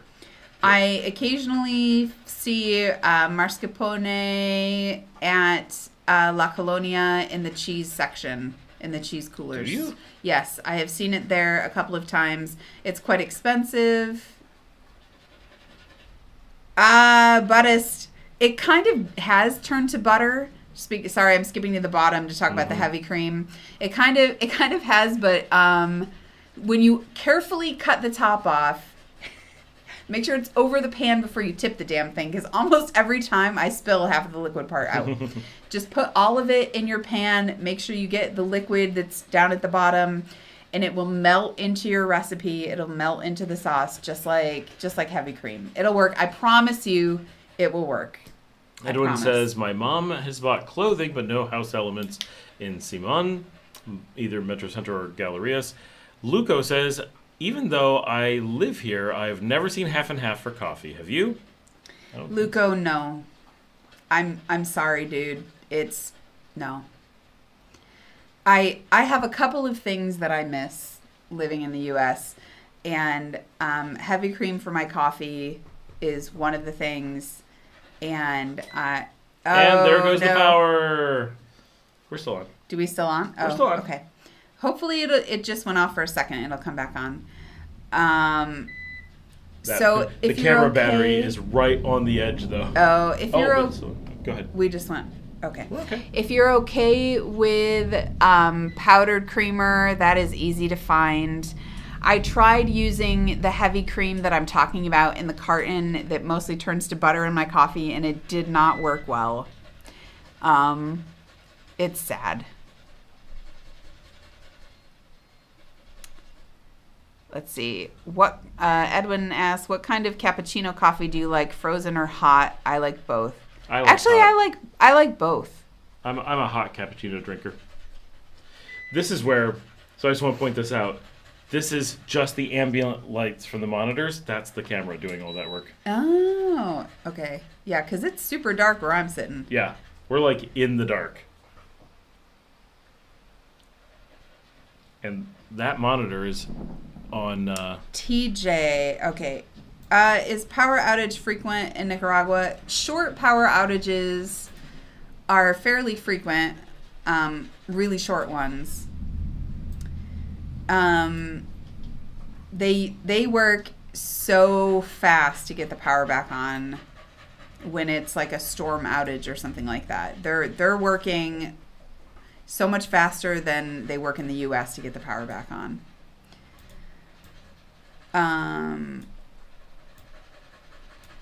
Okay, so TJ I'm moving wants things around to to know, get us more light. Okay, but... TJ wants to know, what about things for American Thanksgiving? Is that going to be an issue? Okay, so they sell turkeys. Turkeys are very, very expensive. They sell them in La Colonia. So, which is weird because they come from here. Yeah, you probably could find... Okay, Buddhist has power. Hopefully we're going to get it in a sec, Buddhist. My fingers are crossed. We have power. The lights just didn't come back on. Why didn't it come back on? They don't automatically turn on because they're studio lights. So when if you get up, I'll move around and turn them on. That's funny that Buddhist had to tell us we had power. I had heard the beep. Oh, I wasn't even looking. Okay, Scott's going to turn the lights back on. Here, I'm going to talk about Thanksgiving while he does that. I'm working on scooting by. La Colonia has cranberry sauce in a can. Or they have had. Last year they didn't have it. They always have frozen turkeys. You cannot find... Cool look, actually. Yeah, you cannot find canned pumpkin. I have a friend that made it from pumpkin, which, of course, that's what everybody used to do. I find that to be a lot of work, so I just don't make pumpkin pie. Let's see. Oh, to make stuffing, I discovered that they always have, in the bread section, they have these packages of they call it tostada, I think. Janet's probably going to help me out on this maybe if she knows what I'm talking about. So it's like pieces of dried bread. So it's basically stuffing bread that's pre-dried, and it comes in integral and in regular white bread. And so I do just like stovetop stuffing. I break it into pieces, and I do half of the integral and whole wheat and half of the white. And so I make my own stuffing instead of just, instead of it being in cubes, it's in messy pieces. You are not going to find Cool Whip, but you can find Ready Whip. So you could do whipped cream in a can.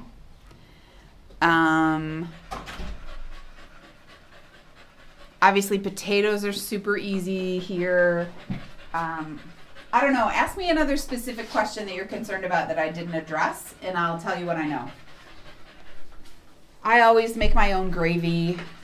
Of course, we're vegetarian, so I make basically a tofurkey. I make my own.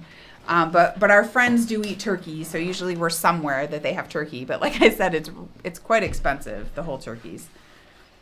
I feel like, wasn't it like $10 a pound last year? I have no idea. I feel like it was like $10 a pound last year.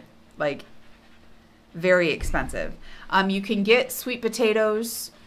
So you can do that. I have dog hair all over my desk I make corn casserole. I make my own Jiffy muffin mix, but you can find canned corn and canned cream corn. Yeah, seriously, tell me anything else you're thinking of, TJ, because I can't think of anything else. People have different traditions.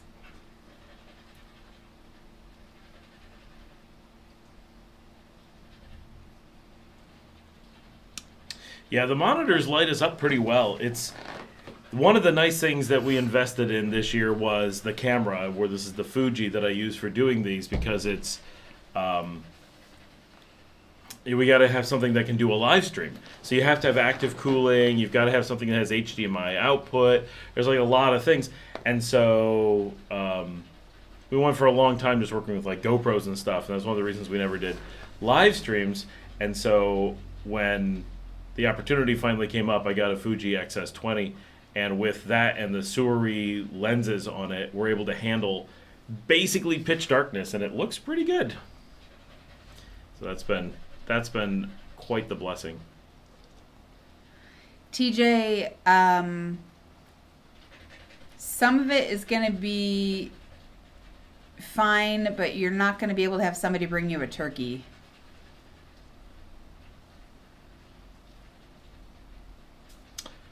I don't know how that would work. Like, I don't know what the customs rules are for importing poultry. Oh. Like frozen poultry or something. Yeah, I don't. That is probably really tough. Patricia, I agree. It is a business idea to have a turkey farm with the turkeys ready for American Thanksgiving, for North American Thanksgiving. Janet says, you're a way better cook than I am, but I've seen the bread you're talking about. It's the cost of the spinach for spinach casserole. Never bought a turkey. They're expensive for sure. Yeah, why are they so expensive? Because they're imported butterball turkeys. What's wrong with the local ones? Nobody really has turkeys. We have a friend that lives at the beach that raises turkeys. Yeah. Specifically for this, but and I think he has, like, I don't know if he does it every year, raising the turkeys, but he sold it to other expats. He had people lined up for his turkeys, I believe. So yeah, like, you really, if you had them processed, if you find somebody to process them, then you probably could make money around Thanksgiving, or even, like maybe all year round. Some people, my grandfather only ate, my papa, my mother's father, only ate turkey at Thanksgiving because he didn't like it, but it was tradition. But you couldn't feed it to him any other time of year. But there are people that eat turkey year round. Somewhere. We will eat tofurkey year round. That's true. But TJ, bringing you the canned pumpkin should be easy, but Cool Whip, no. If you have to have stovetop stuffing, yes, just have somebody bring it to you. I follow a recipe that's the stovetop stuffing recipe, And because we're vegetarian, remember, we're pescatarian, and so I don't use real chicken bouillon and things typically.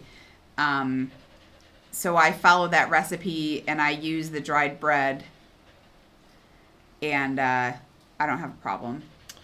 All right. Yeah, turkey farmer might be a business idea. That could work, Patricia. I know you're always looking for something. I like him anyway. Kay and Nika, why are the properties in Salinas Grande so cheap? So, one, I don't think they actually are that cheap. Not that they aren't the prices you're seeing.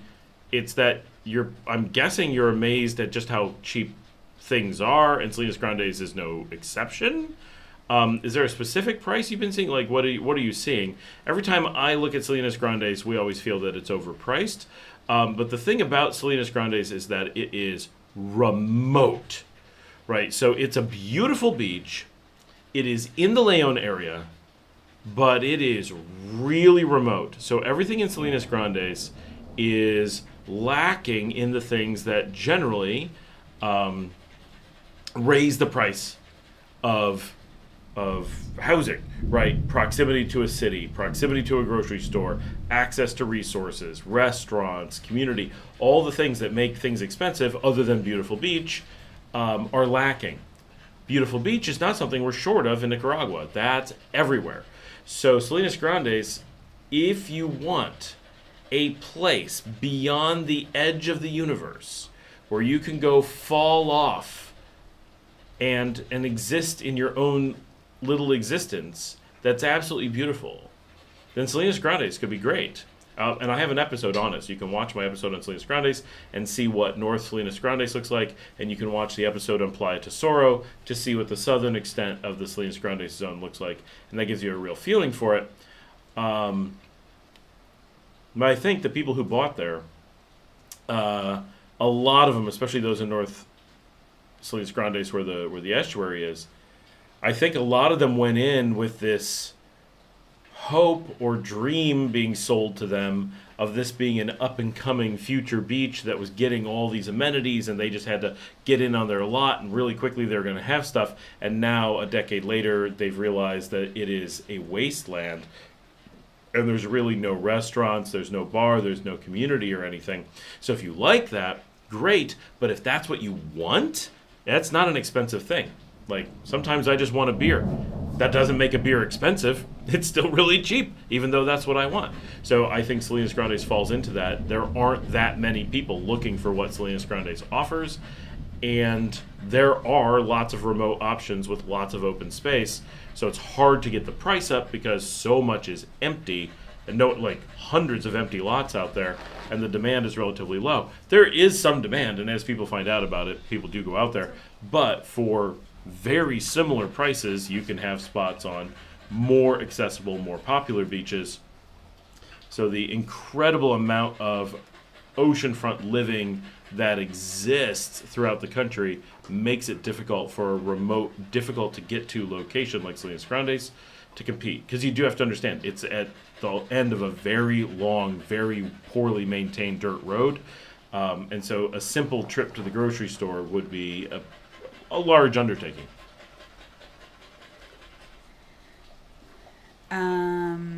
Chala. I don't know. It's possible there might be a Jewish bakery in Managua, but I've never seen one or heard of one. I feel like we talked about this, and I feel like we said no one knew of one. I'm going to say that there's certain specialty breads that you're going to have to make for yourself. Like, for example, you can find pita bread frozen at La Colonia, and it's very expensive. It's actually pretty easy to make decent, fresh pita bread at home, so that's what I do. So I would say, and the other thing about challah when it's for like, because you have it for Shabbat, so I don't know if somebody could accidentally put something in it that would, like if you eat kosher, make it not kosher. I don't know enough about that. So I would be concerned. I feel like you should make it yourself. Yeast is Probably. easy to find. You can find yeast and flour. I would say embrace making some things for yourself. If there's some things that you're gonna miss that you have to have, especially like for holidays, like resign yourself to making it yourself. Like our kids wanted to do gingerbread houses last Christmas, and we ended up not going home. Like back to my family's for Christmas. And In the States. in the States, where you can just buy gingerbread house kits for $5 at Five Below, and everything is really easy and all together. And my children really wanted to make gingerbread houses, and I tried to get them to like agree to something other than gingerbread. And our younger daughter is a purist, and she wanted only gingerbread.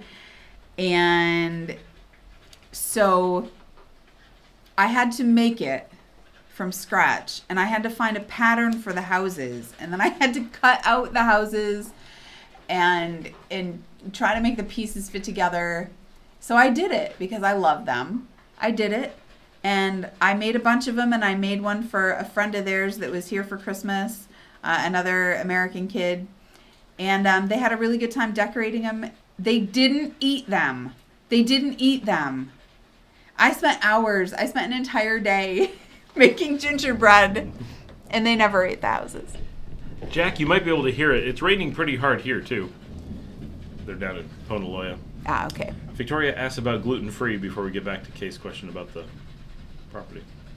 Yes, you can find, there are some gluten-free items I call it in the foreign food section at La Colonia. There's some flours and some pre-made things that are gluten-free. And then Super Portas in Managua has a lot of imported things, and they do have an entire selection of gluten-free flours. Price Mart has almond flour. And I feel they also have like some gluten-free cookies and crackers at Price Mart. So you can find some of those things. Some.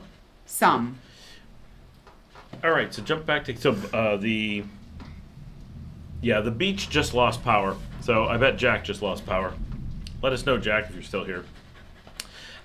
Kay says, where would you consider cheaper with beachfront lots? Well, I mean, Salinas Grandes is definitely really cheap, right? But everything from the top of the reserve to the top of the country is basically cheap for beachfront lots. Like, Nicaragua beachfront is not expensive. And so you're talking under $100,000 with a house on a lot. That's pretty standard. I mean, that's not like it's totally possible to have houses over $100,000, but probably the average house is under $100,000 on the beachfront. In Salinas Grandes? No, in Right. all of northern Nicaragua. Oh. Right. Think about smaller houses. Like think about Las Piñitas, like the normal houses, not the biggest ones. Okay. There's going to be the exceptions, like Dave's house. That's over $100,000, I would assume. But like all the neighbors' houses that are single lots, not the ones that are like triple lots. Like we get that, but the like down where the Italians used to rent. It's the blow through. It's a 2-bedroom. It's I'd say the average one is probably under $100,000. If you're actually getting the real prices, and that's like the entire everything that isn't Rivas. That is the prices, pretty much. Okay. There's always going to be like a spot that costs more. There's always going to be like a big nice house that costs more. But of normal houses, you could get to well below 100,000. You could get to slightly above 100,000, but that's kind of the range. And I saw where you said maybe you're pricing San Juan del Sur. San Juan del Sur is very similar in prices. It is not super expensive compared to the rest of the country if you're looking at the same properties. If you are looking at what happens in San Juan del Sur, if you're looking at real prices, is that they do have big mansions and very American style things that are like super fancy, and they're going to have some higher prices, but they're not going to be high, not if they're real. The problem is, if you look online, and look at all the fake prices, San Juan del Sur is the scammer's paradise, and everyone's out trying to get a quick buck off of people who think they can look online for prices of property, and they will tell you prices that are completely absurd and not in line with what is available in the country in any way whatsoever. And so we have a lot of videos where we talk about this. It's a lot worse than just trying to scam you with a house that's overpriced. Oh, I was just shooting for the moon. It's worth $200,000. I asked $500,000. I wanted to see if you would take it, but it's not. There is an entire industry in Nicaragua. I'll be right back. Yep. There's an entire industry in Nicaragua where real estate listings are made that are utterly fake in tiers of fakeness, because it creates a situation where you start to lose the ability to evaluate the value of land. And it's all orchestrated to completely confuse and disorient expat shoppers, especially those who are abroad, but also those that are in country, and create a situation. I'm going to give it a second because we're having internet problems or something. I see that it's buffering. I'm just going to go to the image for a second and drop our bandwidth, see if we catch up. Let me know if you guys can still hear me.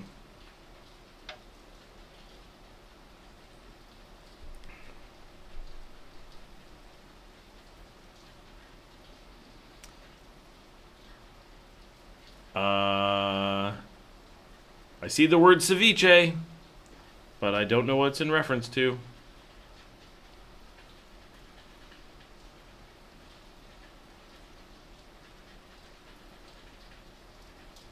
Okay, the Nicaragua Live thing came up. All right, cool. There, we're going to go back to camera.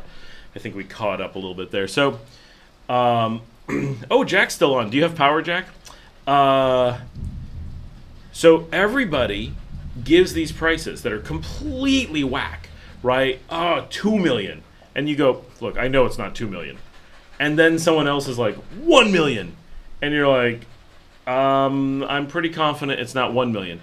And then someone comes in with 500,000, and you start to be like, that's so much less than 2 million.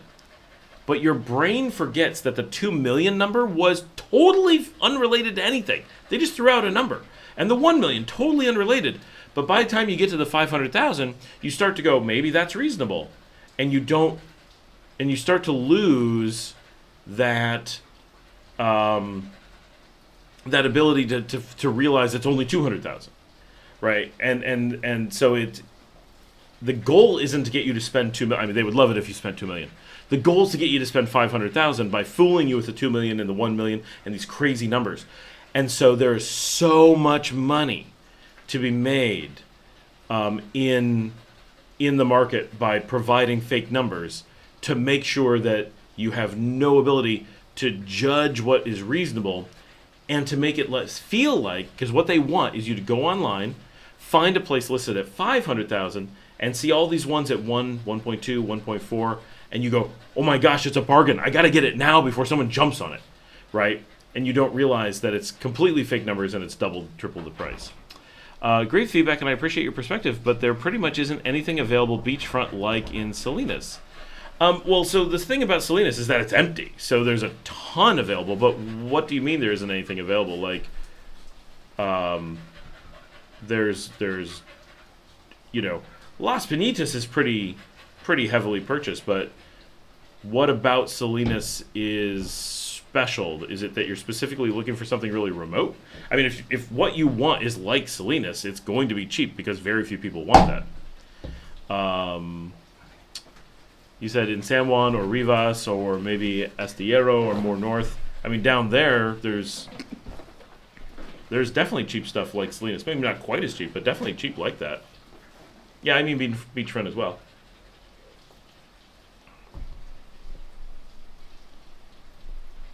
There isn't, I mean, San Juan del Sur doesn't have a beachfront like Salinas. So, like, physically it doesn't have that type of beach, and vice versa, right? San Juan is a bay.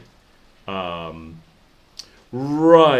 So they're different styles, right? So the San Juan area is a bay style area because that's, I mean, we're talking geography here, right?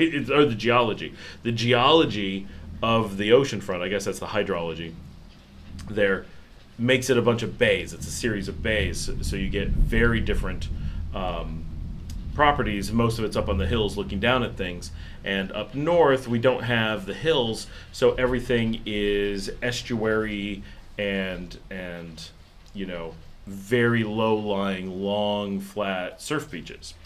So it's two completely different regions. So they're difficult to compare in that way. But if you like that at Salinas, right, that's at Salinas, that's at Tesoro, that's at Ponaloya, that's at Brasiles, that's at Corinto, that's at Las Penitas, at Azul, at the one I can't remember its name. I think there's some of that at Valero and Tortuga and all those.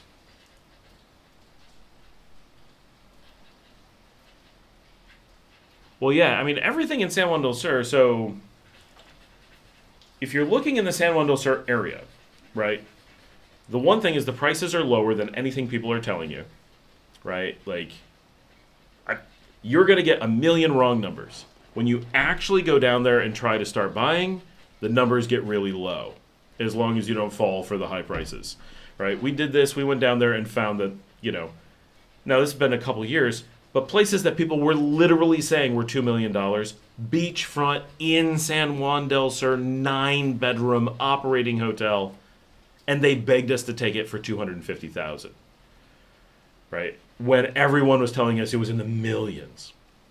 And we didn't judge it to be a good deal, and we didn't take it at $250,000. Someone got it for less than $250,000, presumably, at some point.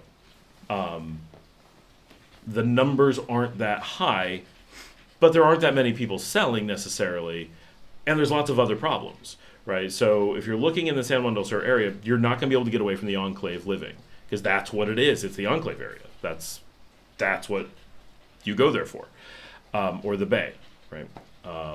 If you want the type of living that Salinas has, you got to be in north. So are we talking about north of the reserve, south of the reserve, or the Rivas zone? Everything south is in Rivas, and everything on the beach in Rivas is going to be enclave living with all the drama and the culture difference and a lot of nice restaurants and stuff. Like, those areas have some cool, expensive amenities, because you've got private communities and stuff that you don't get other places, like literal gated enclaves or just cultural enclaves. It's a completely different place. And up north, you have traditional Nicaraguan oceanfront in all the departamentos the whole way up, and you really don't have any enclaves. You have tiny little pockets that have collapsed and are worth nothing. So you can definitely buy houses under $100,000, even in the enclaves where it's all gated and stuff. I would not recommend it, because there's a reason why it's worth less than $100,000. Like, you can't get good internet and stuff because the enclaves have kept it out because they're anti-work and stuff. So you want to be really careful with that. But Jack says, just visited my grandfather's neighborhood in Barrio Sutiava. I'm going to check out your videos on it. Be back later. All right, awesome. We love Sutiava. I just want to tell TJ that you can get a big box of Bisquick mix at Price Mart for a decent price. So I occasionally see canned biscuits at La Colonia for so much money. Like, I feel like it was like $10 for 4 of them, something like that. And I'm just like, oh my gosh.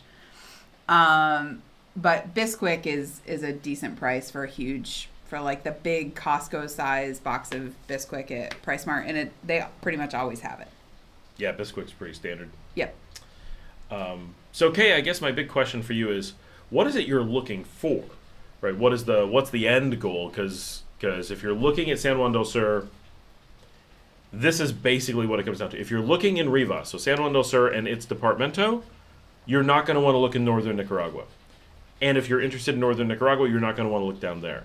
They are two very dramatically different cultural zones, and just a person who wants to be in one won't want to be in the other. And you could be either way. Both are cool. It's completely different things. But we refer to it as the two Nicaraguas. They are absolutely different places, and some people who are down there want to get out, like, oh, this isn't what we wanted, or it's changed, so we want to move up, or vice versa. Kay says, we'll be visiting soon to see a few places around Leon, Salinas, and Ponaloya. We've been living in San Juan del Sur for 10 years and never made it to the northern beaches. Better late than never. Really appreciate it. Oh, yeah, definitely come up, but be prepared. It is utterly different world. It's amazing. We went down, I went down, Dominica wasn't with me. I went down in 2021 early with Paul, who popped in at the beginning of the video. And I'd been to San Juan del Sur a few times, so I'd spent time there a bit in 2019. And we had been looking at it quite a bit because we hadn't moved down yet. And Paul went there and he made it 3 hours. And he's like, nope, absolutely not. He had no problem moving to Nicaragua. He was ready to move to Nicaragua without ever even having visited. He's like, nope, I can do it, no problem. Got to San Juan del Sur and he's like, we're looking for a different beach. Like, well, I'm not doing this. And it was just totally not the Nicaragua experience he was looking for. But other people will come to, Ponaloya and be like, really? But where's all the fancy restaurants? Where's all the live music? Where are the expats? You're like, there isn't. And they're like, well, these houses are old. We're like, yeah, everything here was built during the 60s and 70s before air conditioning. And I don't want this. So you get these two very, some people just love the San Juan del Sur area, and some people just love the Leon or the Chinandega areas. It's very different. And, unfortunately, there's two major axes, which is one is the culture. Like, it is utterly different way of approaching everything. Like, you feel like you're in two different countries between them. But also, everything in the north is flat. And everything in Rivas is mountainous. So you could love the mountainous of San Juan del Sur, but like the culture of Las Pinitas. And that's where you get difficulty. You're like trying to, How do you choose? Right. I like San Juan del Sur for a short break kind of thing. Like, there's some interesting restaurants down there. There's a lot more vegetarian choices in San Juan del Sur. The nightlife, if you're in the mood for a crazy party, like, that's like party. Yep. But I wouldn't want to live there. Yeah, but we thought we did. Like, we were Yeah, really we seriously did. looking at it. We We did. almost bought a number of places. We got someone attempted to scam us. It must have been a dozen times before we just finally learned that it was all. Yeah, Just don't all use of a it. realtor. Oh my gosh! Yeah, Every and single don't try to like actually buy something before. Like, when we say don't do that, it's Right. because we know not to do it. Right, we did it. We got screwed Yes. so badly. We got lucky. We got lucky that the deal didn't go through. We got lucky that Yep. the realtors turned out to be egotistical idiots, and so it didn't go through because this is where we're supposed to be. So Kay says, haha, I understand completely. We ran a busy beachfront restaurant in town, actually in San Juan del Sur. We must know the place. I mean, we've been there many times. We no longer have it and are looking for exactly what Salinas Grandes seems to offer. We have 3 kids, and surfing in front of home is a dream. If you like surfing, then yeah, it's going to be better up north. Normally, I understand that Ponaloya is... No. Popoyo, I understand that Popoyo is absolutely fantastic. I'm not a surfer, right? Popoyo is supposed to be absolutely fantastic. But short of that, the Transito and Valero and Las Pinitas, we've got a lot of really good surfing up north, but importantly, without crowds, right? So, and very cheap. Salinas, as long as you're okay with the remote. Coming from San Juan del Sur, I feel like that's going to be a pretty big shock.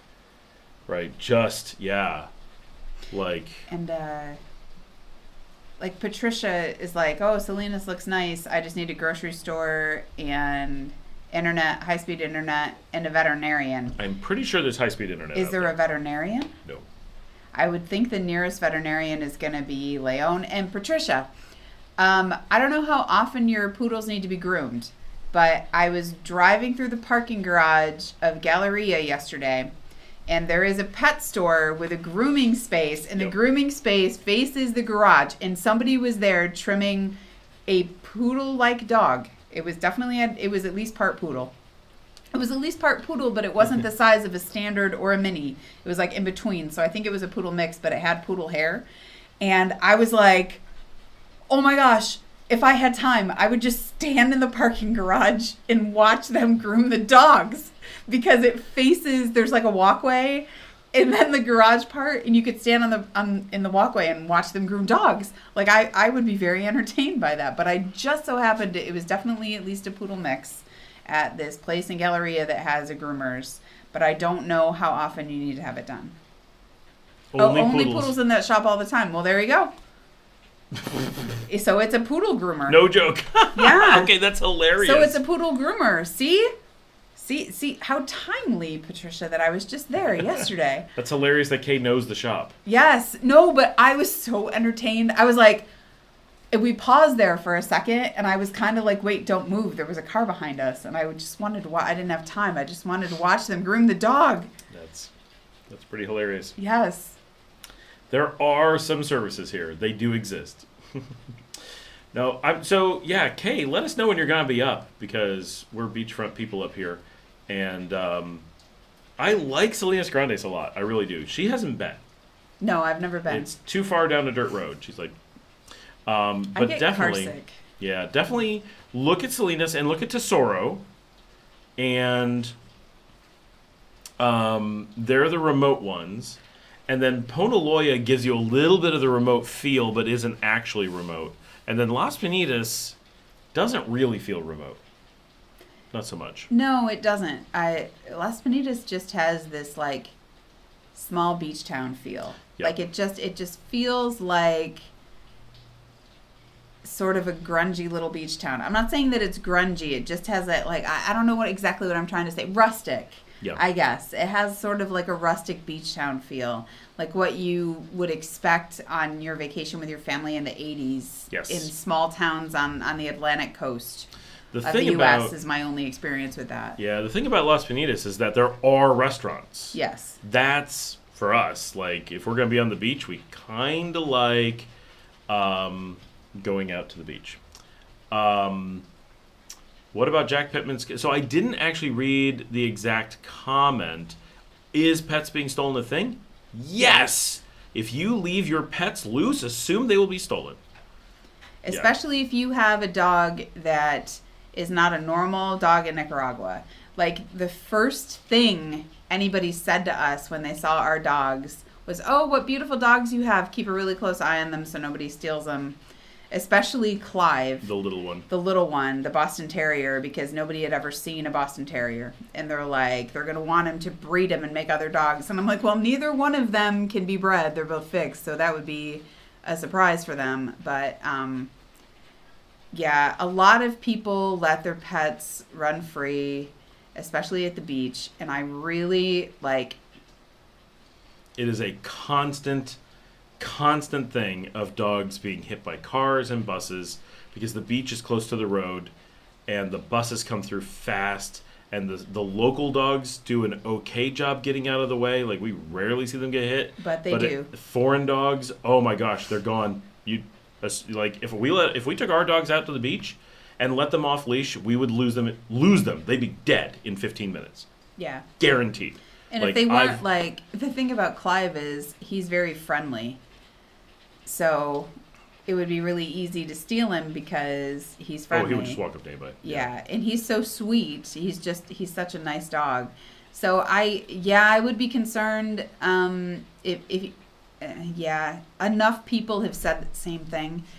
Well, and our friend Saeed, how many of his animals have been stolen from kittens mostly? Yeah, mostly kittens, but it's a constant thing. Oh, where's this cat? Oh, someone stole it. Yeah. Leaving your dog home alone or fence in the yard normally is okay. It's rare that someone's going to climb a fence to get an animal. Rare, but not unheard of, because dogs bark, dogs attack. Like, people get scared of dogs and dogs that are there. You would want to make it a little bit hard to tell if you were home or not. But, stealing a dog is definitely a situation where someone could come at you and do some damage, and a dog may attack you, and you're definitely allowed to defend your dog. So that would be a scary thing to come into someone's house. Beach. My gosh, so many dogs vanish on the beach. Yeah, Patricia, I don't think that them stealing it from your house or your fenced in yard, because like your yard is going to have razor wire across the top no matter where you are, or broken glass across the top of it. So I don't think that is probably too much of a danger. Have security cameras. As long as you have an enclosed yard, Have I've an never enclosed heard. yard. I've Yeah, never I've heard not of someone- heard of that. But people It's who have mostly at open the yards. beach. Yeah, and people who let their dogs roam free. Right. Um, Well, and honestly, I've considered stealing dogs. I've seen malnourished dogs out on the street, and I've been tempted to just pull over and throw the dog in the car and be like, nope, you're going to eat now. yeah. That's why there's food in our car. I have dog food in the car. You do? Yes. To rescue dogs? Yes. Oh, I'm going to say I knew nothing about it. Janet, is that why people keep saying how cute Osa is and people ask about her having puppies? She's also fixed, so no. Yes. Yep. People people want to have more of, We're having bandwidth different issues, so I'm looking just going to go dogs. to low bandwidth mode. okay. They still hear us. Oh, okay. The buses here do drive crazy for sure. Yes, but yes. The thing is that your laundry detergent doesn't bark. Yeah. bite. And people are afraid of dogs because there's a lot of stray dogs in Nicaragua. And like Scott has talked about being followed on the street by stray dogs while he's filming. And so people are afraid of dogs. And like Mia is quite an aggressive barker. And nobody would come into the yard if she was in the yard. Like, they would be really Even people who know her foolish. won't come into the yard. Yeah. We're like, you know she's not going to bite you. She knows you. Yeah, but she's so, like, her barking is so loud and aggressive. And so people assume that a dog they don't know is going to bite them because they do here. Like, stray dogs bite. Oh, yeah. And those dogs, if Scott didn't confuse the hell out of them with, oh, it's a good to puppies, look at the puppies, they might attack him. Like, it's a I've thing. definitely been in a situation where I was pretty sure I was being attacked. Yes. Yep. Yeah, it's... Yeah. Yep. A barking dog could bring someone who's very angry. And then you're caught inside, and they don't want to get caught inside because when the police get there, they're going to be even less happy. Right? Because when you start breaking into houses here, the police will definitely be unhappy with you. Patricia says stealing kittens. The shelters around here are full of kittens. Like, honestly, I think it's foreign girls that are stealing his cats. Probably. Yeah. Like, teeny tiny kittens keep going missing. That's your cousin's restaurant, Jack? That's in Sutiava. It's half a block south of the square on the southwest road heading south. That is the restaurant where Que Fanta comes from. Oh, I've never been there. No, you haven't. It's a steakhouse. so. Oh, okay. How are the potatoes there, Jack? That's probably the only thing I can eat there. Can you confirm if they have something other than potatoes for me to eat? Here's something. Patricia Is regularly making me laugh here. there's someone who seems to be related to Jack just popped onto the channel. Hey, Robert. Your cousins own the pharmacy too. Okay, says thank you so much, guys. I'm off to bed. I think I sent you a message on Instagram. Oh, really? I did see something pop up. Let me see if that's you that popped up. And that has the letter K. Could that be you? K. As you accept. Boom. But Jack, I'm a pescatarian, so do they have something other than steak? All right, cool. I got you, Kay. I'll add you on WhatsApp when I'm free. Wait, your cousin owns a restaurant called Twins Restaurant, but you're the one with a twin?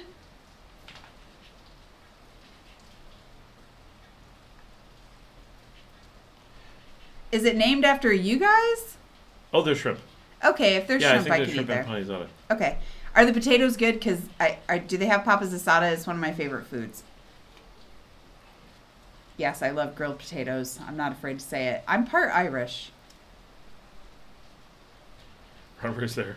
Sex, I'm behind on the live. Well, hey guys. Our family is loaded with twins. Oh my gosh. That's funny. How many sets of twins do you have? I'm invested in this now. Twins is the restaurant that has the billboard out as you come into town. I know, but Oh, okay. for some reason I didn't think that restaurant still existed because I couldn't Oh. understand why I'd never been there. Yeah. It's very nearby. I've walked to it from here. Jack, are your cousins Los Gemelos? Oh, well, I mean, probably. he said his family's full of twins. Maybe it's just called that because there's a lot of twins in the family, but the actual owner doesn't have them. But it's like, imagine being in a family with lots of redheads. You may not be a redhead, but, more than I Oh can my handle. gosh. Wow. Boy, if I was a woman marrying into your family, I would be concerned. I would take pause. I'd be like, do I want to make this kind of commitment to the likelihood of multiple children? That's some crazy stuff. That's My heavy rain out cousin, there. my first cousin has 2 sets of twins. But it's got to be from her husband's side because nobody, well, I suppose it could be her mother's side, but it's definitely not my family. There's no twins except for hers. In case you haven't Oh, no, noticed, that's not true. My other cousin has twins yeah. on the other side. That's true. we've had over 400 views on this channel so far, on this live stream. Cool. Oh my gosh. That's Wow. one of the best things I've ever heard. That was karmic justice there. Yep. So now does he only have 4 girls or did he do it again? And now he has 6 girls. Oh my gosh, that's hilarious. I don't think I've ever met anyone with a family full of twins. Yeah, I don't think so. It's usually there's 1 or 2 and skips a few generations. I'm loving that there's that many twins. There's that many sets of twins in your family is awesome. Well, I think we have to go there now. You have to take me there. we can Why go there. have you never taken me there? Did you take the kids? No, I took Paul. Or Paul took me. He learned and he stayed with all girls. Yep. See, sometimes karma teaches a lesson and people learn it. He's a smart one. Unless he wanted 6 kids. I mean, sometimes people do. Or, of course, he could have gotten 7. Because Right. he got triplets. He could have other triplets. That's pretty funny. That's It's amazing. funny how many people on the show are from Sutiaba. Mm. I know we're in Sutiaba, so that kind of encourages people from Sutiaba, but Does it? I don't know. Why would it? They are well-known businessmen in Leon. We ate there tonight and last night, got a tomahawk. Everything was awesome, and the service is great. I thought the service was good. Well, you and have I think, to say that, Jack. He does. I think Paul got a tomahawk. Paul gets a tomahawk when Often. there is one. Yeah. Yeah. But it's on that road you don't like to drive down. When I drive by the church and you're like, this road. If you keep going towards the apartment Oh. and then turn left right at the edge of the square, it's right there on the left. It's a cute little spot. Oh. Okay, we should go there. It's in one of the old Sutiava neighborhoods because it's the square area, so it's the oldest neighborhoods. So it's a neat little area. For those who don't know, I really like old Sutiava. It's cool bits of older than lots of Leon going on. Does Paul still live in Nicaragua? Yeah, he was on the live stream just for 30 seconds early on. I don't see him on Scott's show anymore. It's funny. Yeah, he never likes to be on the show. Until tonight, oddly enough. It's funny, though, because I never see him on the show. I get the burps from all the seltzer. And we go back and try to fix up some old episodes more or less every day.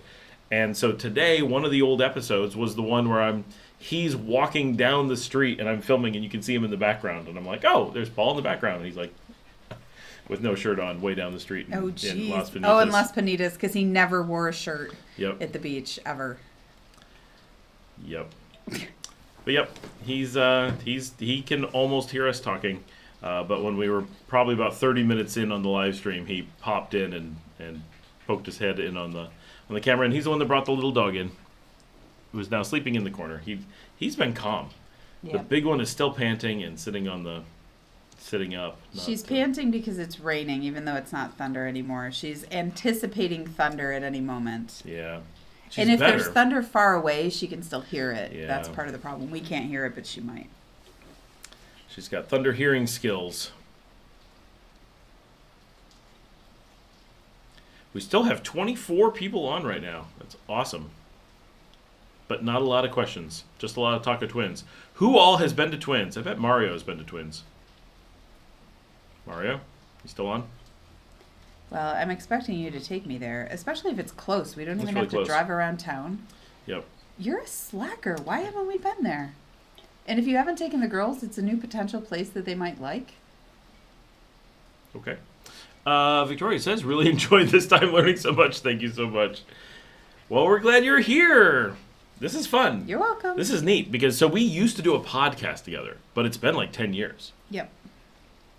Because we did Kidding Around Europe, which is, you can go listen to it, right? For those of you who enjoyed listening to Dominica tonight, you can get more of her by subscribing on Apple Podcast, Audible Podcast, Spotify Podcast, or going directly to the website for Kidding Around Europe. You can listen to our adventures of backpacking around Europe with small children. Our incomplete adventures. Incomplete. We need to go back and complete them. It's been a long time. It has. We are up to the episode where we're ready to head to Austria. No, Bavaria. Oh. We have the last. I think the last episode that's we only do. halfway through. Yep. I think the last episode is when we get on the train and go to the wrong place. Oh gosh, that was my fault. And we also, and I think the episode before it is the one where I get stranded Good in Zurich. night. Who are we losing? It's Victoria. Victoria. Victoria, have a good night. Thanks for jumping on. Oh, we're up to 29 people now. It's growing. We Okay, I need to travel to Leon, but it's too hot out there. I'm actually a little chilly here in Ticuantepe.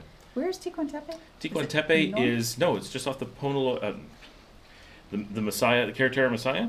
Okay. As you're heading down, there's a spot. There's a giant sign on the right as the road kind of splits off. It's right there. like right south of Price Mart. There? Yes. Okay. That's why I know that name. It's cool Yep. there? Cool-ish. Yep, because that's where the mountains are. Ticuantepe is off on the mountainside. Yep. I mean, people keep talking about how hot Leon is. I feel like I never feel that much cooler when I'm in Managua, for do. example. Do you? Here's the thing: is I don't stand in Managua going, I'm chilly, but what I do notice is that I'm running around all day, and then I'll suddenly be like, oh, I'm not warm. Oh, that's weird. And it's like just enough that I really am cooler, but not so much that I'm shocked by it. But it's always like, oh no, it's cool. When you stop and think about it, you're always like, oh no, I'm cooler. It's like you can do things all day and not get sweaty. Okay. But here, if you're doing stuff, at some point you're like, I didn't notice it at first, but now I'm warm. And there you do the same thing, but at the end you're like, oh, I'm not warm. That's about Just to be 75. clear, for those of you who don't live in Nicaragua, if you run around Managua, you will be warm. But for those of us who live in Leon, when we go to Managua, we're not warm. It's about 75 now with rain, which we're like 78, but that little bit is nice. Yeah, it's... we my have watch great is chemistry dead. online. Thank you, Mario. We have Still here. great chemistry offline, too. Yeah. Don't you do it. The camera can't see. Yeah, it's a nice, cool night. There's a place in Nigeria known for the most amount of twins. Legend has it you can Visit the place if you're seeking twins. Well, legend, I mean, I'm sure you can visit it. When I was younger, before I was really seriously thinking about having children, I always thought, oh, wouldn't it be cool if I ever have kids to have twins? And then we had one baby, and she was the loudest creature I had ever encountered in my life. And she had colic and was lactose intolerant. And still is. And still is lactose. She grew out of it for a little bit, and then it came back with a vengeance. Let me tell you, it's just as bad as when she was an infant. And she was so lactose intolerant that I could not have any milk at all, any dairy from a cow, while I was breastfeeding. But she was so loud that I it was, I don't know, it was a couple of days, and I was like, thank God there's only one of her. Because she was so loud. And she just used to scream at me. Oh, the screaming. Yep. She was tough. She was the loudest creature, seriously. Yeah, it's good we didn't have twins. Yes, I would have lost my mind. Yep. One at a time. One at a time was the way to go. They're a little bit tough on their own or separately. They're actually tough. very easy. They're Yeah. awesome. We really ended up with the easiest kids, other than the first year of screaming. Yeah. In general. Yep. It was tough. We had to rock her to sleep every night. Mm-hmm. There was a bit at the very beginning. It was just a lot of work. But we were new parents. We didn't know what we were doing either. True. But by the time the second one was 1, we were backpacking through Europe. Find out about that adventure on Kidding Around Europe podcast. You're such a goober. But she was 13 months old when we set off to backpack Europe. Yes, with a 3.5-year-old and a 13-month-old. Janet says, my third child turned out to be twins. That's a funny way to word that. I got a third child. It turned out to be twins. We thought it was a child. It's 2. They turned out to be easier than only one. They are identical, so I think it makes a difference. They were on the same schedule. I'm sure that does help, yeah. Well, yeah, that's true, because if they are on opposite schedules, then you never sleep. Dale's on. Dale's has been binging your videos for a couple of months now, planning on moving there next year, just recently retired, having some wrapping up to do, obligations and such. Awesome. Hey, Dale. Well, welcome to the live stream. Glad you're here. Awesome. Let's see, if you've been binging for a couple months, you have about 6 more months of binging before you get through all the episodes then. That's a problem with the daily episodes. It is so ridiculous. And it's not like they're short. No. Because Scott talks a lot. Well, and then we do the live stream now weekly, mostly. I'm trying. You guys like it. If I'm not on, I get yelled at. And these are not short. The live stream alone is longer than Does most. this post and then people watch them later? Oh, yeah. Yeah, it's 3 hours to post. Oh, because you do like Q&A. So people watch them later because you might have said something they want answered. Okay. That's they probably why, watch them and fast forward. That's why Luciana makes the special thumbnail for each one. Mm-hmm. So we refer to them as this is the crab holding fish episode. Oh. And the last one was the dog fighting episode. So that way you have some visual to remember it by. What was the pun for the crab holding fish? There was no pun? No. Oh, it was it's just a crab holding up a fish like a trophy, because crabs the fish do is that. Like... It's because we actually found a photograph of a crab that killed a fish and held it up, and it was like winning a boxing match. It was so happy that it killed this fish, and we're like, we need a drawing of that. And she's like, I'm on it. Dale says, thinking Leon will be the best landing spot to start. Good mix of Nika and access to American things when necessary. It is. Leon's kind of perfect. It's Yeah, we really love Leon. Yeah, it's funny. I keep tagging Intour Leon and things. I'm like, we're getting the word out. and Janet's right about like the people that end up landing here in general end up being cool for the most part. Mm-hmm. Mm-hmm. Well, it's the right combination, right? It isn't popularized, so you don't have like San Juan del Sur and Granada suffer from they're in ads. Yeah. Right. So people look at ads. Although the Flor de Caña ad has Leon, they show the birds flying by the cathedral. But you know, we're not super well known. So only people who've done some research come up to Leon, and only people who are avoiding the enclaves come to Leon. And the people who just default to the capital, we don't get them. And so it's like, and then people who are like, okay, that's hot, but I can handle it. And there's just all these like little things. And so by the time you're like, okay, Leon, we get a lot of people, but we filter out a lot of the what's going to be soon titled in videos unintentional expats. They don't tend to come up here. That is a new series coming. It takes longer to assimilate to the weather here than in other places, I would say. Like I said, I did nothing but sit on the beach, in the shade, of course. Yeah. Sweating, not doing anything, just sitting with a fan on me and still sweating for 3 solid months. I remember we would always be like, okay, here's our table and here's our fan. And we'd all be like leaning in front of the fan and you wouldn't move. That was what it was like. And if Paul was out there, he had to have his own fan. Right. And no shirt. And no shirt. And that's just how it was. And now we go to the same place and sit at the same thing, and we can be in jeans, and we just sit where like think nothing of it. And it never even occurred to us that it used to be hot. Yep, it's true. The only time I'm hot at the beach is if I'm dancing. Well, yeah. At Tuesday Booze Day. Or at Pelican Surf on Saturday nights. You too can dance on the beach. Pelican Surf, Saturday nights. I need like a little ad for like all the little surf places. Be like, Pelican Surf.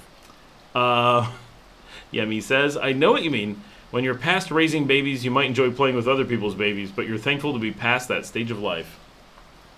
Yep. I like that stage of life. I kind of miss it. I liked it. It's just, I really like also having independent children. And they're also hilarious and awesome. Like, their personalities, I love them. And they had them, you know, they were still developing them then. Yeah. And, I don't know. They're really awesome. Like, Dale says, coming from Las Vegas, I don't think it'll be a problem with the heat. oh, Dale. Dale. Dale. You're still going to need to assimilate, man. Yeah. We're not actually intense. a humid place. It's just, it's not dry, right? Yeah. It's not a desert. It's, you know, I go out and it'll be in the 80s, but if it's a humid day, I'm dead. But if it's 95 and cooks off the humidity, I can go and do, a lot of the videos I do are in the mid 90s and I'm not even getting very sweaty. Yeah. I feel like the rainy season is hit or miss for me because if it's a rainy day with heat, I almost can't breathe. Like when the air feels heavy, there's some days when it's hot and it's also heavy. I'm like, I feel like I can't breathe right now. So. Luco says, I remember when I got here in October, I almost died of the heat. And one day I took a 15-minute stroll and got sunburned. Now I get chilly at night. Yep, Luco, I feel that, man. Yep. I easily, even here in Leon, I can sleep with the window open and no fan. I am a woman of getting to be a certain age, and I get very warm. I got warm at night before I was of a certain age, and there's no freaking way. I have to have very cold air conditioning, or I will just wake up soaked in sweat. So. Dale says, thanks for the info, and yeah, I've been doing 6 to 7 videos a day and have no hope of getting to them all. 6 to 7 a day, you're barely treading water. Scott. No, it's true, because we put out multiple videos on this channel alone, and my Scott Allen Miller channel, the one without vlog at the end, puts out at least one a day, 2 yesterday. And then I have other channels that put some out, but not that you'd normally be interested in. But it is huge numbers. So like today, I think we put out 3 on this channel and 1 on Scott Miller. Dale, definitely watch them at like 1.5 times. You can still understand what he's saying. It's not too fast, but it just goes faster. Like, I recommend that. Yeah, but if you do them at regular speed, I get more credit. Arafat says, hey, how you guys doing? Just wanted to know how you stay so regular on YouTube. Sheer force of will. And lots of fiber. Yeah, force of will. It's, it's been a habit for so long. So I started daily blogging, where I would actually type out a blog in 2001. End of 2000? Early 2001? You had the vlog before I met you, like in 1999. But I don't know that you were doing it daily. You had... Well, we met in 2001. Yeah.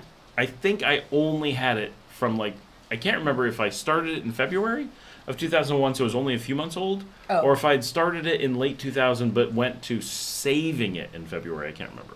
Okay. But so it's been about 24 years. So I used to, for years and years and years, write a blog every single day, which is a very different thing than doing the YouTube thing every day. But it was a lot of work.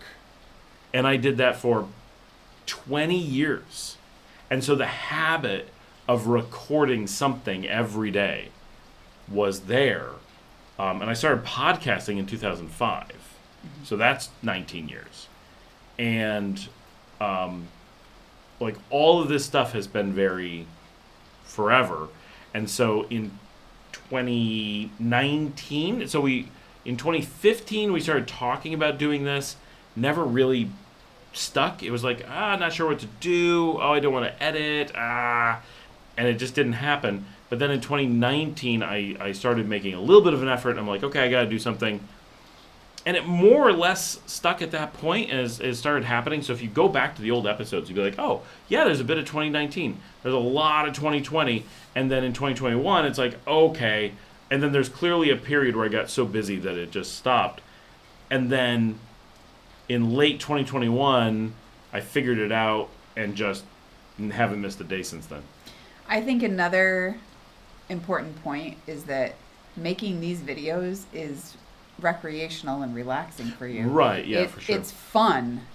So even though it's a huge amount of work, it's fun. So for you, it's still, even with how much work it is, it's still like your break from the amount of, it's not work, it's fun work. And what's really funny, okay, so I work a lot. Yes. And I need a break from that. So I do YouTubing.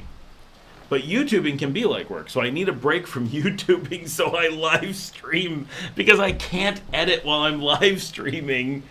So it's a guaranteed break that nothing can happen while I'm doing the live stream. No wonder you like it so much. It really is. You're like, it's guys, like ask me questions. I don't want it to be over yet. It's the one time of the week where I guaranteed I can grab a drink and just sit down and nothing can happen. And no one can call me. And no one can need me, and I don't get stuck in a editing issue or something. And so it really is, but it's like hanging out. So it's like getting together with everybody and having beers. But it's, Luco says, I can sleep with the window open. I think he meant you can't. I think so. I did one time and got eaten alive. So, Luco, I definitely don't recommend that unless you have screens on your windows or you're in a mosquito net, because don't forget that mosquito-borne illness is a thing here. Right. It kind of sucks. Kind of sucks. Not great. Buddhist loved the baby stage of his kid's life. Yeah. Yeah. So, so did I. And, when I think about that backpacking trip, my favorite memories were I carried our youngest, our 13-month-old, in a Bjorn carrier. What are those called? A baby Bjorn. Oh, yeah. And so and she had no hair until she was 2.5 or something. She was a little bald baby. And so I would just, her head was right here, and I would just go, and kiss her little bald head the whole time. So yeah, I did love the baby stage. I also really love where they are now because they're just so awesome. They are. They're a lot of fun. It's tough because every stage was fun. Yeah, our kids are because they've always been homeschooled and they've always spent a lot of time around us, and we're quirky people. And we also really want them to be free thinkers and independent, and we want them to question authority. I would prefer if it wasn't mine all the time, but you know, if you want one outcome, you have to deal with some pain to get there. And they really are like, I feel like we've been really successful. Yep. They really think, and they think about other people, and they think about situations, and they hold very strongly to their opinions about things, and they do like question authority, and they don't just give respect to people just because they're older than them. Like, they expect people to earn respect, and that will serve them, especially as women, later in life, just in dealing with all kinds of things. So they're cool. We did a good job. And like, you guys hung out all day Mm-hmm. doing Chinese treats and stuff. But we were talking about all kinds of Right, stuff. yeah. Oh, they have such deep conversations on everything. And last night we had some problems with the computer, so I didn't get to do it for a couple nights. But last night I got to spend hours with them playing Mass Effect, which is one of my all-time favorite video games. As like we like get really deep into the making of the game and what they did good and bad, and the story and the characters and the, you know, decision making and like we all three of us sit around and just discuss what's happening in the game so much. It's really cool. And like, I take the kids out for coffee a lot, and we just sit and talk about story development and game design and all kinds of different things. Because they're like, we need time for conversations. Yeah. It's pretty cool. All right, Dale says, yeah, no enclaves for me. And I've lived in Chicago, New York City, so I think I can handle the humidity. And your point's about adjusting to the weather when it's consistent. Yeah, it really is consistent, so you will adjust. It's just when you first step off that plane, I bet you're going to feel warm. And Jack's like, it's like having beers with the boys in the garage. It is. Does he mean us? Yeah, well, everyone. Oh, sitting around on the live stream. Because that is what it's like. Everybody's sitting around. They put it. We're on the TV, dear. Like, that's the funny thing. It's really funny thinking about how many people mention that. That the normal show, I don't know how much people do. I mean, it's all in 4K, not the live stream. That's in 1080, but because like nothing handles 4K streaming. But like, like Larry said, he does some typing and then he switches to the TV. Which, Larry, actually, what you can do is pause it on the phone and put it on the TV, and then you can still type on the phone and see the conversation while it's on the TV. I've actually done that on the live stream before. Oh. I'm pretty sure that worked. I had to do it. I can't remember what I had to do it for. But a lot of people say that the live stream, because it's long, they don't want to be on a phone or something. They want to sit in their living room and have it on and just watch what's going on. And so there's a lot of TVs that we're on. Do I need to wear makeup? Do I need to like put more of an effort in if you've got me in 4K? Like, just let me know. Or don't. Like, it depends. Don't let me know if like the size of my pores is giving you nightmares or something like that. I don't need to know that. I was watching some video today and I'm like, oh my gosh, I have wrinkles. Like, I have like crow's feet. I was like, oh, in 4K. I'm like, yep. Maybe I don't need to know. Luco says, I had dengue 2 months being here. Oh, that sucks, Yep. man. Dengue's no fun. I had it in 2022. It's, most people have had at least one of the, usually it's dengue, I think. Dengue seems to be the one that goes around the most. Yemi says, having both of you on the stream is really cool. We're cool. Thank you. Thank you. Dale says, I mix in some Nika native videos too, so I can get some immersion Spanish and see some more of the country. That's how I knew about the furniture makers in Masatepe. I also have videos about Masatepe, just to be clear. That's actually a good idea, because Nika Spanish is Nika Spanish, and it is different than other places. And like, we were in Mexico in March, and I was using some Nika Spanish expressions, and Scott's like, you know that is only a thing in Nicaragua, right? It's not a thing in Mexico. And I was like, what? you learn the Spanish that you're speaking, and then Yep. that's where you hold on. So Yep.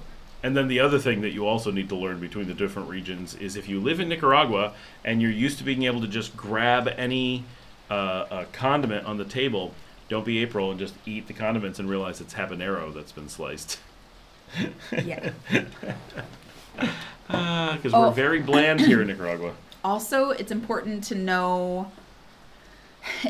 learn what some really rude things to say are that you didn't know. Like coger, for example, which in some countries like this one. Yeah, be careful. Duolingo will teach you to say really inappropriate things by accident. Yes. Duolingo will tell you that you're going to take the bus and use coger, and that is not what you're doing if you tell somebody in Nicaragua that you're voy a coger el autobús. At least it's the bus that should be offended. Yeah. Luco says, plus when you get off the plane, I got gringo priced on the cab that charged me $20 to go, I assume, from the airport to Crown Plaza, Crown Hotel at Plaza Inter. Have your transportation in order when coming here. The other thing you can do, Luco, is InDrive. Just have the app on your phone, and then even if you don't have anything sorted out, you can just use InDrive and be like, I'll give you $5 to go to $5 is probably... No, that's probably about right. No, it's probably like $8. 20 is way too much, but... Yeah, 20 is definitely way too much. Yeah, InDrive is pretty good, and there's a record of the ride, which is good. Here, I'm going to let the dog out, which is good to have. But I have a problem that it gives out my phone number, and I end up with cab drivers texting me on WhatsApp. Cab driver stalkers, that's a bit of a problem. Yeah. Yemi says, just clarifying, it's the staying up all night when they don't let you sleep and you've got to work in the morning. Yeah, that's the not that great part was tough.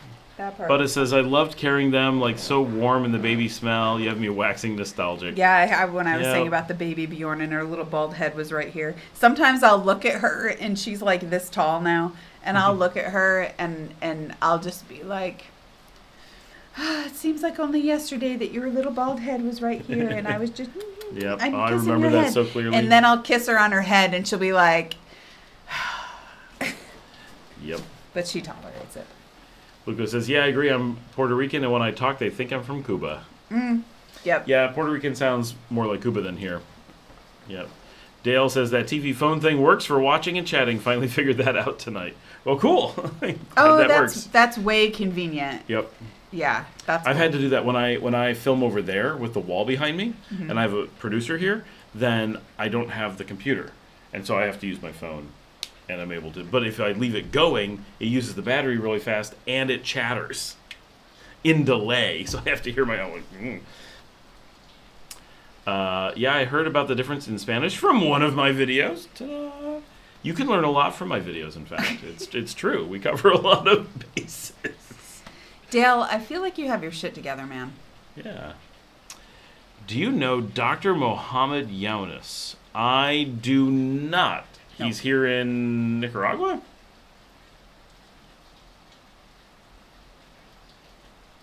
Arafat has been on the show before. He is from Bangladesh. So, hello. I do not know that, doctor. Is he a doctor in Managua, perhaps?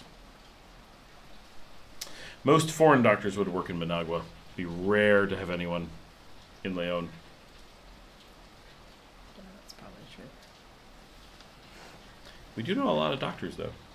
That's true. We do know quite a few doctors. It's amazing. In the U.S., I feel like, other than clients, like I have doctors who are my clients, but I don't know them. I don't think I've ever had a doctor who was a friend. No, and we hang out with a bunch of doctors. Yeah, here we have lots of doctors that are friends. Like 3 at least that are really close friends, and then another 3 or so that could casually be in a group of people at our table that we would know. No, well, probably more than that. More than that, yeah. That's true. Yeah, so we have within our could end up at a house party and know each other group. It's probably like 8 or 9 doctors. It's true. What should we talk about to fill the time, Scott? I don't know. Well, we're only going to go for a little bit longer. We're getting towards the end. I've got to play Mass Effect with the kids in a little bit. Okay. I feel like Dominica's ready to go for longer than me. No, I could go a lot longer, but I do need to Duolingo before the end of the I day. was just going to say I have to do Duolingo as well. And I already coordinated with the kids that at midnight we were playing Mass Effect. Okay. Hang on. That's not right. Oh, no, my gosh. It's actually 11:40. I was thinking that wasn't the correct time. It is actually 11:40. That counter shows we're just about to hit 6 hours. In 8 minutes, we will hit 6 hours on the live stream. Lucas says, here the doctors are different. They actually care about your health, which is absolutely true. Like, That it is is so very true. different. Yep. And they make house calls, and the dog wants in again. The experience is so different with doctors here. There's the little boy. Hi. Buddy. Why are you so excited? Hey, what's the matter? I don't know. He did something. Something has happened, and now he's all worked up. What's the matter? Oh. He's all wet. Oh. He's wet because he had went to go out in the rain. He does not like peeing in the rain. Aw. Poor little dog. It's so tough. He's making faces at us. Aw. Janet says my class at 11 was canceled, so I got to stay during that time. Welcome back. My dad is back Dad, on. Why what are are you you on? It's 1:40 in the morning. Dad, you went to bed relatively not that long ago. Not a full night's sleep. It was several hours, though. It was. Airfat says he's the new leader of Bangladesh after Hasina got kicked out. I would never know the name. He's the interim president. I saw that he was sworn in today. Yep.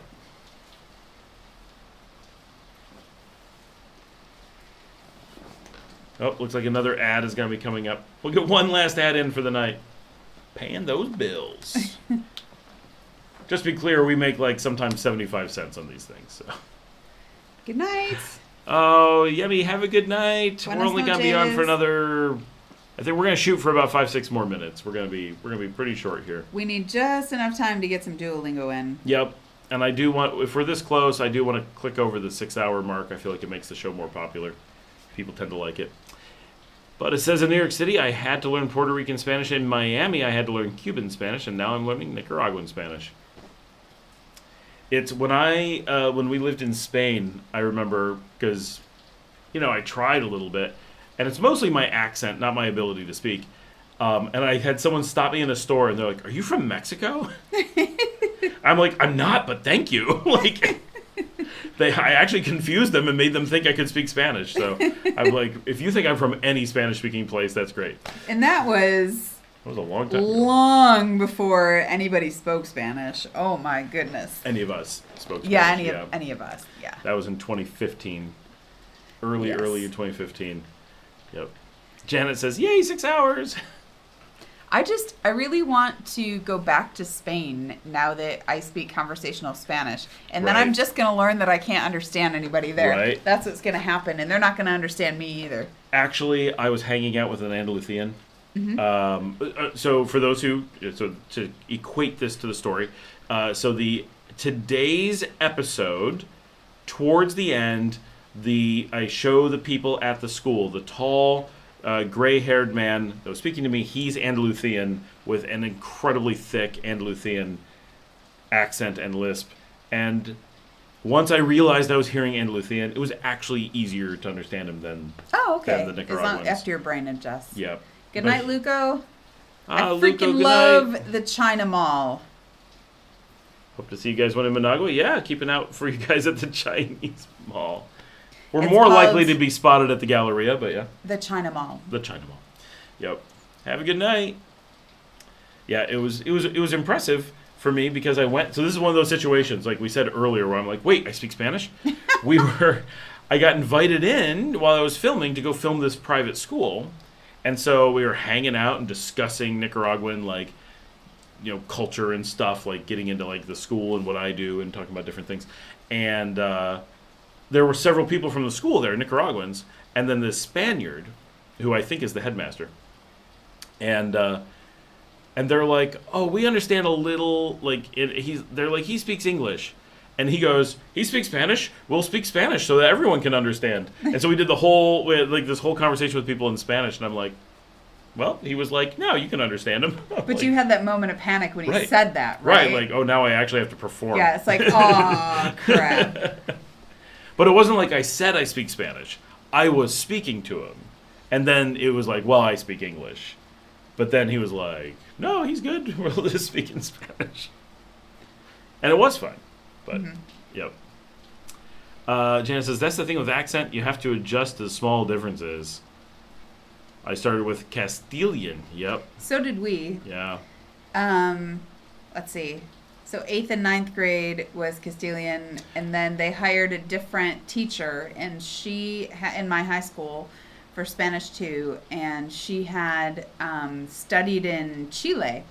She had done like a bunch of studying in university in Chile, and so I learned her accent then. So I learned some differences in the accent through her. I learned from a German who learned Mexican-style Spanish from books.